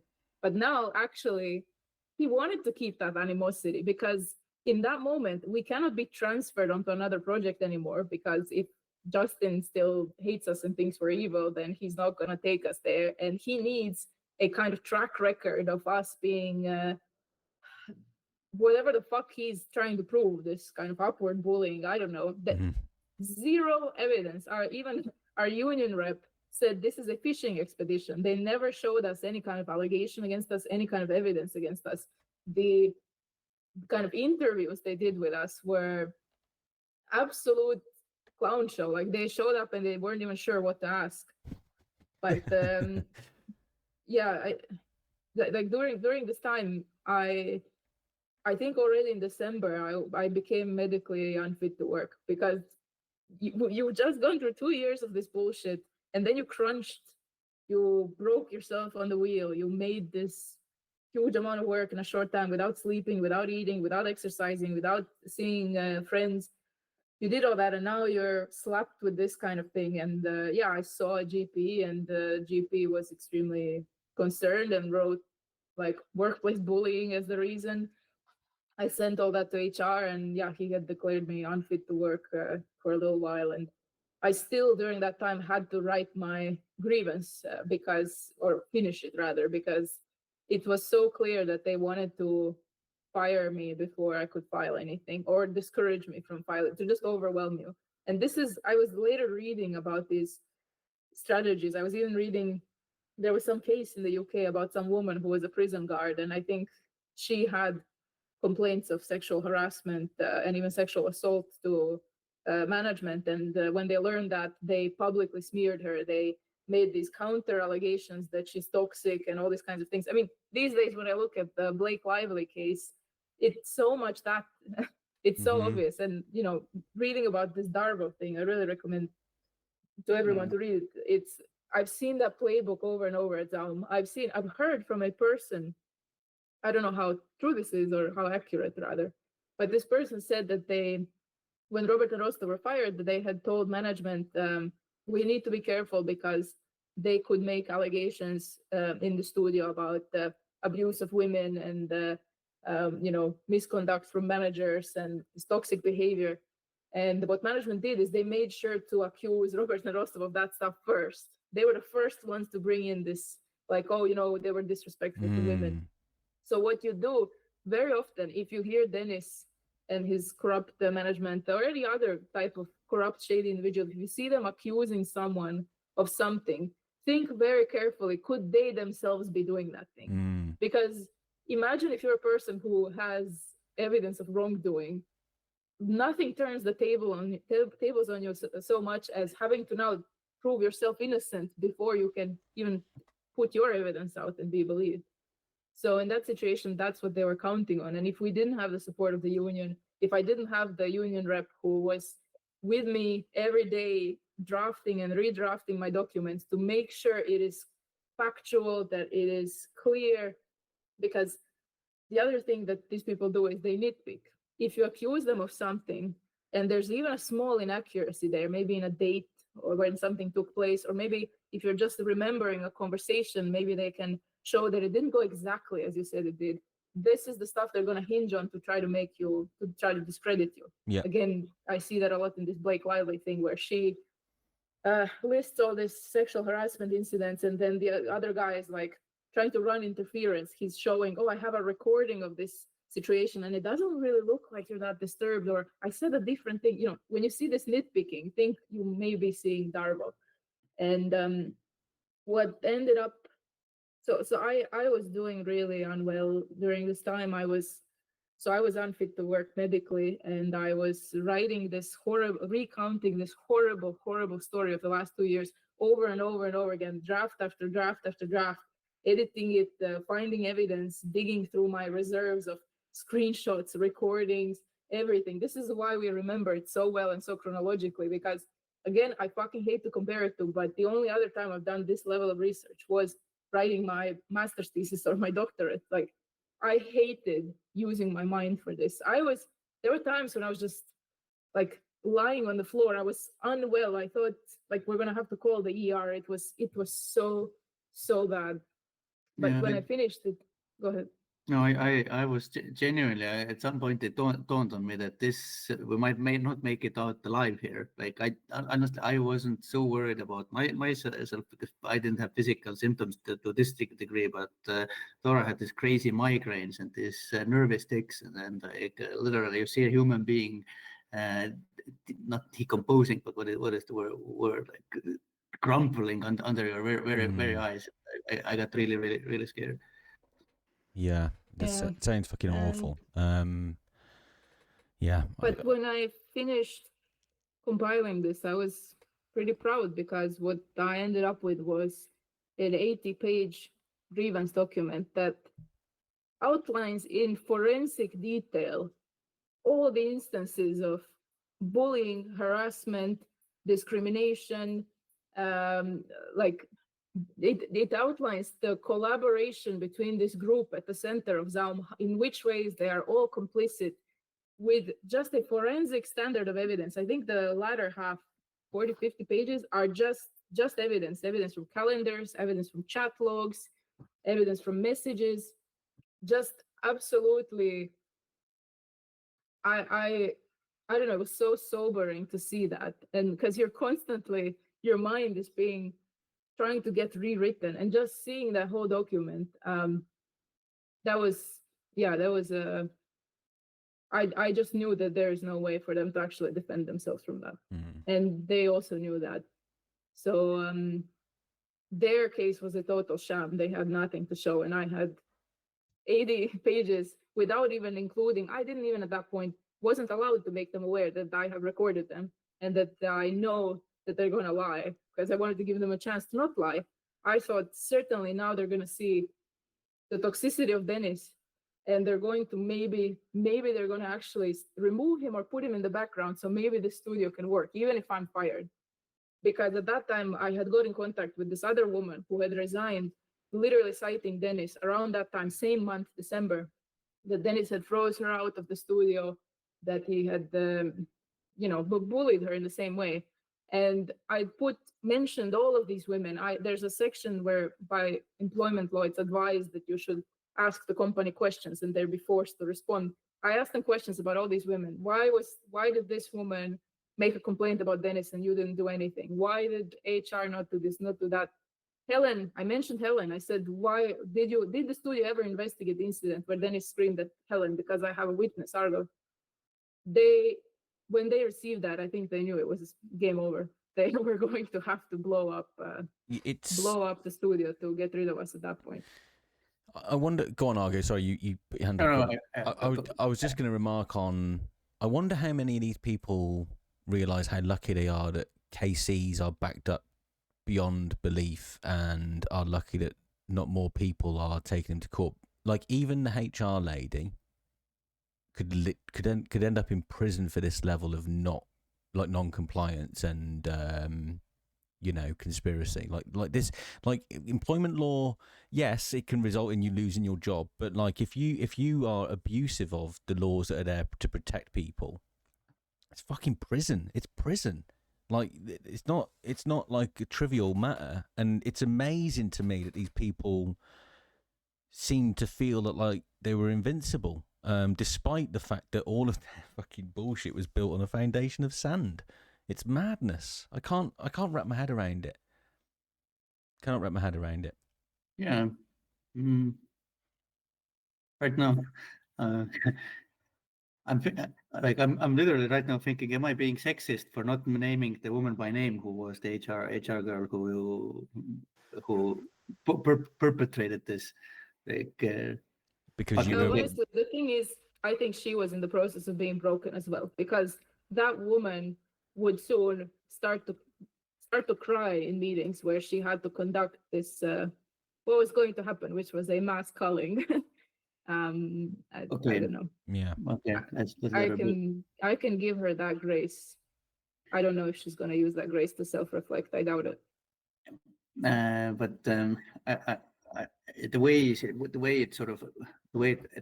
it progressed was that this first grievance against us, this was handled internally. This woman, and I think Patrick was Patrick already a management advisor by that point. Well, Patrick Norberg was involved in this one as well. Great guy. They probably thought that they would wrap this up so fast that we would be fired before even Dora has a chance to launch her thing. Turns out we had union representation, and union rep accompanied us to this first of supposedly many meetings where we would answer for these accusations. But first of all, I only later realized that they didn't even follow the rules in terms of giving us the letters and the notice, testimonies, the letters. It's just nothing. They gave us nothing, and the union rep called my interview like a complete phishing operation, and they were what was like the punchiest question there. Like there was absolutely nothing. Like I think that even if I had gone there without the union rep, it would have been pretty hard. But I think I would have made the mistake of just talking too much about other stuff. They would have probably found a different reason to say, I guess you were toxic to Dennis or something like that. It's also useful to point out that they initiated this around the beginning of December, when this milestone was just winding down and everyone in the company was meant to play this demo, which, by the way, like came back with stellar reviews. Like people loved it. Again, they couldn't even find a reason to fire us in saying that we did a bad job. But our union rep said they're working very hard right now and very fast. It looked to me like they want to dismiss you before Christmas. The idea was to dismiss us before Christmas and then have the holidays season where everyone would be away and focused on other stuff. And by the time they came back, we would have already been, Stalin. We would have been faded out of existence. And you know what? My 2 years employment, which is this fucking trigger in the UK where you get human rights, was on the 1st of February. So I knew that there's no way I'm going to let them push me out. I just have to keep pushing until 1st of February. So the fact is, I filed this grievance, which meant that definitely I would stay on as long as they were investigating that. And I was just too medically unwell to attend work anyway. And so they couldn't really move as fast as they intended to. And I think it was around Christmas that they understood that they are in deep shit now. They can't disappear us. It's not going to be so easy to fucking fire us. We have a union rep who is very, very strong with them. And at this time, they had, during Christmas, they had still pretended everything was okay. They gave this company-wide campfire where they were saying there will not be layoffs at ZAUM because we still are doing great with money. It's not going to be like the rest of the industry, which honestly, that's true. There was no economic need for layoffs, in my opinion. And I think at that time, Ilmar was going around the Christmas party, showing on his phone a picture of his new like winter house that he had bought in Estonia, bragging about that. So the company was doing well with money. But what happened over Christmas, I think, is they understood that they have a very big situation on their hands. They have what I had built is a document which at that point I intended to take to litigation. Like they were looking at a lawsuit. So during Christmas they were scheming and they came up with how they're going to try to cut this out. Argo, do you wanna talk about that part? I wanted to say two things. First of all, the all hands meeting on the Christmas all hands. Man, I don't remember seeing a more depressing sight. Like it's you look at the faces of people and it's everyone in the company, and it's just this. King Theoden from Lord of the Rings, when Grima Wormtongue puts this spell on him, like everybody is kind of this enormous weight on them. Ed Tomaszewski obviously been stress eating, like this is like 10 kilos heavier, like no light in his eyes. It's such a sad sight. They also informed during this all hands that there will be additional security measures starting next year, where the company can remotely take over your computer and all this kind of cool shit, survey your emails and all that. And the second thing I wanted to say was that I think if Dora didn't screenshot this conversation where she told the HR rep that she's going to file a complaint, then when she did file it, they would have said that this is retaliation, that this doesn't count. We don't even have to investigate it. And the third thing was that if you're wondering what happened with this Jim's investigation, how did it end? It never did. It just no one talked about it at some point. We had our rep ask about it, like, hey, is it getting any closer to wrapping? And they asked for some kind of an extension. Like it was originally supposed to be 2 weeks. A month and a half later, they were still not giving any real answers. So yeah, we never got to find out what happened. They never found any evidence against us. They never found us guilty of anything. It just fizzled out. Okay. Are we about to? I was going to say, are we about to embark into mass redundancies? Is that the next bit, or is there a little bit more? A little bit more, but if you need to go, we could leave it off here. This is now going to be 2024, so. Yeah, if we can. I love talking to you both. So I'm sorry for keeping you longer than what we can. No, it's go on, Argo. I just as a sort of like an end note, I want to say that this 80-page grievance that Dora launched, I read it like a Bible. I read it like because it restored my hit points. Every time I read it, I felt like a little bit like, okay, I feel better now. And again, without the help of Union, even I think Dora's scientific mind wouldn't have been able to achieve this level of forensic precision. You read it and it feels like a magazine of silver bullets. Or like this, at the same time, it reassures you that you are not insane. This is reality. This was your magnesium.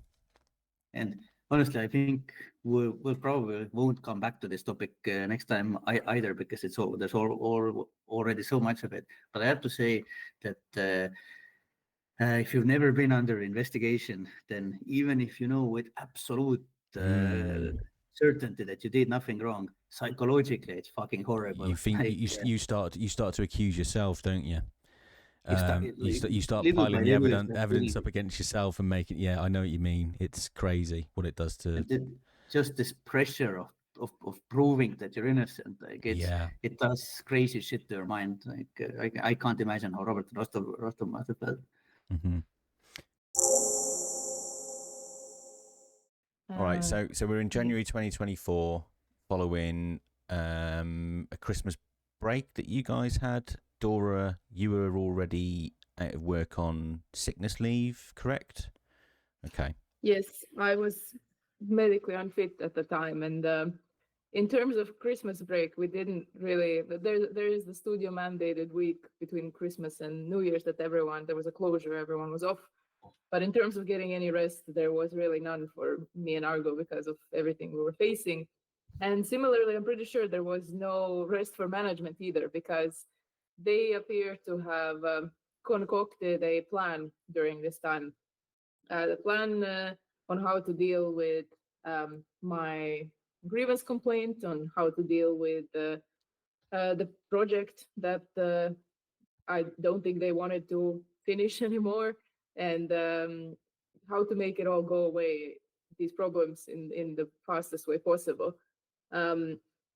And the fact that we had union representation meant that they did not manage to fire us before the Christmas break, and my 2 years of continuous service were nearing. So first of all, they needed to at least create a pretense of investigating my complaint, which involved more or less all members of senior management with evidence. So they announced in January that to me personally, that they're going to be hiring an external HR company to, according to them, impartially investigate this case. I remember looking up the HR company, and actually on their website, if you look into the there's a acknowledgements or thanks section where you can see that they're actually tied to the legal counsel company provider that the ZAUM is using. So their lawyers are on the HR company's website praising them for their ability to, sort out messes. So that I think that brings the impartiality of it to me, in my opinion, into question. And I remember already writing to my union rep that actually, I'm not sure how impartial this is actually going to be. At the same time, we also got word that they had suddenly called in all the leads from leads and directors from the entire company into some kind of sudden London meeting where they were all being wine and dined in this very fancy setting. More or less everyone of any standing in the company was invited. Of course, Argo was not invited, even though he was more senior than I think everyone there, excluding maybe Kaspar.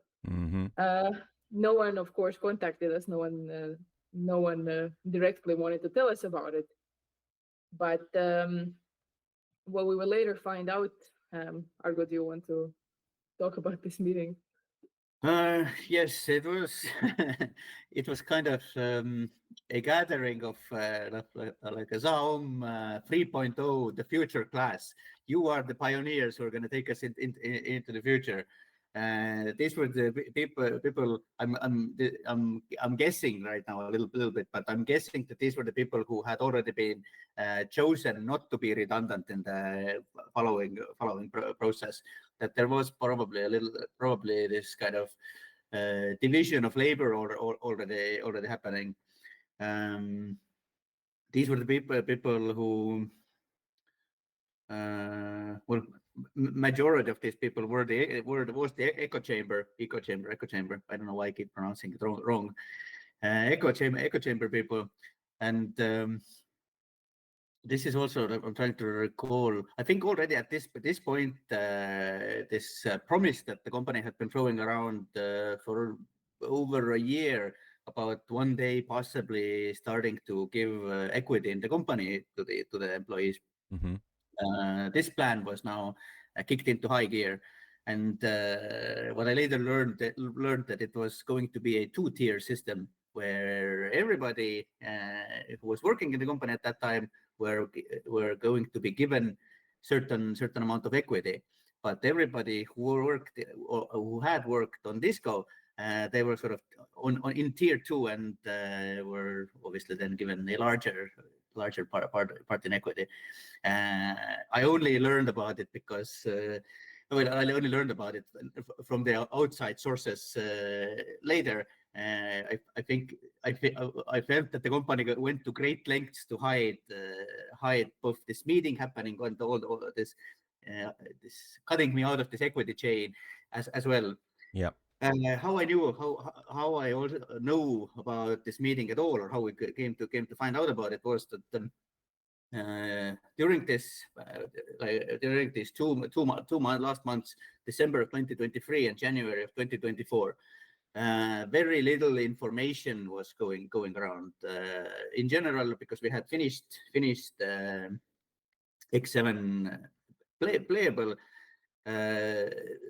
This crunch pace suddenly dropped. Like last time we discussed it, that internally the X7 playable was received extremely positively. Yep. There was also like an internal survey that never reached me. Like asked about it multiple times. I heard kind of vague statements from the producer, mostly about why it's not yet time to actually look at the actual results. But I also heard from people directly how delighted they were. But at the same time, there's the investigation, and we only connected the fact that this PR company is a direct partner of the law company. When I got this letter from ZAUM last year, when they threatened me. No, it was already then. It was already then in January. I remember I had actually called someone who had been in litigation with the ZAUM before, and I was asking, is this their legal company? So I had made the connection right away. But I didn't. I thought that ZAUM's main legal counsel is a different company. Okay. Yeah, information was very hard to go by. Like you could feel this drop of tension from having finished the playable. But as far as sort of what we're gonna do next, assignments, there was kind of this air of confusion and even less information, obviously, about how the investigation is going. But what we learned was that you can use Google Calendar to understand what's going on. Yeah. From Google Calendar also, it very quickly became clear, because you can see who is having meetings with who. It very quickly became clear that they are not actually interviewing witnesses that we put up. Like this is also how we learned where we learned about this next generation, the future class of ZAUM meetings through Google Calendar. Information. It was also a little more because some of the people who attended this meeting actually couldn't keep quiet, so they were bragging about it to individuals outside of the company, who then told us about it. And then I have this email that I sent to my union rep. So this is months before the redundancy actually happened, and more than around a month, where I said, I have just learned that not only does it not, so what I had hoped at that point was management was going to make some changes. There's going to be some repercussions or some changes. I would have been happy with management doing some introspection.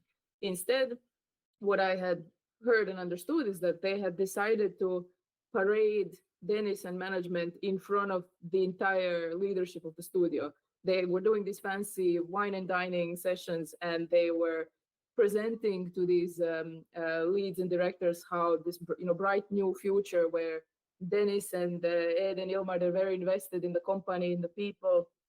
And at the same time, they were promising all the leads and directors equity in the company. They were promising those who were there before Final Cut shipped the privileged equity, which would have been Argo, but no one in that room ever mentioned Argo or even asked where Argo was. And what was actually going on is I emailed my union rep and I said, it looks like they're not going to, no one in management wants to face any consequences. And instead, I think they're creating buy-in from all the leads and directors to cancel the project and to start firing people. And I think that I think I even wrote in that I think there might be a redundancy round. So I had anticipated that already at that point, that it looks like people are being given incentives to be fine with staying and loving the company despite what was about to happen. And it was also around that time that one of the people who was attending this privileged symposium was also sent to our house to gather information. Oh yes. Oh God. Yeah. I had kind of blocked it out of my brain a little bit. Yeah. Man, this is one of those things like so much happened over the years, and there were so many smaller and larger betrayals that you don't really have time to process it all. Yeah. This one hurt. This one I unfortunately had time to process. This one was Cosmos. Cosmos had been a friend of mine from Estonia. He started out in ZAUM initially. He wanted to be a writer. Robert didn't think he was good enough to be a full-time writer, so we took him on as a producer in Estonia. But he also did some honestly very good writing. Like he was at some time for a time he was like a writer producer. He actually wrote majority of Idiot Doom Spiral. Idiot Doom Spiral itself, the story of a guy who loses his keys when out jogging, and then his entire life goes down the shitter. It's like a thing that happened to Robert one day. But based on Robert's retelling, Cosmos actually wrote it to Doom Spiral. He also wrote Piss and Fuck, the original versions of Piss and Fuck. I edited them quite a bit. I think Justin edited them in between as well. But Mega Rich Lightbending guy, that's also him. Wow. Okay. So yeah, he did some good work.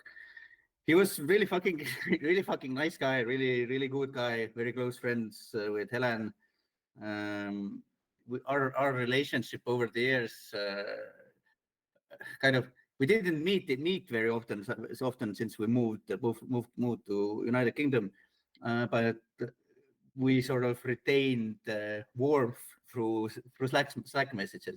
And I don't know, I probably by this point for like a year, even more, we have been texting each other that yeah, we should meet up, we should catch up, we should have like a reconnect. And yeah, then I think he proposed it, and he came over to our apartment in London. Oh, we actually met on Primrose Hill to look at the skyline from the. I used to live literally down the road from Primrose Hill. I know it very well. Beautiful. You probably don't know then that Marx and Engels both live there, right? I didn't know that. No, I didn't know that. What, in Camden? Or around Camden, I guess. Primrose Hill, yeah. Okay. Marx lived on the Camden side of the railroad, and Engels lived on the Primrose Hill side. I didn't know that.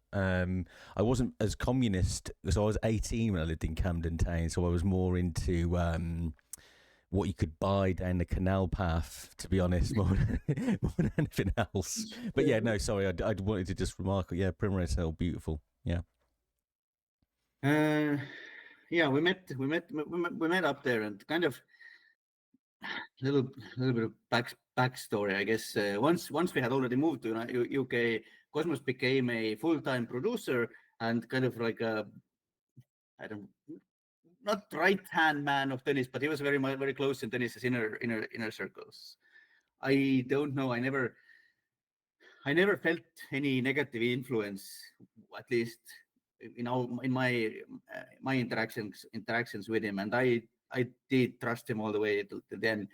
So I was kind of surprised when we sat down there, and he asked, yeah, how are you doing? And I said, that not great, man. And he seemed surprised and said, is it your health or something? Because I would have assumed that he's in the know of these things. Well, now in retrospect, obviously I know he was, but at that time he was very good at not be obscuring that fact.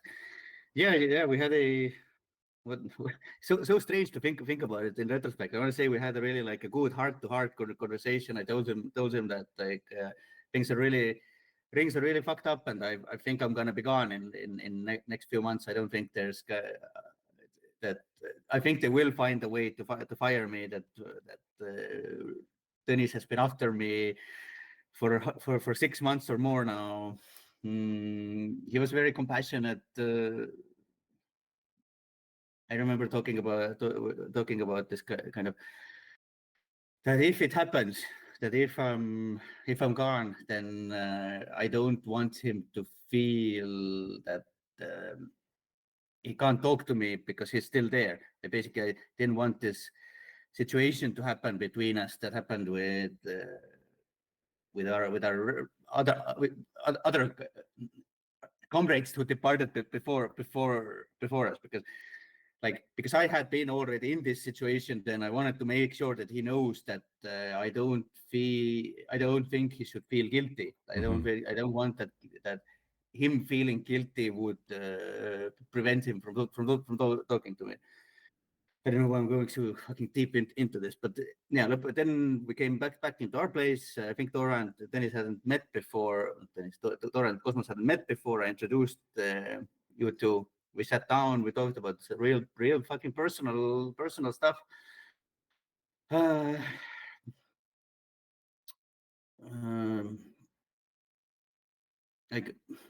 the thing is that some of this stuff that happened, I only understood later. Like he asked a lot of questions about Kaur and future, and in retrospect, of course, I understand he was fishing for information and kind of even putting out these bait statements kind of about Kaur, that if I had been in cahoots with Kaur, probably it would have triggered some kind of a defensive instinct, like, you don't say this shit about my friend Kaur. Yeah. But yeah, I didn't understand at this point. It just felt like some of this conversation felt weird, and also there was this strange. The narrative has changed. A situation where I know Cosmos left the company 2 years ago, basically before we actually moved to United Kingdom. Yeah. And to focus on creative stuff, and not to go into details. Things weren't fantastic weren't going fantastic for him. And then Kaur reached out to him and kind of asked him to, like, dude, if you want to come back. And Kaur took him in in a way that they started doing CrossFit together. I think they literally lived next to each other, or at least in the same neighborhood. Kaur looked after him in a sense that he wouldn't stray off the path, like kept him in his I don't know, like a positive sphere of influence. I think, at least from distance, it seemed positive, because sports are not a cure-all for everything, but it does help to ward off other temptations in a way. Yep. From that era, there's million pictures of them lifting kettlebells.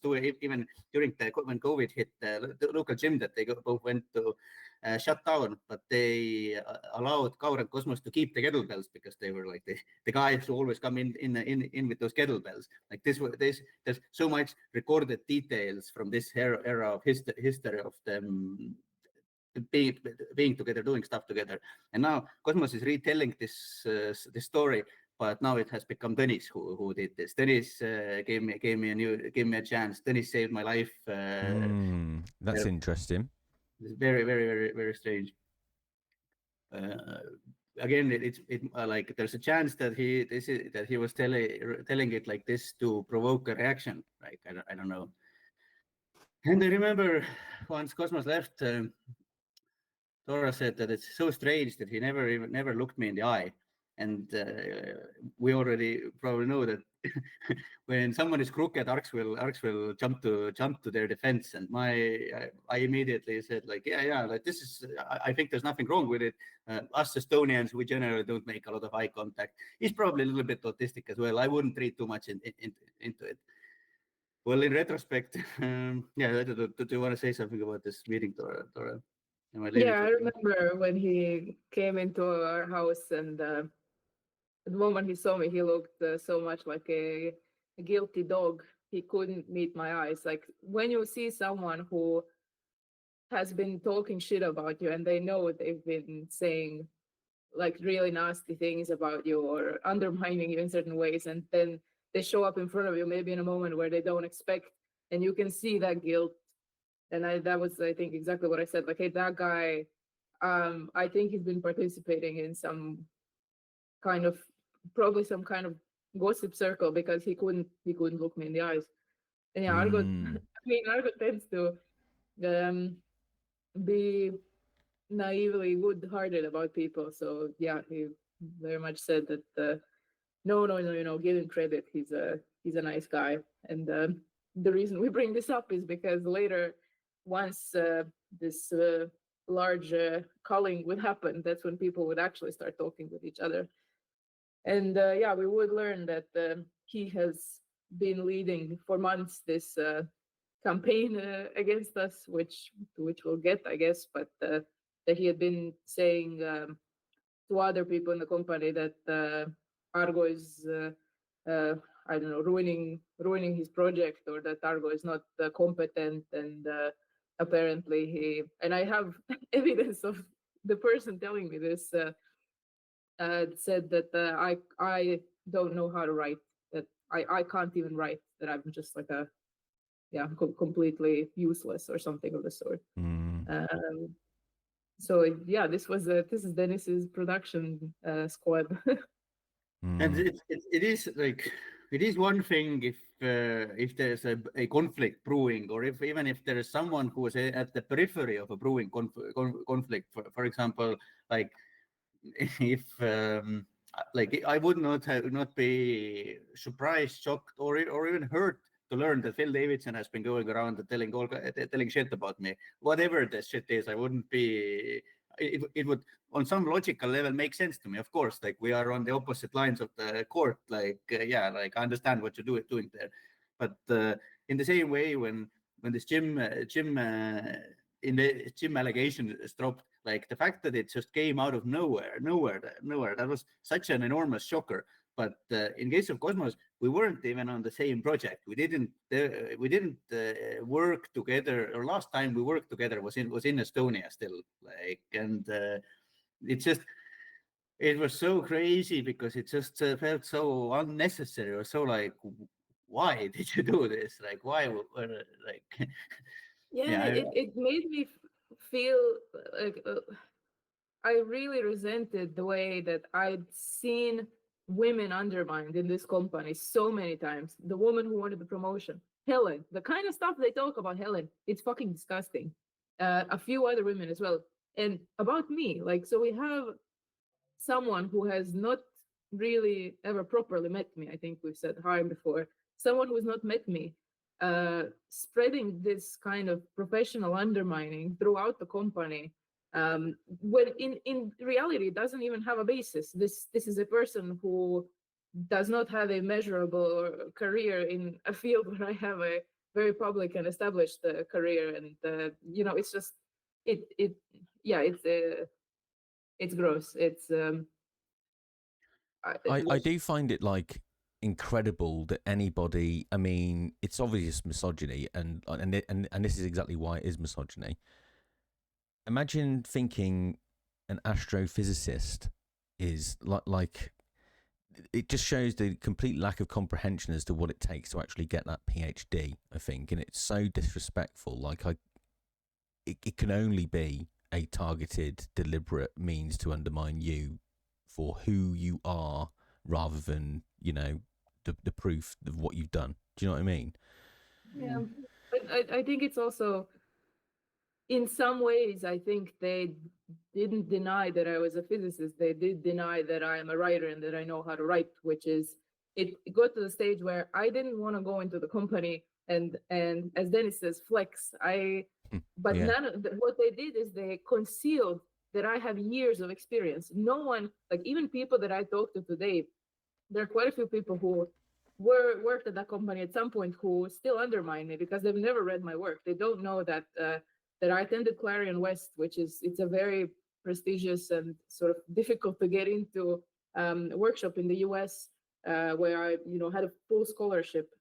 They don't know that I was published in American magazines, which made me qualify for the Science Fiction Writers of America, which is a professional writers only organization that you need to meet a certain bar of professional sales to enter. Mm-hmm. They don't recognize the fact that before ZAUM, for I think 4 years, I was working in the games industry as a writer, that I by myself wrote and programmed a like text-based RPG that's a quarter of the size of Disco. They did not recognize the fact that I was also a published journalist. So in addition to science papers, I was writing quite plenty of articles and essays. Like it's just, I shouldn't have to defend myself to allegations against someone who has a mumble rap career. Yeah. So But I'll take this opportunity, by the way. You wrote a really lovely piece of work on control and the objects and capitalism and Marxism, which I recommend everybody goes and reads, especially if you like control and you're a commie. So it's good stuff. It's very good stuff. Yeah, I can attest to that, Dora. I will back you up 100%. I know that you can write because I've read it. So what was it? Mambo rap career. I like that. I like that. Also, we didn't stop on it for very long, but in the end of the last year, before Christmas, either at the end of November or in December, another female lead left the company, and it was very quiet. No big commotion, but something about her departure message read as if there's maybe a little more to it.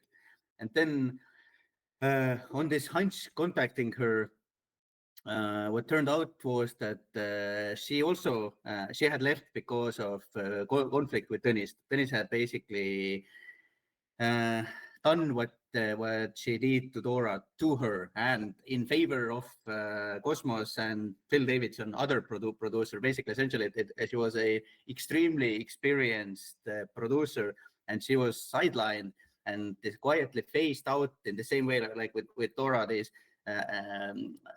what was it called, responsibilities that she was supposed to have on paper, suddenly they diminished until they kind of disappeared completely. In the same way, it seemed what happened to her was that this Phil Davidson and Cosmos, and I think there were a few other producers who I don't consider to be part of the inner circle, that all of this stuff was given to them, and this most experienced, most senior producer, that woman, she was left basically doing menial tasks. Yes. Yeah, it was the similar case in my case that I've seen men get leadership positions in that studio who had so much less writing experience and so much lower credentials than I did. And honestly, same in other departments. This was something I had pointed out in my grievance, that in art and audio, you have very competent women who are just kept at the absolute lowest ranks of the team. Mm. So yeah. Shitty practice, isn't it? Yeah. Yeah. During that time, it was fairly apparent that the project will not go on. We were just waiting for the shoe to drop. In January, I think the vibes were very weird. Yeah, Argo. Sorry, maybe it's a boring detour, but it's strange to come back to later. So maybe let's for a moment let's talk about one thing. Let's talk about the sexism a little bit, because like having thought about it over the years, like one of the reasons for it, in my opinion, is essentially that these echo chambers, they are made up of broken boys, and there is a certain way these boys are manipulated. Like we talked about this father effect, this I'm so proud of you effect. And from what I have seen, this specific charm does not work on women. Women don't find Dennis particularly charismatic. The same way that guilt is invoked in guys, it doesn't seem to work the same way. Mm-hmm. So like to me, it seems that well, ultimately the reasons don't matter, but like discrimination is discrimination. Yeah. But I think like if we looked at it from their end, then you cannot admit people into this echo chamber who are gonna cause cacophony. You need to be able to run things, and you basically need broken boys. You can't take girls in there. That is my read of the situation. Yeah, circle of yes men. Probably the same reason, to jump to another extreme, why Putin is surrounded by all of his favorite white male generals. Yes. Controllable for all their different reasons, right? They say jump, that group says how high. Whereas, you know, I suspect most women in that circle, or who would be in that circle, if they ever got the invitation, would very quickly realise the patriarchal nature of it. Whereas, you know, a new male entering into a circle of males will just feel like he's finally in the wolf pack, right? He's been accepted. So I can totally see the motivation.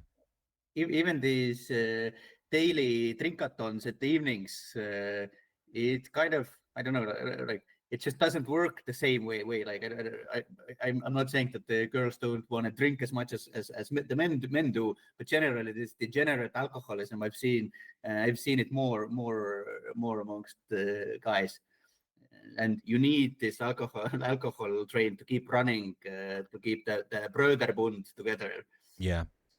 And I mean, there's an element as well that plays into this, right? That men are notoriously bad at addressing the actual thing that they've got problems with in life, and they go seeking it in all of these weird ways of getting validation. That's why a lot of men don't talk about it, and you know why mental health amongst men is pretty awful.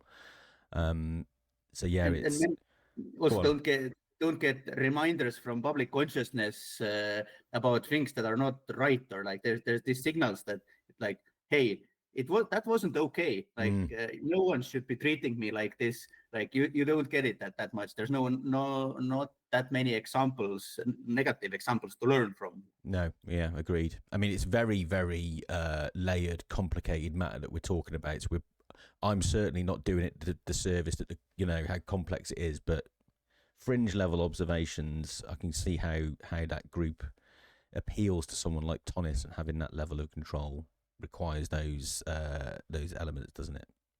Yeah, absolutely. Okay. Sorry, Dora, I derailed it. Can you take us back to the? That's I think more or less fair. So I think around the beginning of February 2024 is when they actually said that they delivered this investigation verdict. We had not received before that any word of there ever being any evidence against us. We were not placed on any kind of disciplinary. There was no word, anything about allegations made against us. But I think they were dragging this investigation out. At least it seemed to me a little bit like they wanted to delay my time limits to go to the tribunal, and there seemed to be some legal vetting there. But when the results arrived, I mean, whoever is part of lodging any kind of grievance at work, you should know, as we've discussed before, that HR's business is to minimize liability for the company and to always find loopholes and ways to spin the narrative where the company looks minimally legally liable. Internal or external HR, they're paid for this kind of thing. So their investigation results, of course, found them not guilty of absolutely anything. There were, multiple counts of evidence and issues I had pointed out, and it was absolutely all denied. As we've seen, the deny, defend, depose, etc. Classic corporate approaches. They didn't interview almost any of my witnesses. I had given them a very long list of employees who had witnessed the inappropriate behavior. I had told them who to talk to, what about, and why. Didn't talk to almost anyone, but they did talk to this entire kind of leadership circle who all rallied behind one another, covered up for one another, because they're also individually legally liable as well as the company.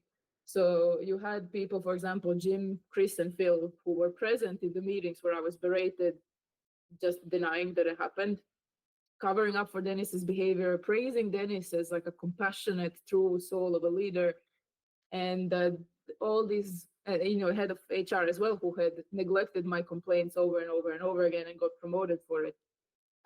All of these people, they were given the bandwidth to actually lie about and smear me and Argo in this inside this complaint.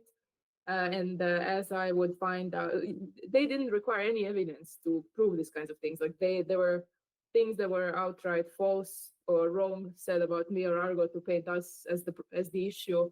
It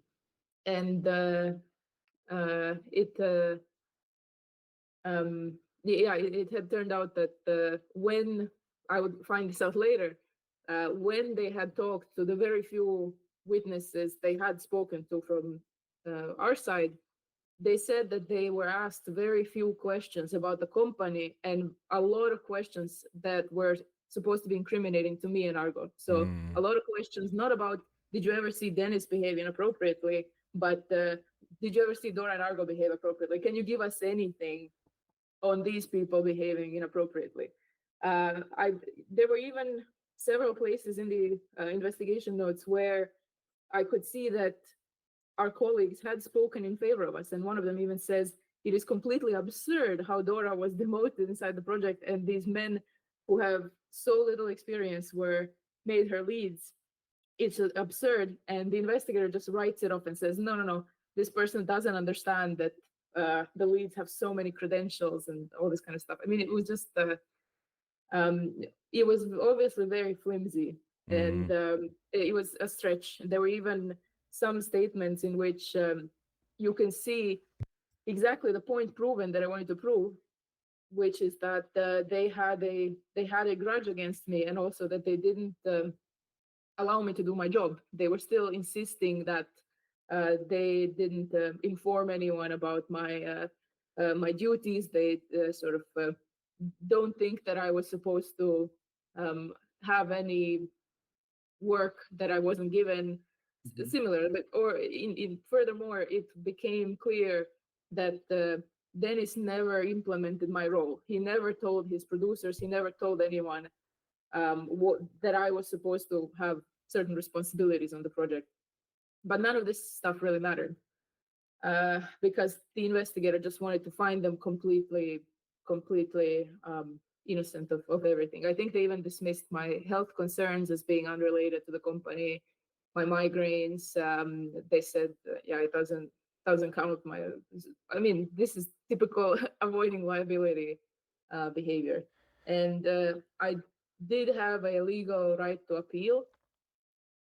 So I started writing my appeal, and I remember they only gave me a week. And so again, I was day in, day out writing this stuff, which ended up, I think, being 70 pages, this appeal. And they actually would never give me a right. They would never fulfill my right to appeal because they, at that point, started stalling and saying, we're going to let you know who's going to hear the appeal. We have some ideas what's going to happen. And then out of the blue, one morning, just a few days after that, I get a text message from one of my colleagues that says, I can't believe they're letting us all go, and they've informed us over a Slack message. And I was like, what? And I remember Wow. telling her, I just found out someone else is telling me we've all been let go. And I run to my computer and I see Ilmar had, just out of the blue, posted a message on the Slack and on email saying, Project X7 has been canceled. We are now conducting a redundancy process. Everyone who is on the redundancy list has been notified. HR has started scoring people based on these scoring tables, and you're going to be told your number, how you score on this, and then you're going to know whether you're staying or not. But the way it looks right now, they gave some kind of preliminary list. On top of the list, it says the entire X7 writing team redundant. Wow. So by law, they have to mark people for redundancy, and then you need to have a right to debate why you shouldn't be made redundant with representation, which will now be the next step. And then they are supposed to evaluate who is actually redundant and who isn't. Spoiler alert, every single person they determined for redundancy would be made redundant. Argo, if you want to talk a little bit about that process, because that would be quite a circus. Can I take a quick bathroom break? Yep. I don't know. If you also want, we can take 5 minutes. Otherwise, I can be done in 30 seconds. Go ahead. Actually, I wanted to say one thing before that was we should also mention that was when we went to the press. Let's take the 5-minute break and then we'll talk. All about right. that Yeah. first. Fine.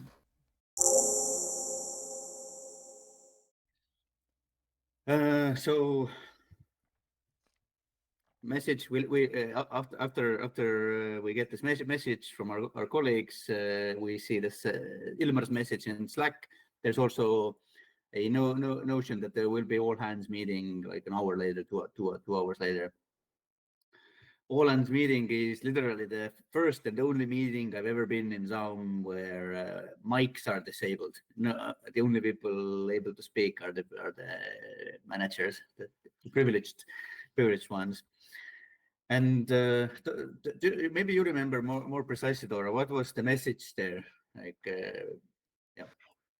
The message was so chat was also disabled, by the way. But I think the message was, we've made the hard decision to cancel X7. This time we're going to be making people redundant. Even though 2 months earlier at the Christmas campfire, they told everyone the studio doesn't have any financial issues. People were showing up crying in tears. They didn't address that. They said, we just weren't sure there would still be a market for this product in the future. In the few years it would take to finish it, maybe no one would buy it. And it's not paused, it is completely canceled. And there was this strange thing they said, which I think ended up being printed in the press about their goal at ZAUM is to nurture intellectual development or something of the sort. And funnily enough, I made the meme edit of the quote into later, once we would start having layoff parties, then I made a video edit to invite people to the party, and I can send it to you so you can splice it in there. I think I used the exact quote that Ilmar had used about how they wanting to nurture intellectual growth at ZAUM. So that was some real bullshit and some real patronizing, shady stuff. Really classic for how they've canceled every project in that studio, which is no heads up to anyone, because they don't actually care how you, the workers, feel about it. It's just their whim to upend your life and to let you know that you are probably going to be without a job. Mm. In my case, without immigration status. The only thing is I had seen it coming. So it's also important to remember that the future class episode has already happened. So there's some people who are very certain that their jobs are safe. Yeah. And when we say that the entire X7 project is redundant, then that is not entirely correct, because the broken boys are not, like Jim Ashlev is safe, Chris Priestman is safe, Phil Davidson. None of those guys are redundant. Mm. Yeah, the people who were very close to Dennis, they of course were not redundant, and not only that, but they never even contacted any of us to check on how we're feeling or to express sorry. I understand they didn't like me and Argo, but there were other people in that writing team who had never done anything wrong, and these supposed, leaders, they just didn't fucking care how these people felt. Here, it's a speculation, but you could say also that somewhere a decision was made that we're going to use this sweep to get rid of all the problem children, because if you look at the redundancy pool, then it was disproportionately made out of women, people of color, outspoken leftists, the union advocates, generally people who still had courage to voice their concerns with the company, to stand up in any capacity.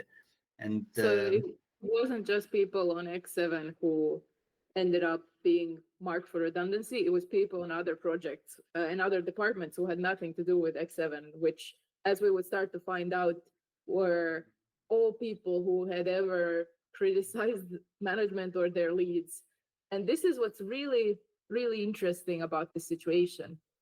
What they had done is they needed buy-in for this big redundancy process. So they had made sure to promise all the leads and directors shares, in some cases privileged shares, in return for them helping them cull their own studio, all the people who were very inconvenient for them, who might complain. And it's really brilliant if you think about it, because when you tell people that everyone who's left is gonna get a share of the pie, then it's in their interest to cull as many people as possible, because your own share becomes larger. Squid Game. Yeah, yes. It's funny enough. It was Kaur who I think described it very well.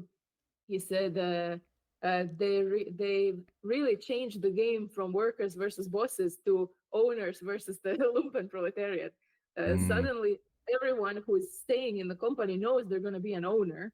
Especially the leads and directors. Versus now all of these people who just don't want to be pushed out. They're troublemakers. They are endangering your ownership of basically this legacy that isn't yours. That's what's also just so brazen to me. This is not their legacy. This is not in some cases, yes, there were people there who still worked on Disco Elysium, but at the same time they're cutting out people like Argo who were key to it. And there were so many irregularities in this process. I guess maybe the first thing we should say is unless you want to say anything more about this campfire meeting, then we had decided to go talk to the press. I don't think I have anything more to add right now to the campfire meeting.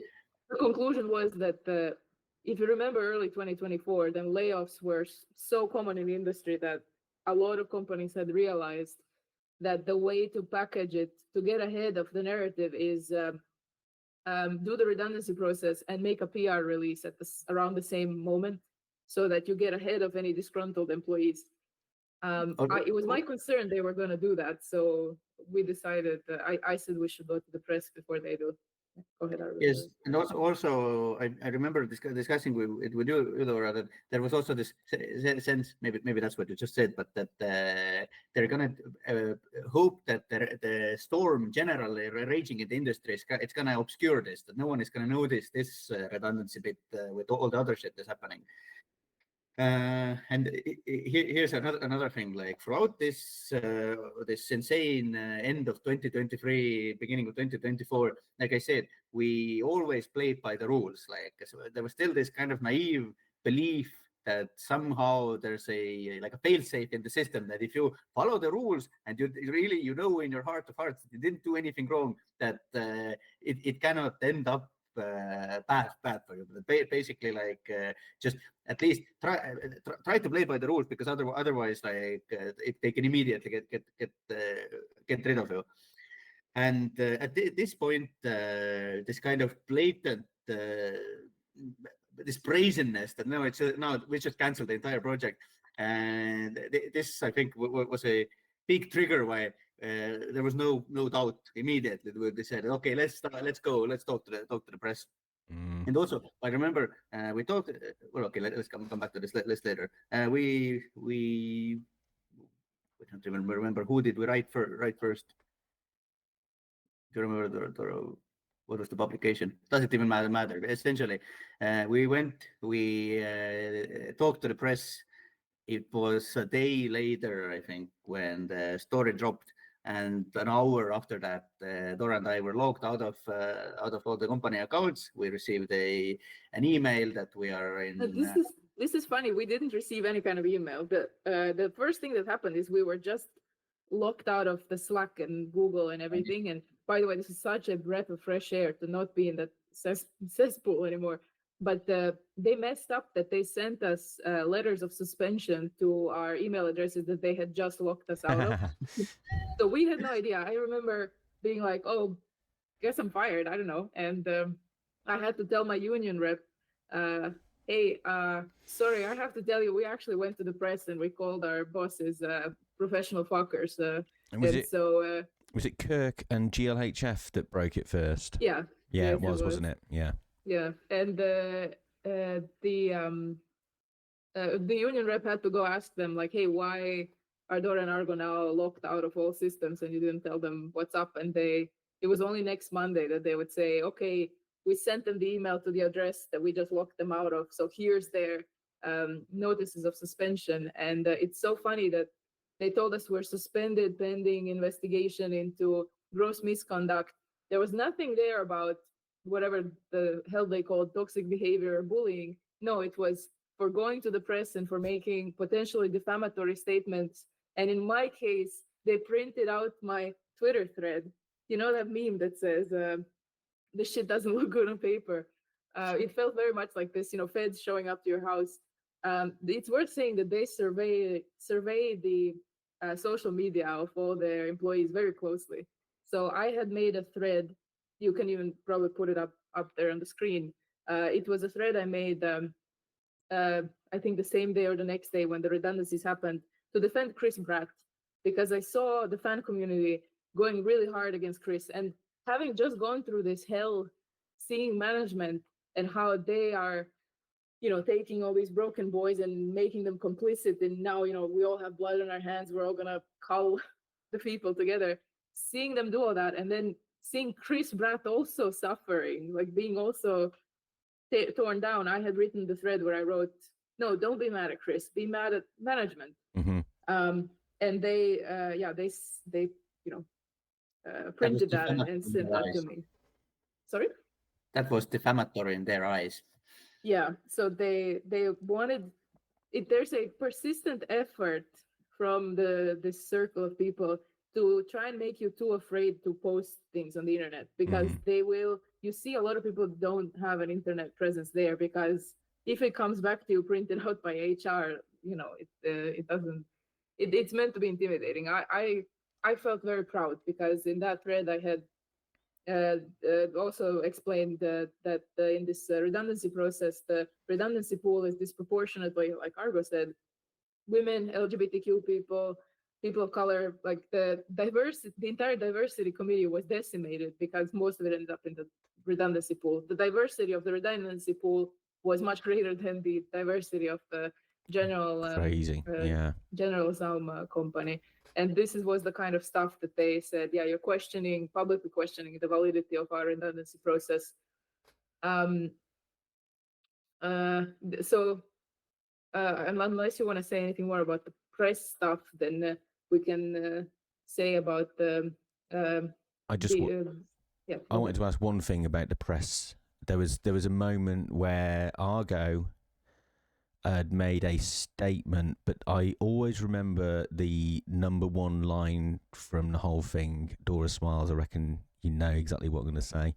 They're the ones that fucked Elysium, fucked Robert, fucked Kuno, etc.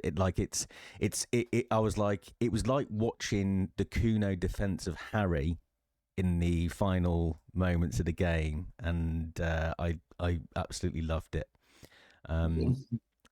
Yeah, that was the second moment that I realised that Argo Tuulik is a real one, because like you already know how well you came across in the PMG doc, and then there was still some confusion, I think, amongst the community about you still being there and stuff. I think that probably still rumbles on, but we'll obviously expose that. And then it was like a gunshot, right? Just this statement that came out and just had this like, because I think another thing was like everyone was like, oh, what's the relationship with Robert and Argo? And to see that you'd gone, they're the ones that had fucked Robert, and it was like, yeah, this transcends any like differences of friendship. This is a bunch of very rich arseholes who have stolen the creative works of a small group of people. Yeah, it was a beautiful moment. Thank you. It was also like Dora mentioned earlier that there was this sense of liberation when you're no longer in the Slack, you're no longer in the calendar. It's so hard to describe this weight that suddenly disappears from your shoulders. But in the same way, like I said, pretty much the entirety of 2023 was shadowed by this confidentiality clause, like, you know, you can't talk to your team, you can't say this, you can't say that, like, and psychologically, constantly having to watch what you say, it's very, very, very frustrating, very, very demoralizing to be in that. And also, like, with this statement, this was finally this moment that, oh my God, I can now say things. Like that's probably where probably a lot of this momentum also came from. This I can hear my voice again. Yeah, it's like I don't know, like you know, the way that you rationalize. I don't know. This is a funny example, but like, you're on a night out and you spent too much money on drinks, and then you look at your bank and you realize like it's not recoverable anyway, the amount of money you spent. So, well, fuck, you might as well get more drinks now. I mean, if I'm gonna cripple myself, like, I might as well just fucking go for it. Do you know what I mean? It's a liberating feeling. I 100% know what you mean, because kind of psychologically throughout this process, when we started talking to our union rep, we also kind of talked through like the future scenarios, how bad this can go, and kind of I know Dennis is a vindictive fuck. Like I had to mentally accept the reality where I will be bankrupt, or for a significant amount of years I'm gonna be bankrupt, because somehow they find a way to find me liable for some damages, blah blah. And there's incredible empowerment in this, being that backed into that far into the corner, because this is another thing why I think it was so difficult for Rostov and Robert, because they had something to lose. They had a lot to lose. Still 10% shareholders in the company. They had received dividends. They had something. Like I had negative amount on my bank account. It was very much this kind of, okay, but where else are you gonna push me? And yeah, like I don't know if it's a good suggestion to give to people, that make sure you got nothing to lose, but in situations like this, it is really good. It does it almost becomes a power in itself then. Like, absolutely. I'll give Martin Luiga as an example. The reason they don't go after him is that what they're going to get him on, and there is like a feeling of like, well, all right, fine. What are you going to like, sue me? What for? What? Like, I've got nothing. Like, there's nothing you can take away from me. Yeah, kind of like getting down to nothing but the penknife in your pocket against an army with machine guns. Like, well, you might as well fucking go for it. Yeah. Honestly, this was very much very much as well my internal climate with Rias when it came to this is blatant. Like I want to sweet position in something that doesn't even exist in legal terms, like in idea for a company that you have for the future.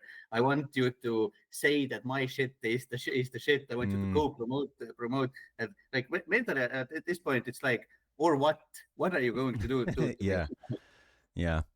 No. I think truly, nothing, no matter how bad it gets, nothing can be as bad as this particular flavor of bad, where you are inside a cultic organization where you are being forced to be quiet. You are severed from your friends, from your family, from the public. You can't talk to the public. You can't talk to your closest friends. You can't talk to your colleagues. This shit is happening, and it's constantly happening in silence. Like it had to just we couldn't stand anymore them constantly getting away with they hadn't got away with anything honestly so far, but the brazenness of trying to sneak things under the radar from everyone, like our colleagues, the team.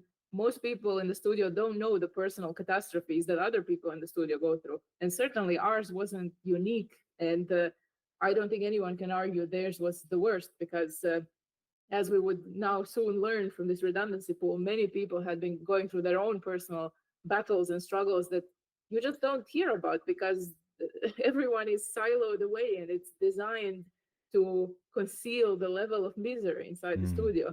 And at that point, what Argo and I knew was a lot of people are too afraid, or they have too much to lose in order to really stand up for themselves and put themselves in danger the way that we did in that situation. And we knew that by going public, we are giving up our severance, we're giving up this redundancy pay, we are going to be the only ones who are going to get nothing.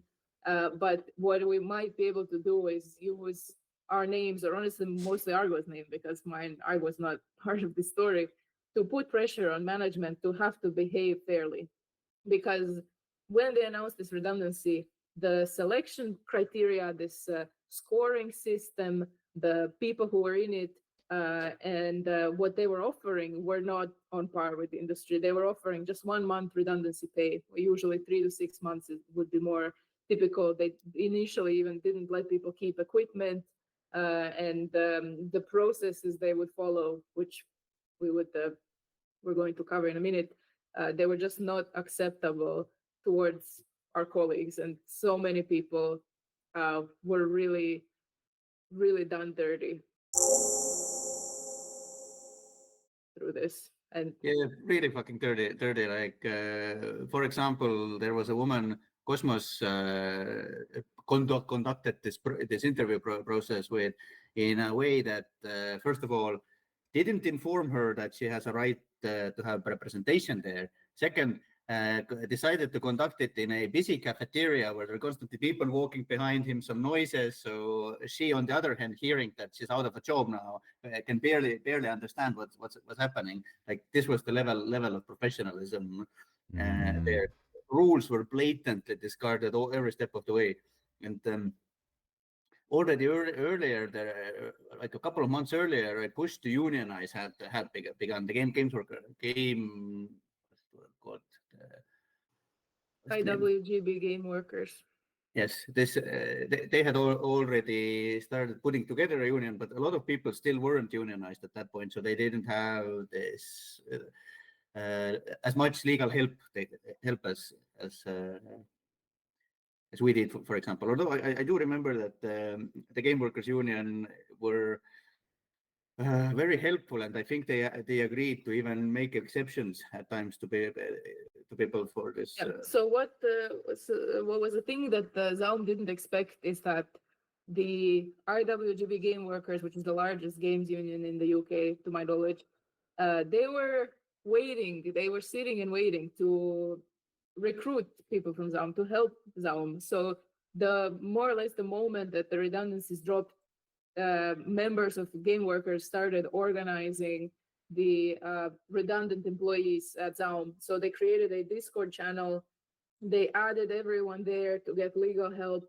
They added all the people who had been members. So very quickly, I think even the same day, this huge channel was created where I think at least 30 people, if not more, from ZAUM, which is like a third of the company, were suddenly thrown into where you are not being surveyed by management. And this is important thing to point out, not just to people at ZAUM, but to everyone else.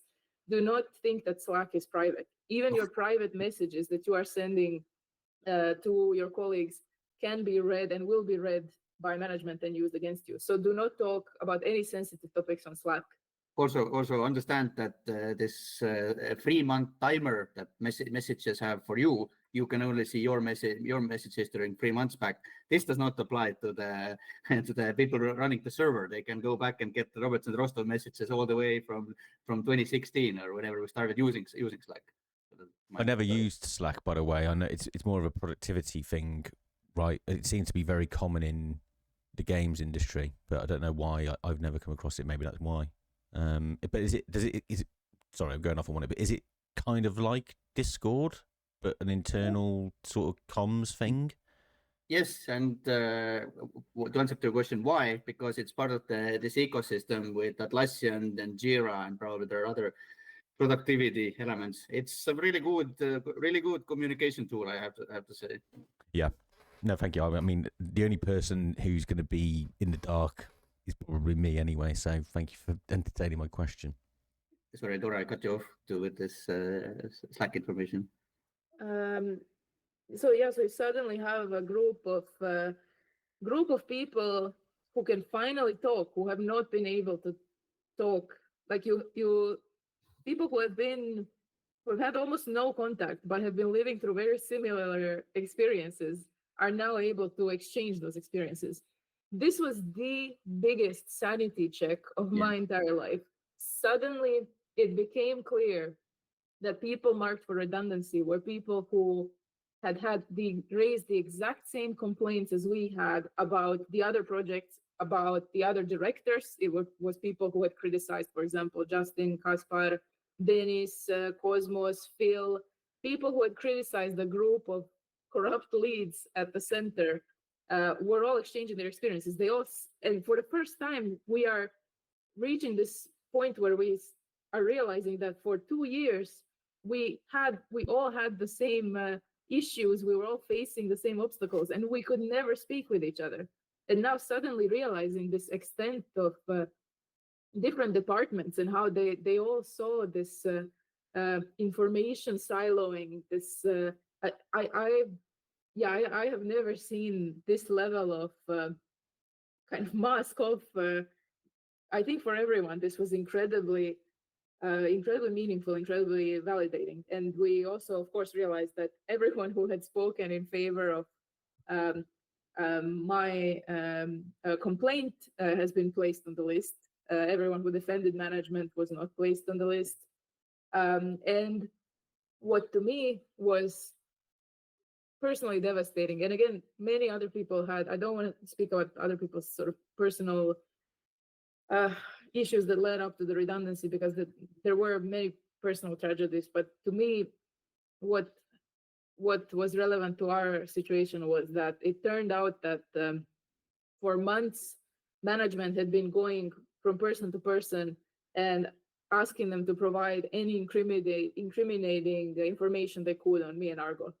So, for example, one person there said that they started fighting with production because producers kept coming to him and saying really nasty things about me and Argo, and asking them, can you tell us if they ever forced you to do something outside of your job description, or can you just say that they did this or that, or some inappropriate thing? And this person fought back. They were like, no, they don't do this kind of stuff. I know from everyone who knows them that they don't do this kind of stuff. Why are you trying to fuck your own company? Why are you trying to do the same thing that you were doing, with Robert and Rostov? Why are you causing them so much pain that they cannot work normally? And from that point on, yeah, that person was cut off and placed on the redundancy list after a while. So people who I didn't even know stood up for us, and those people were then that must have been a great feeling. Sorry, I cut you off slightly there. To realize you weren't alone. I mean, that was emotionally it was a roller coaster. Like first of all, for like Dora said, for all of these people suddenly have a channel to converse without being surveyed, and this kind of emotional support that people had in those really tough times. Like it's hard to put that in words. Like, and even considering how hard it was, even with the support of all these people, I cannot imagine how people would have survived it if we didn't have this avenue of communication. And then from one end, this kind of extent of this maliciousness and the betrayals, like this is truly shocking. It's such that your brain kind of at some point reaches max level of arousal, or max level of internalizing it, and then you just hear information, but you're kind of dull. You're not getting any angrier or sadder or anything like that. Yeah. But then of course, like this to find out that Cosmos, my friend Cosmos, had been backstabbing me for months, and Dora, who he had never met or first met like a month ago in London when he came to our apartment, like this did leave a dent. Like this was a real downer moment. But at the same time, yes, like you said, to see that people that you've never met in person, you've never had more than two line conversation in Slack, are defending you, standing up for you. This was very much was like a healing palm. Like I am forever in debt of gratitude, and never forget this word with words. It really moved me to my very soul. Yeah, I can understand that. Yeah, go on, Dora. What came next? I just wanted to add that the union, again, IWGB game workers, if you are a game worker in the UK, absolutely join them. They have like a sliding scale for, even if you're unemployed, you're going to pay very little union dues, and you can still use their help. And I think they even helped some people who were not eligible, people outside of the UK, and the amount of just solidarity that went on there, where we were all helping each other figure out like who's going to have representation, what rights do you have, what kind of how should you stand up for yourself. This was the most heartwarming time I have had at ZAUM was when they fucked up and they separated off a group of people who could all finally talk clearly with each other. And there was so much love, there was so much just pure solidarity. And people the way that the leads were behaving was very heartless, I would say, and it was, I think, for a lot of people quite shocking. This was when these meetings started happening, where people would go to redundancy meetings where they were supposed to make a case for themselves on why they shouldn't be laid off. And Argo had one of those, so I think, Argo, you should say about that. Yes, before I get to mine, I also I think ZAUM leadership, although probably information that there's a push to unionize, probably it had already reached the top echelon, but I think they probably were not ready to face how far this initiative had gone.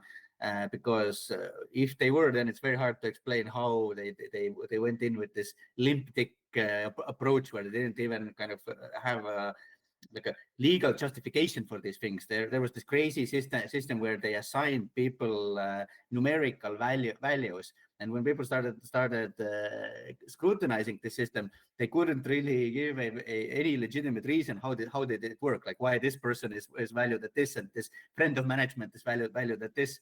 So kind of as the Game Workers Union started pushing back, this entire process started coming apart a little bit. But of course, these operations are always conducted under this rush vibe. So by the time the Game Workers Union really started getting involved, at least like 3-4 people had already signed something. And during these interviews, I understand as well, this was pushed on people that, yeah, the better we get it done, the faster we get it done, the better.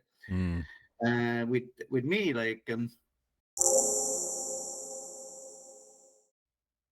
my situation was such that I knew I was in the redundancy list, but I also had the disciplinary for gross misconduct for breaking the confidentiality, talking to press. And well, of course, initially, like the first instinct is to just drop it all. Like, what am I even doing? Why am I wasting my time here? But then I did manage to see the entertainment value for myself in this, and also I did feel that I want to look those guys in the eye like one more time. I did. Yes, I also because I had learned that one of the knives in my back has Cosmos etched into its blade, but I knew or assumed that he doesn't know. So I thought that instead of my Riders Guild representative, I asked him to come with me. I literally wrote him like, "Will you have this one last dance with me?" The guy, he never even replied to my message, so never got this resolution with him. But my Riders Guild representative did come with me, and this was my first of I don't know, supposedly 2 redundancy interviews. And clearly the ZAUM side did not expect me to show up. I think from their logic as well, the fact that they already sent me this disciplinary, they must have thought that I'm going to skip on it. So they came in completely unprepared. Tõnis was there, the HR rep was there, and my Riders Guild representative. I later used the word Terminator to describe him, because the way he humiliated Tõnis in this meeting, it was just amazing. Like, he's an incredibly competent guy. I don't want to say his name because I don't think he would appreciate it, but incredibly good at understanding employment law, all these nuances. And it honestly got to the point where if like in a parallel reality where I didn't go to the press, and I had wanted to put mental focus on fighting this redundancy thing, I think like even a mediocre lawyer would have been able to force them to keep me, because like there were so many violations in this process. But like a big thing is that when you are making somebody redundant, you have to look for other avenues of employment for him. Like, it can be used elsewhere in the company. And because the company had another huge project with riders on it, then well, obviously my representative asks him, like, can he, like, why can't Argo go to that project? I was going to point that out actually earlier when you mentioned redundancies, because you don't make the person redundant, you make the position redundant. Basically means you've got, like, I don't know, they probably thought, well, okay, the X7 project doesn't exist, therefore the roles under that bracket are now redundant. So, but yeah, as you rightly point out, it can't just be a see you later. Yeah. 100%. So the fact that these very junior writers remained while Argo was told that he is redundant, it's very interesting. And I have to say that it seemed to be very much up to the leads of the individual departments to say who is redundant and who is not. So Kaspar was choosing which artists are to stay, which ones are not. Production seniors were choosing that. Justin was the one who didn't choose to save anyone from the X7 team. He was the one to for a second time discard Argo. It also brings into question like having a point scoring system at the time that you're announcing the redundancies, because you shouldn't be at the stage where you are able to announce redundancies whilst the scoring is ongoing. You should already have that prepared. Well, I mean, they did, but not in the proper way. Maybe there is a point scoring system that perhaps they could use internally, but well, I don't know. It doesn't sit right, does it? Of course. Well, of course it doesn't. It's fucking ZAUM. What do we expect? So, sorry. Go on. Obviously, the point scoring system and what is my score, what am I worth, were questions that I went in there with.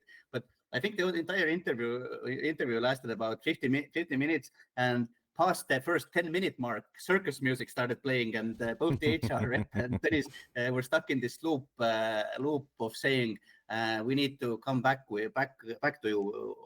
you later with that. I will answer that later. This is something we need to think about and come back to later. So basically, they had no answer for anything. Like the union rep showed up, and the union rep asked them, "What is the reason for the redundancy?" And they didn't know how to answer that question. That's amazing. That is absolutely incredible, isn't it? Later, he called us and he said we could overturn this redundancy because it's a sham. It's a sham. It's not, procedure was not followed. They couldn't give a reason why. You'll hear from Argo. He asked very good questions about why he cannot be kept on. They didn't even kind of bother pretending to have good answers on that.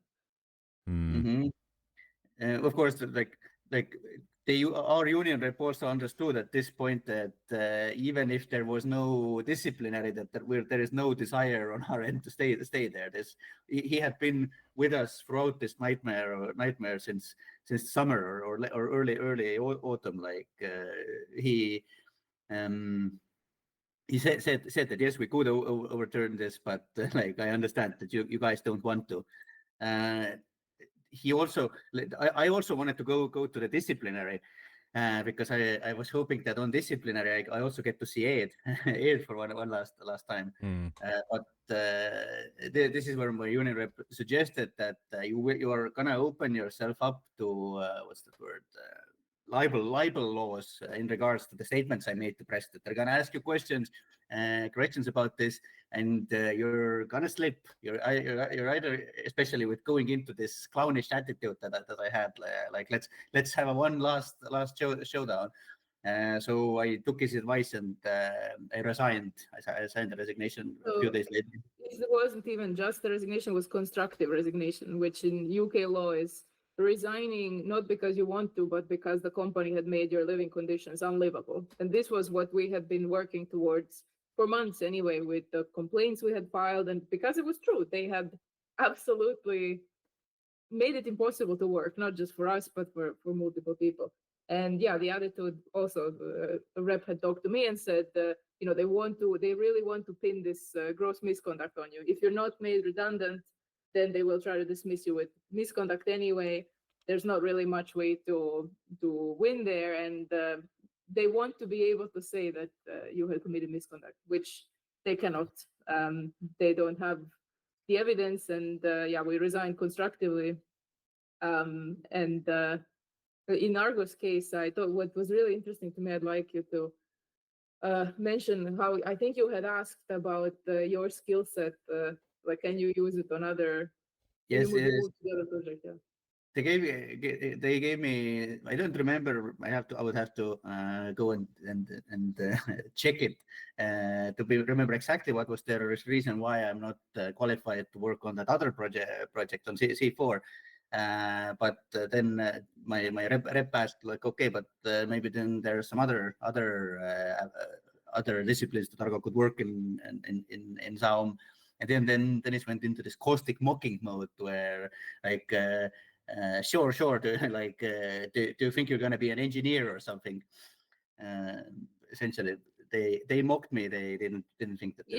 He asked a good question of why can't we be moved to the other project, and the answer from management, they said we have to get back to you on that. They consulted their lawyers and they wrote back the skill set is simply too different on C4, so that you guys could not adjust to it.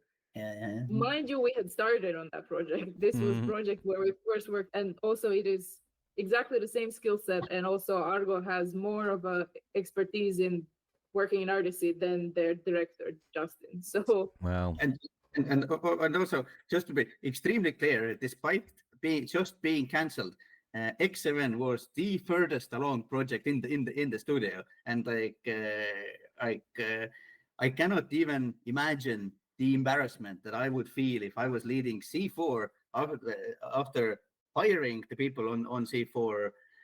They start a new project, and this project lapse their project 2 times. Like it's a crazy argument to make at that point that the skill set is not applicable. Yeah, and we actually do know that they broke employment law on that, because we've just learned recently that a few months after they made us redundant, Justin was trying to hire a writer who has, again, a skill set smaller than Argo's. So what we have there is called unfair dismissal in legal terms. They were not, if a UK employer conducts a redundancy process and in the following months you see those same roles are now listed as hiring, or they're hiring for them, that means that it was unfair dismissal. And this didn't just happen for us. Other roles, I saw people from the Discord were pointing out that their roles were now being listed to hire someone new just a short few months after this whole process. And the unanimous feeling amongst most people there was, do I want to now sue the company? Do I now want to be involved with fighting ZAUM? And most people's attitudes is just, no, fuck them. They've screwed us all over, and I'm not going to lose any more time of my life out of that. This is a crazy thing, crazy, but this is where I really started understanding that the fact that the United States has the Class A lawsuit where you can just pool your resources together, it's actually a pretty good thing, because individually these people who have just been made redundant, they've in some cases only received like 1 week's salary, 2 weeks salary. If I had followed the procedure and not rocked the boat, then for my 7.5 years service, I would have gotten 2 months salary, for example. Like, you cannot expect that any of these people individually are able to actually hire the legal aid necessary to fight these kinds of things. But yeah, I wish there had been some kind of a Class A lawsuit type of thing where we could have all pooled our stuff together, because this whole process was so full of holes that it just felt like a parody almost. I honestly think I've seen people understand employment law much better than management or even HR in certain cases seem to understand. And for what it's worth, again, I am quite frustrated with so many people there and the way they were complicit in this. Still, what I said before, that it is management's fault, and they are, in a way, by making all of these leads complicit in getting their hands bloody here and doing the wrong thing, they've only bound them closer to themselves. But it was obviously so cruel and difficult to exploit these people as well, because what I've heard is that HR started crying in these redundancy meetings. The person who works there found it also obviously very stressful and difficult. But this is to me, again, this cognitive dissonance where you're doing something awful and you're trying to justify it in your head as something necessary. And you can see that part of yourself that feels guilt struggling against that and kind of dying. And I was just go ahead. I was just following orders is the phrase that springs to mind. Yeah, exactly. Yeah. And the hardest part about that is that the way it's all justified in the end is by making it out that we were the enemy, or that the people being fired were the enemy. And you, because again, you can't otherwise face what you've done, that you've participated in management doing, derailing lives for the sake of power and for the sake of their own incompetence. I mean, this was another topic being discussed in the Discord, that how can management be taking home 5 figures per month and there's not enough money for people who are, who were crucial so far. And again, 2 months earlier, the CEO had said the company has enough money. 1 month earlier, his new winter house. Yeah, he had shown his winter house. 1 month prior, some of the people who were made redundant were even invited to this call about shares. So they were talking about splitting the pie. And after the redundancy process, what I've heard, I don't know if that's true, but I heard that there were raises given. At the very least, the employee equity program was instated. So you have people who were paid off to be happy and to remain there. Okay, the redundancy happened, but now you get to own more. You get to own, 0.0001% of the plot on the moon because your friends were taken out and you didn't say anything. And this is how you get people invested. How you, yeah. And God had a very fitting saying about this, that I need those shares as much as I need HIV. This is Yeah, it's like when Mega Rich Lightbending guy says, "Well, I can't give you any actual money, but I can give you net value, net worth." Yes, net worth. Sorry, yeah. And then you then carried a con on with poor old Bird's Nest Roy. Yeah. Okay. So at that stage, in February, we resigned constructively, which means no, we didn't get any notice pay, we didn't get severance pay, we didn't get redundancy pay, we didn't get anything. They even underpaid me initially on the holiday pay. I think I had to recalculate that and make sure they pay me right. And of course, all equipment goes back and all that. There was, however, one good thing. Other than when Argo tweeted the pigs are raping Kuno, I think that was pretty funny.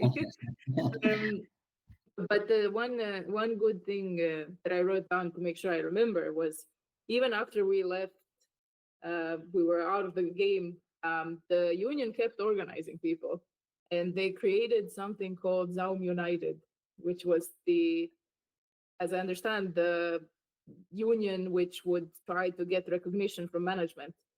But what management really didn't expect was that the redundant workers would start forming this union, and that one of the people in this redundancy pool knew how to use this special feature of Slack, which is called Slack workflows.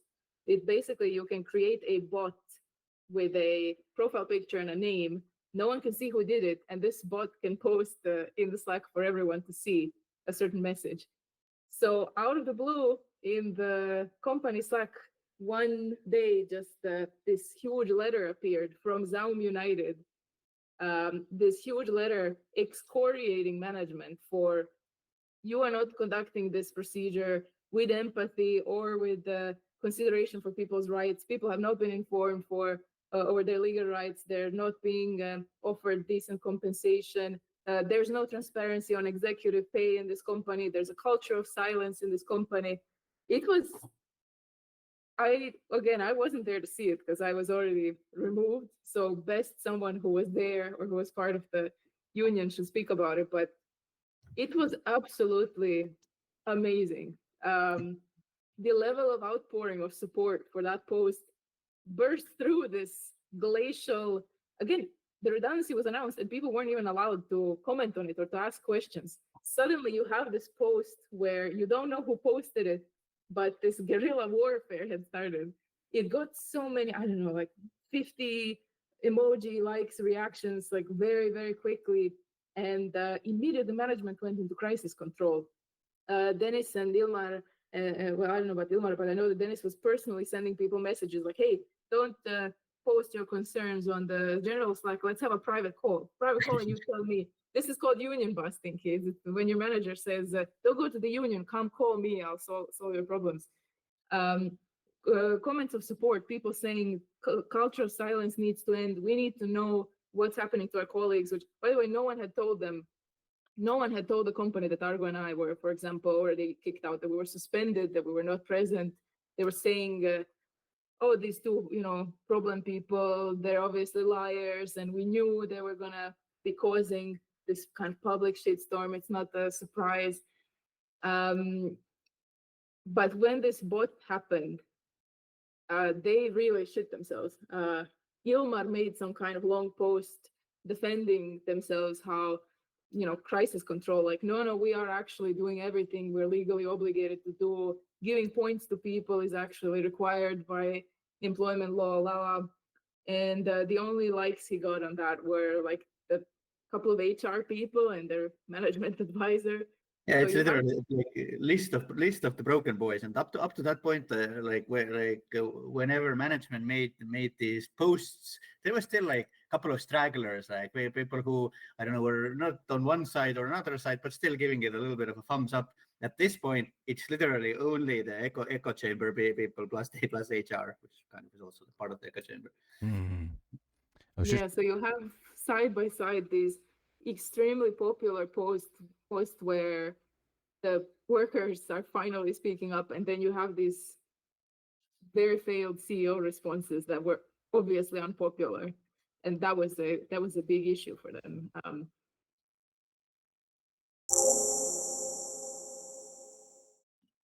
I was just say something. Sorry, I was just trying to look up ZAUM on LinkedIn. I was curious as you were talking how many people were possibly left. According to LinkedIn, 71 associated members, which obviously doesn't cover everything because not everyone's going to be on LinkedIn.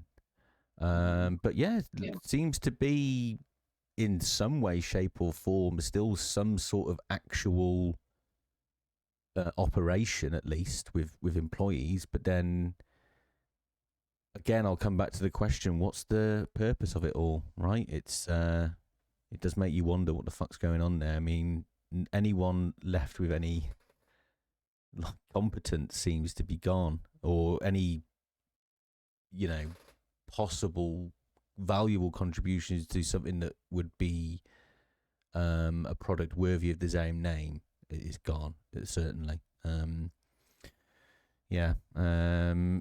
Obviously not had a anywhere near the positive effects that perhaps this senior management group would have maybe hoped for, or maybe they never gave a shit. Seems up for debate, right?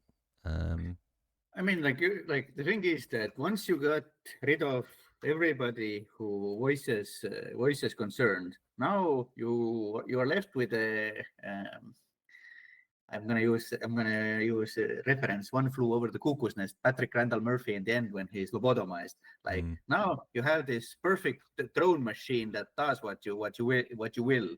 Yes, you will not get creativity out of it because you know what, the people who speak out generally also are the people who have the interesting ideas, who think outside the box. The drones who only say yes are not the people who are gonna usher in a new creative generation. That's not going to happen. What is going to happen is that these are the best people for following orders. So now, for example, if you had a blueprint for doing something that literally is a bolt this piece to this piece and then this piece and then push it out, then I think it's a great machine that can work that could work now this way. The problem is that you're operating in the video games industry, and there's almost nothing that is made like this in the video game industry. Even this kind of literal money milking of games like looter shooters, these types of things, even these are not made like this. So I don't know where they are at this point.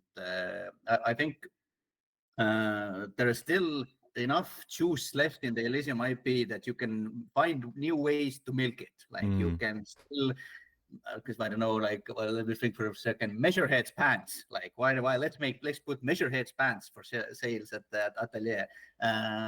Rene's uniform, like you can do this kind of really scraping the bottom of the barrel.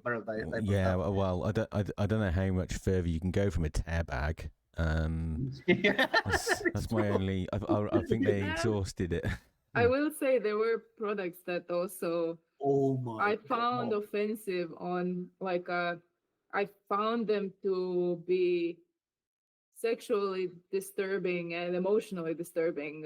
There was one particular one around winter of 2023 that seemed to sexualize suicide, for example. And this was one that I spoke out against, and I said, I think many people would feel betrayed, not just outside of the company, but also inside of the company, if this is how we were treating such serious topics. And reaction I got from management was this very threatening one, this kind of very frustrated, if you think products can betray people, then we might need to have a personal discussion. We're going to have like a private meeting about this, if you insist on saying these kinds of things. That was it. Sorry? That was Ed Tomaszewski who dropped that threat. Yeah. When you say sexualizing suicide, I'm struggling to picture what that could be. I don't know if that's something you want. Maybe it's for the better. Okay, all right. I don't fair think enough. you want that image in your head. All right, yeah. But here's the thing: like somewhere during these must be like 20 hours now. I think we said that in order for this story to be comprehensible at all, we have to leave a lot of stuff out. And for example, like one of the things we didn't almost talk at all about was this creative quality control committee that was created after the collage mode dropped, and even this offensive object that Dora mentioned right now. The discussions over that were held by this committee, and okay, yeah, I'm not gonna start going into this committee right now, but it's a whole branch in its own. And you remember, maybe one thing we can briefly stop on is remember maybe. At some point, ZAUM put out like a little sticker book, which is collage mode. If you like physical collage edition, mode, yeah, then you want to play around with this.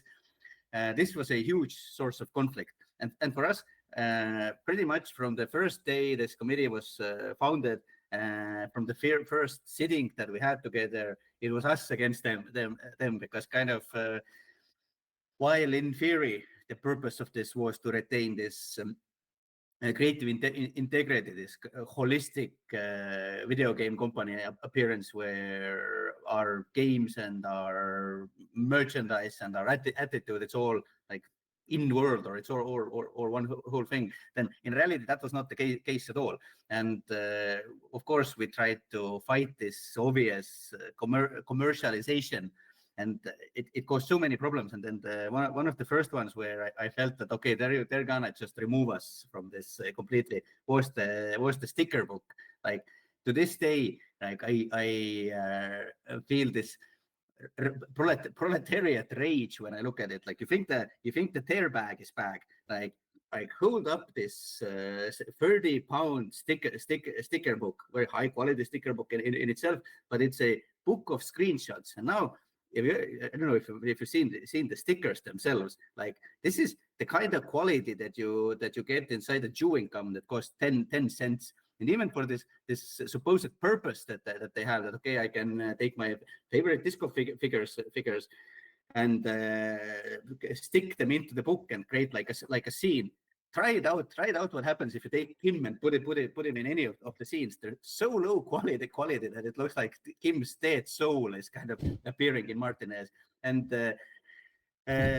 this kind of violation that they do on characters, like, you know, have you noticed that Everard Clare never gets up from his table? You see him as one unit from his table. So what you don't expect is to see a sticker with Everard Clare in a ballerina position where he's like literally dancing. Like this kind of infuriating shit.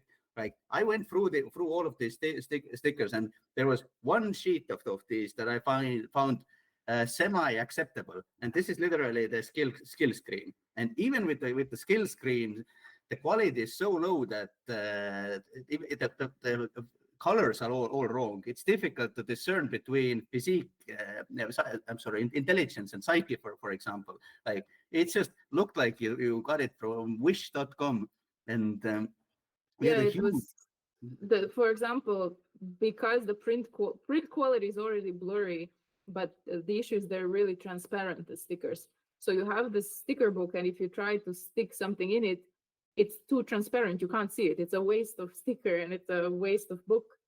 And this was the kind of feedback that I gave, and I said, look, the stickers are too low quality. They're transparent. You can't use them in the intended way. They disappear. Didn't get any response, but I did get this seething bitterness. I remember pointing out that look at the unbelievable fan merchandise. The people are making their own fan stickers and fan art and stuff on Etsy. It's so much better quality. And that is what they're competing with, which is what I find amusing, that they didn't recognize that. It was Well, clearly just a what's the biggest margin we can generate for suckers who don't realise that there's other places to get this stuff from, basically, I think is what it sounds like the aim was. A long list of shitty ZAUM practices, what I'm saying, isn't it?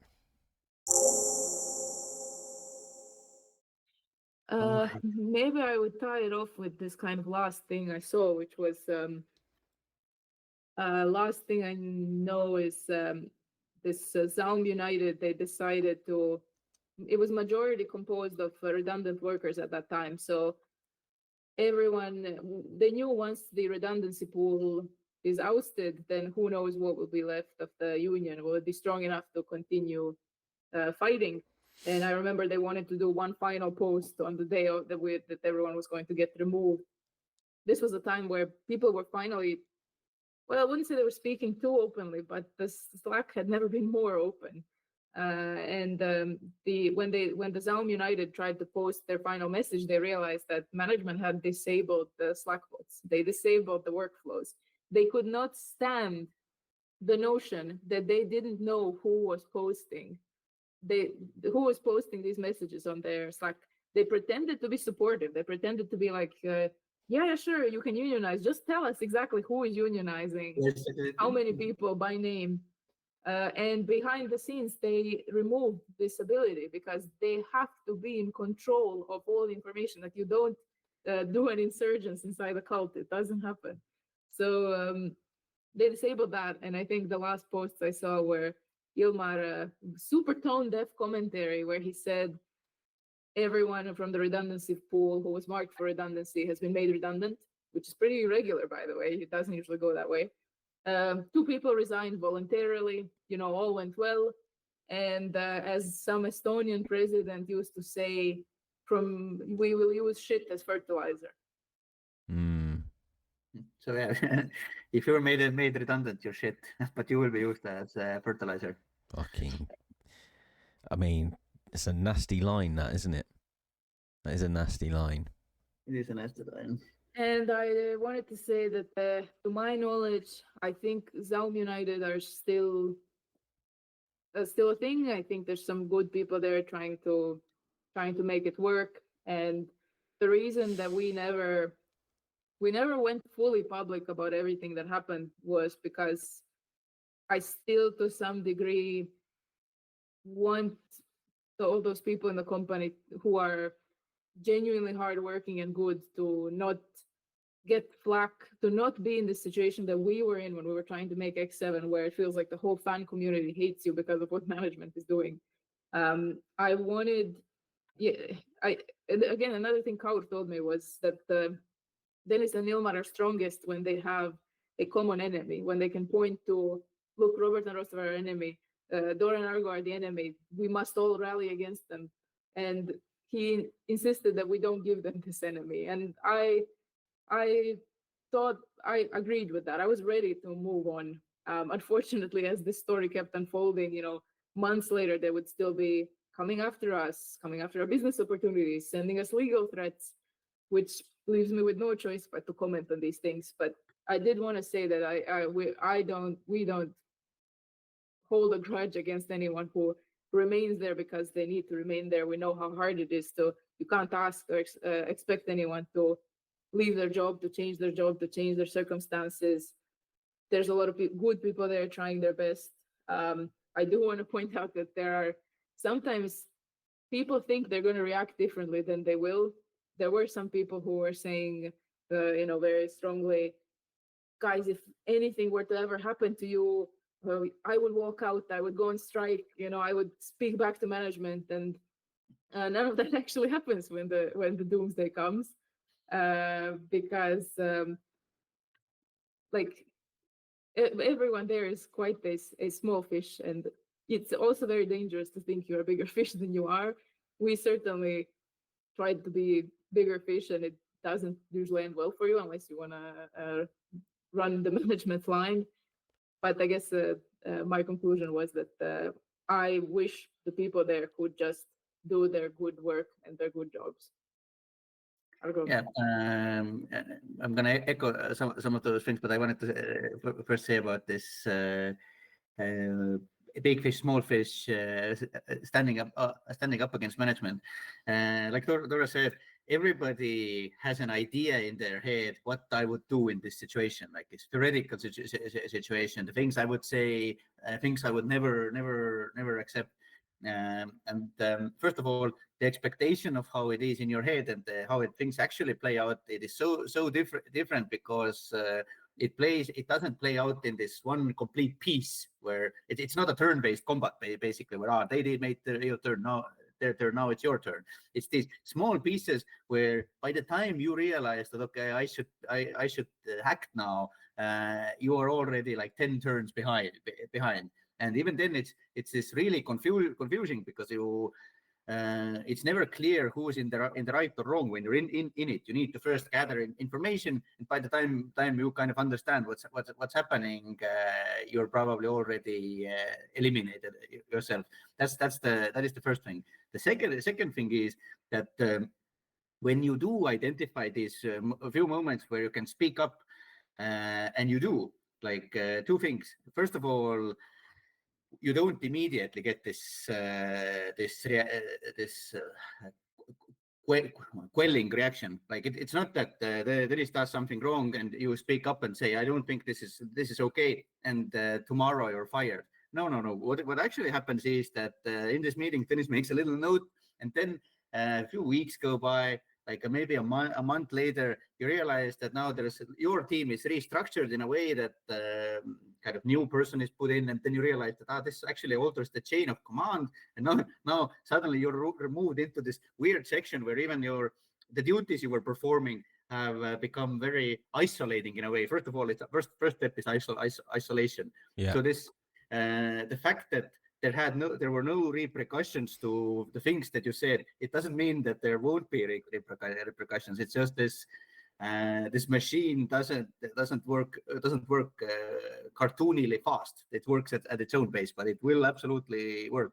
The second thing is it's very hard to stand up against this, especially if you've never done that. And with most people remaining, well, they have never done that. If you were somebody who resists, you would have already been eliminated. But the thing is that every time you do this, it gets easier. And what is very hard to put in words is this empowerment that you actually get by being true to yourself. When you internally feel that like this was wrong and I did right, like, and even this fear that people have about repercussions, losing your job, anger of your peers, even this fear diminishes in comparison of this feeling that yes, I can look myself in the eye. Like if it's just me in a dark room, I know I feel okay about this. Yeah. And not only does it get easier every time, but it's kind of like fighting Dark Souls bosses. Like I had to stand up to every one of those people on the way. Robert, Tõnis, Kaur. Well, Rias wasn't actually that intimidating, but even Rias. And yes, it does get easier every time. And that also why I list them in this kind of order is that this is kind of how I perceive the intimidation factor. Like when we were still in Estonia, like I never feared Tõnis, but he seemed like a very serious guy. And there's this kind of like you feel, I felt that I'm level 3, he's like level 50 or something like that. And even kind of going into this meeting with where I did this proposal with Tomaszewski, Tõnis, and Ilmar, it kind of really felt like this. It's hard to describe it, but psychologically, you're going against these people who are so much more powerful. You'd wandered into a part of the map you weren't supposed to be in yet. Exactly. And once it's done, once you're out of it, and especially after we had that stare down with Tõnis, then going up against Kaur, who kind of was the most intimidating in some ways of them. Like not in the end, like of course it wasn't. Of course it's an illusion. But like when I first met Kaur in Estonia, like our friendship in the beginning it was very hard to deduct it from our later parts. I kept looking up to him even when I shouldn't have. But after having gone through these other bosses to finally get to him and realize, oh, but he's a coward as well. Like he also will back down if you stand up to him. This is what I want to say that if you're in this situation, in some ways, don't think too much ahead. Like the fact that someone seems completely impossible, undefeatable, horror doesn't mean that they actually are. Like just day by day, take it day by day, and believe that the benefits to your mental health from standing up to injustice, they far outweigh any penalties anyone could impose to you financially or employment wise. Yeah, very, very good point to make. And I also wanted to say repeat what Dora said, and maybe add to it one point that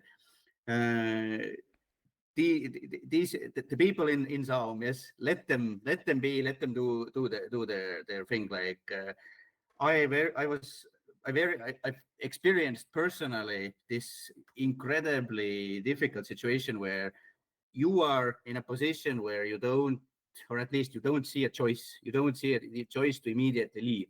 But the people who have been forced to leave, they are putting pressure on you, and kind of what it does, it isolates you eventually. And like if we were friends and you're in ZAUM, like no hard feelings from my part. Do not ever feel that if it would be awkward if we run into each other on the street or something like that.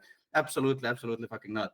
Like I understand it very well, and I do hope that people who still work there and work on projects, that at least they can find solace in working with each other, because while it is true that most of the people who worked on Disco have left there, the few that are still there, some of them are the people that I respected most, like during our making of Disco. And I genuinely, well, I don't even hope, I know that once the Vampire Tower collapses, we will find a way to work together, or I will come looking for it. I will come asking if you guys want to do something one day.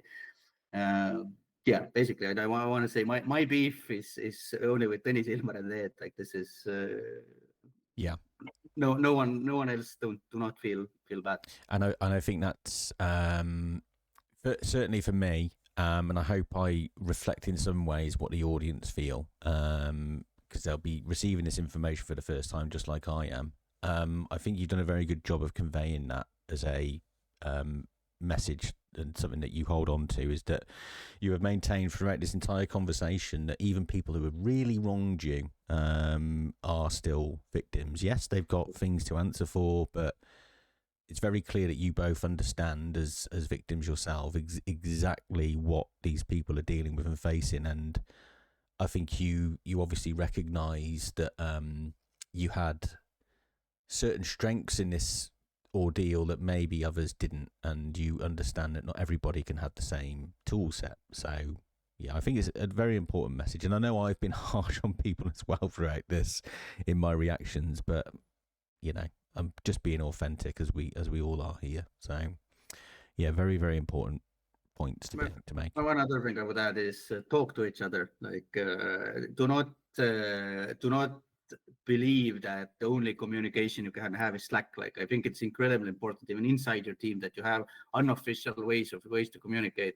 And when someone is gonna suddenly become vilified, when there's a new enemy, like question that information. Don't take anything for granted, because people like this operation only stands together as long as there are enemies. And yeah. And I would also say read about high control groups. So corporate cults, coercive control. It's I remember still when we actually had that conversation where I would read to Argo some of this stuff and we started to understand how it works. It makes you no longer so afraid of it, because you see that there is a rule book according to which these things are played, and this one is played no differently than so many other things. You also start to understand why people are doing the things they're doing. It helps you forgive. It helps you understand why these people who are doing their bidding and who are hurting everyone are going through the same thing that everyone else is. And that is not to excuse them. It is something they're going to have to grapple with for the rest of their lives. Watching some documentaries about people recovering from these kinds of groups, the hardest part is grappling with what you did, and you are guilty, and you might never get that forgiveness. But that's why it's so important to be aware of what you're a part of, what are the rules of this organization, in which direction is it going to evolve, how is it going to behave, so that you can start to make sure you don't do things that you are not going to be able to live with. I think just try to at the end of the day look at yourself and really say like, can you live with this stuff that's going on around you? Because there is a world out there without ZAUM. It's so hard to see when you're in there, but there is a world with so many different options, and there's a space where you can go where this heaviness and this mental load won't be on you all the time, and it is possible to get there. So you have options, basically. True love can happen in the next world. No one is beyond redemption, and yeah. So the two of you have really nicely summarized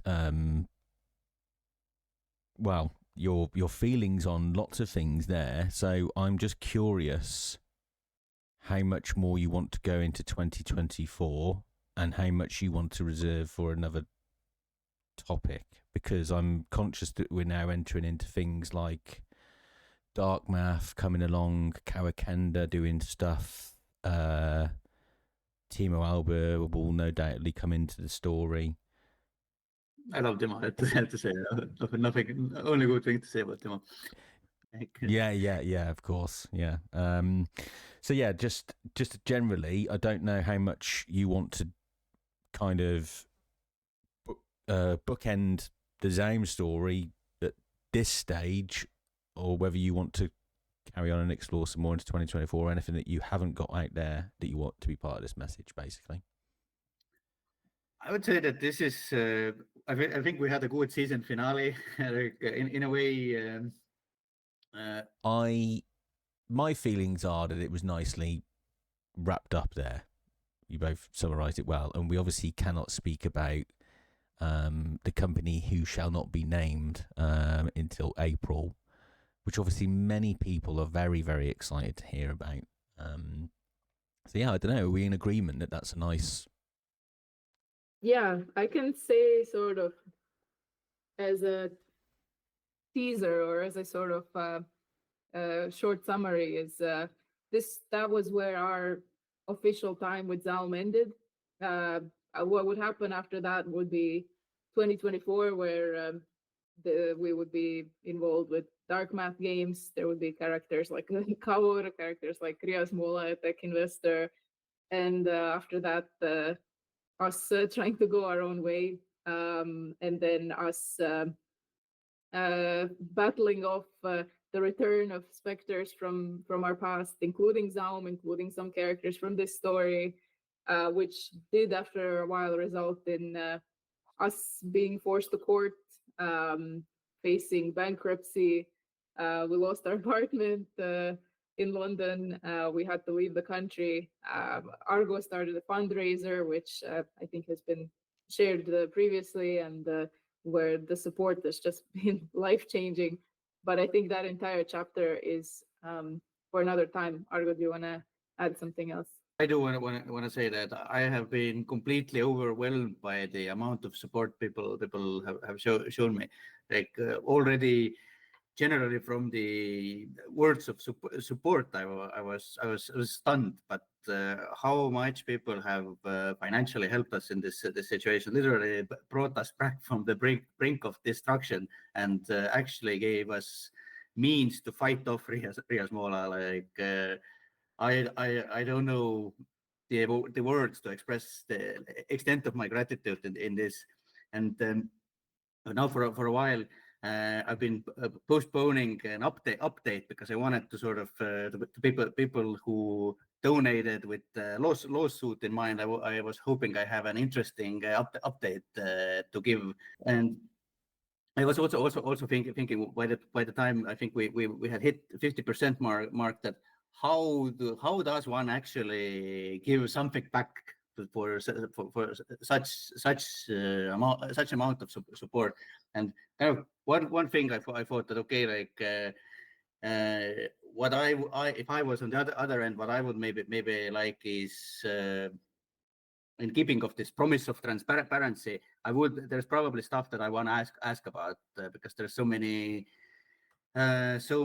much confusing information out there. So one of the things I thought to do, and I hope maybe David, you can actually help me with this, is to do an AMA. Like I know that is a small thing, but I'm hoping this is a start. And also, of course, the promise I made in the fundraiser is that we are going after the Elysium IP. This 100% stays. Yeah. Two things. First of all, thank you very much again, and also thank you. I want to express gratitude for the community, not only for their donations, but also making it possible for me to accept it, or making it not feel like making me feel okay or very good about accepting it. Not there's a way people can hand you money that makes you feel small, and yeah, and yes, but that's not absolutely has not been the case here. And that's not another unrelated thing is the manifesto of what is not going to be named of. That was written by Dora, by the way. No. I think the first draft wasn't some big parts that are still in there, but yeah, I had help. You wrote some good parts. I wanted to say that when we imagined where we were gonna be at this point in time, we never wanted to ask for anything from fans without having something to give back, because ultimately I 100% sympathize with all the people who are rightfully pointing out that they're not interested in interpersonal drama and the studio fallout. The only thing that actually matters is putting out another good game. And I 100% agree. Our whole trajectory throughout 2024 was we were trying to get to as far away as possible from this endless warfare and get to a place where we can make the next game, because I completely agree when people say they don't care about any of the studios and what they have to say. All they care about who has something to show. And I fully stand behind that. And we didn't think, we never wanted to be known for our struggles. We wanted to be known for our talents, like being here, even having to tell this story, this was something we had hoped we would have to avoid. But every time we've kept secrets, it has ended up being used against us or harming us or helping the bad guys get away. So we're hoping that that someday soon we will actually run out of things to tell, and finally everything will just be known. Yeah. Okay. And actually, a great note to end it on is, after all of this, we had a really good layoffs party. We hosted a layoffs party. I already said I would send you one trailer. I had made 2 trailers for the layoffs party. I think this was the most creative fun I had in those months. That was a way to actually see people in the flesh, some of them for the first time, colleagues that we'd worked alongside for months, almost years. Chance for everyone again to talk about, connect over everything that was the crazy stuff we'd gone through in this company, and very good way to make up for it. So I'll share the trailer there. That's a nice hype note to end it on. Hopefully not copyrighted music.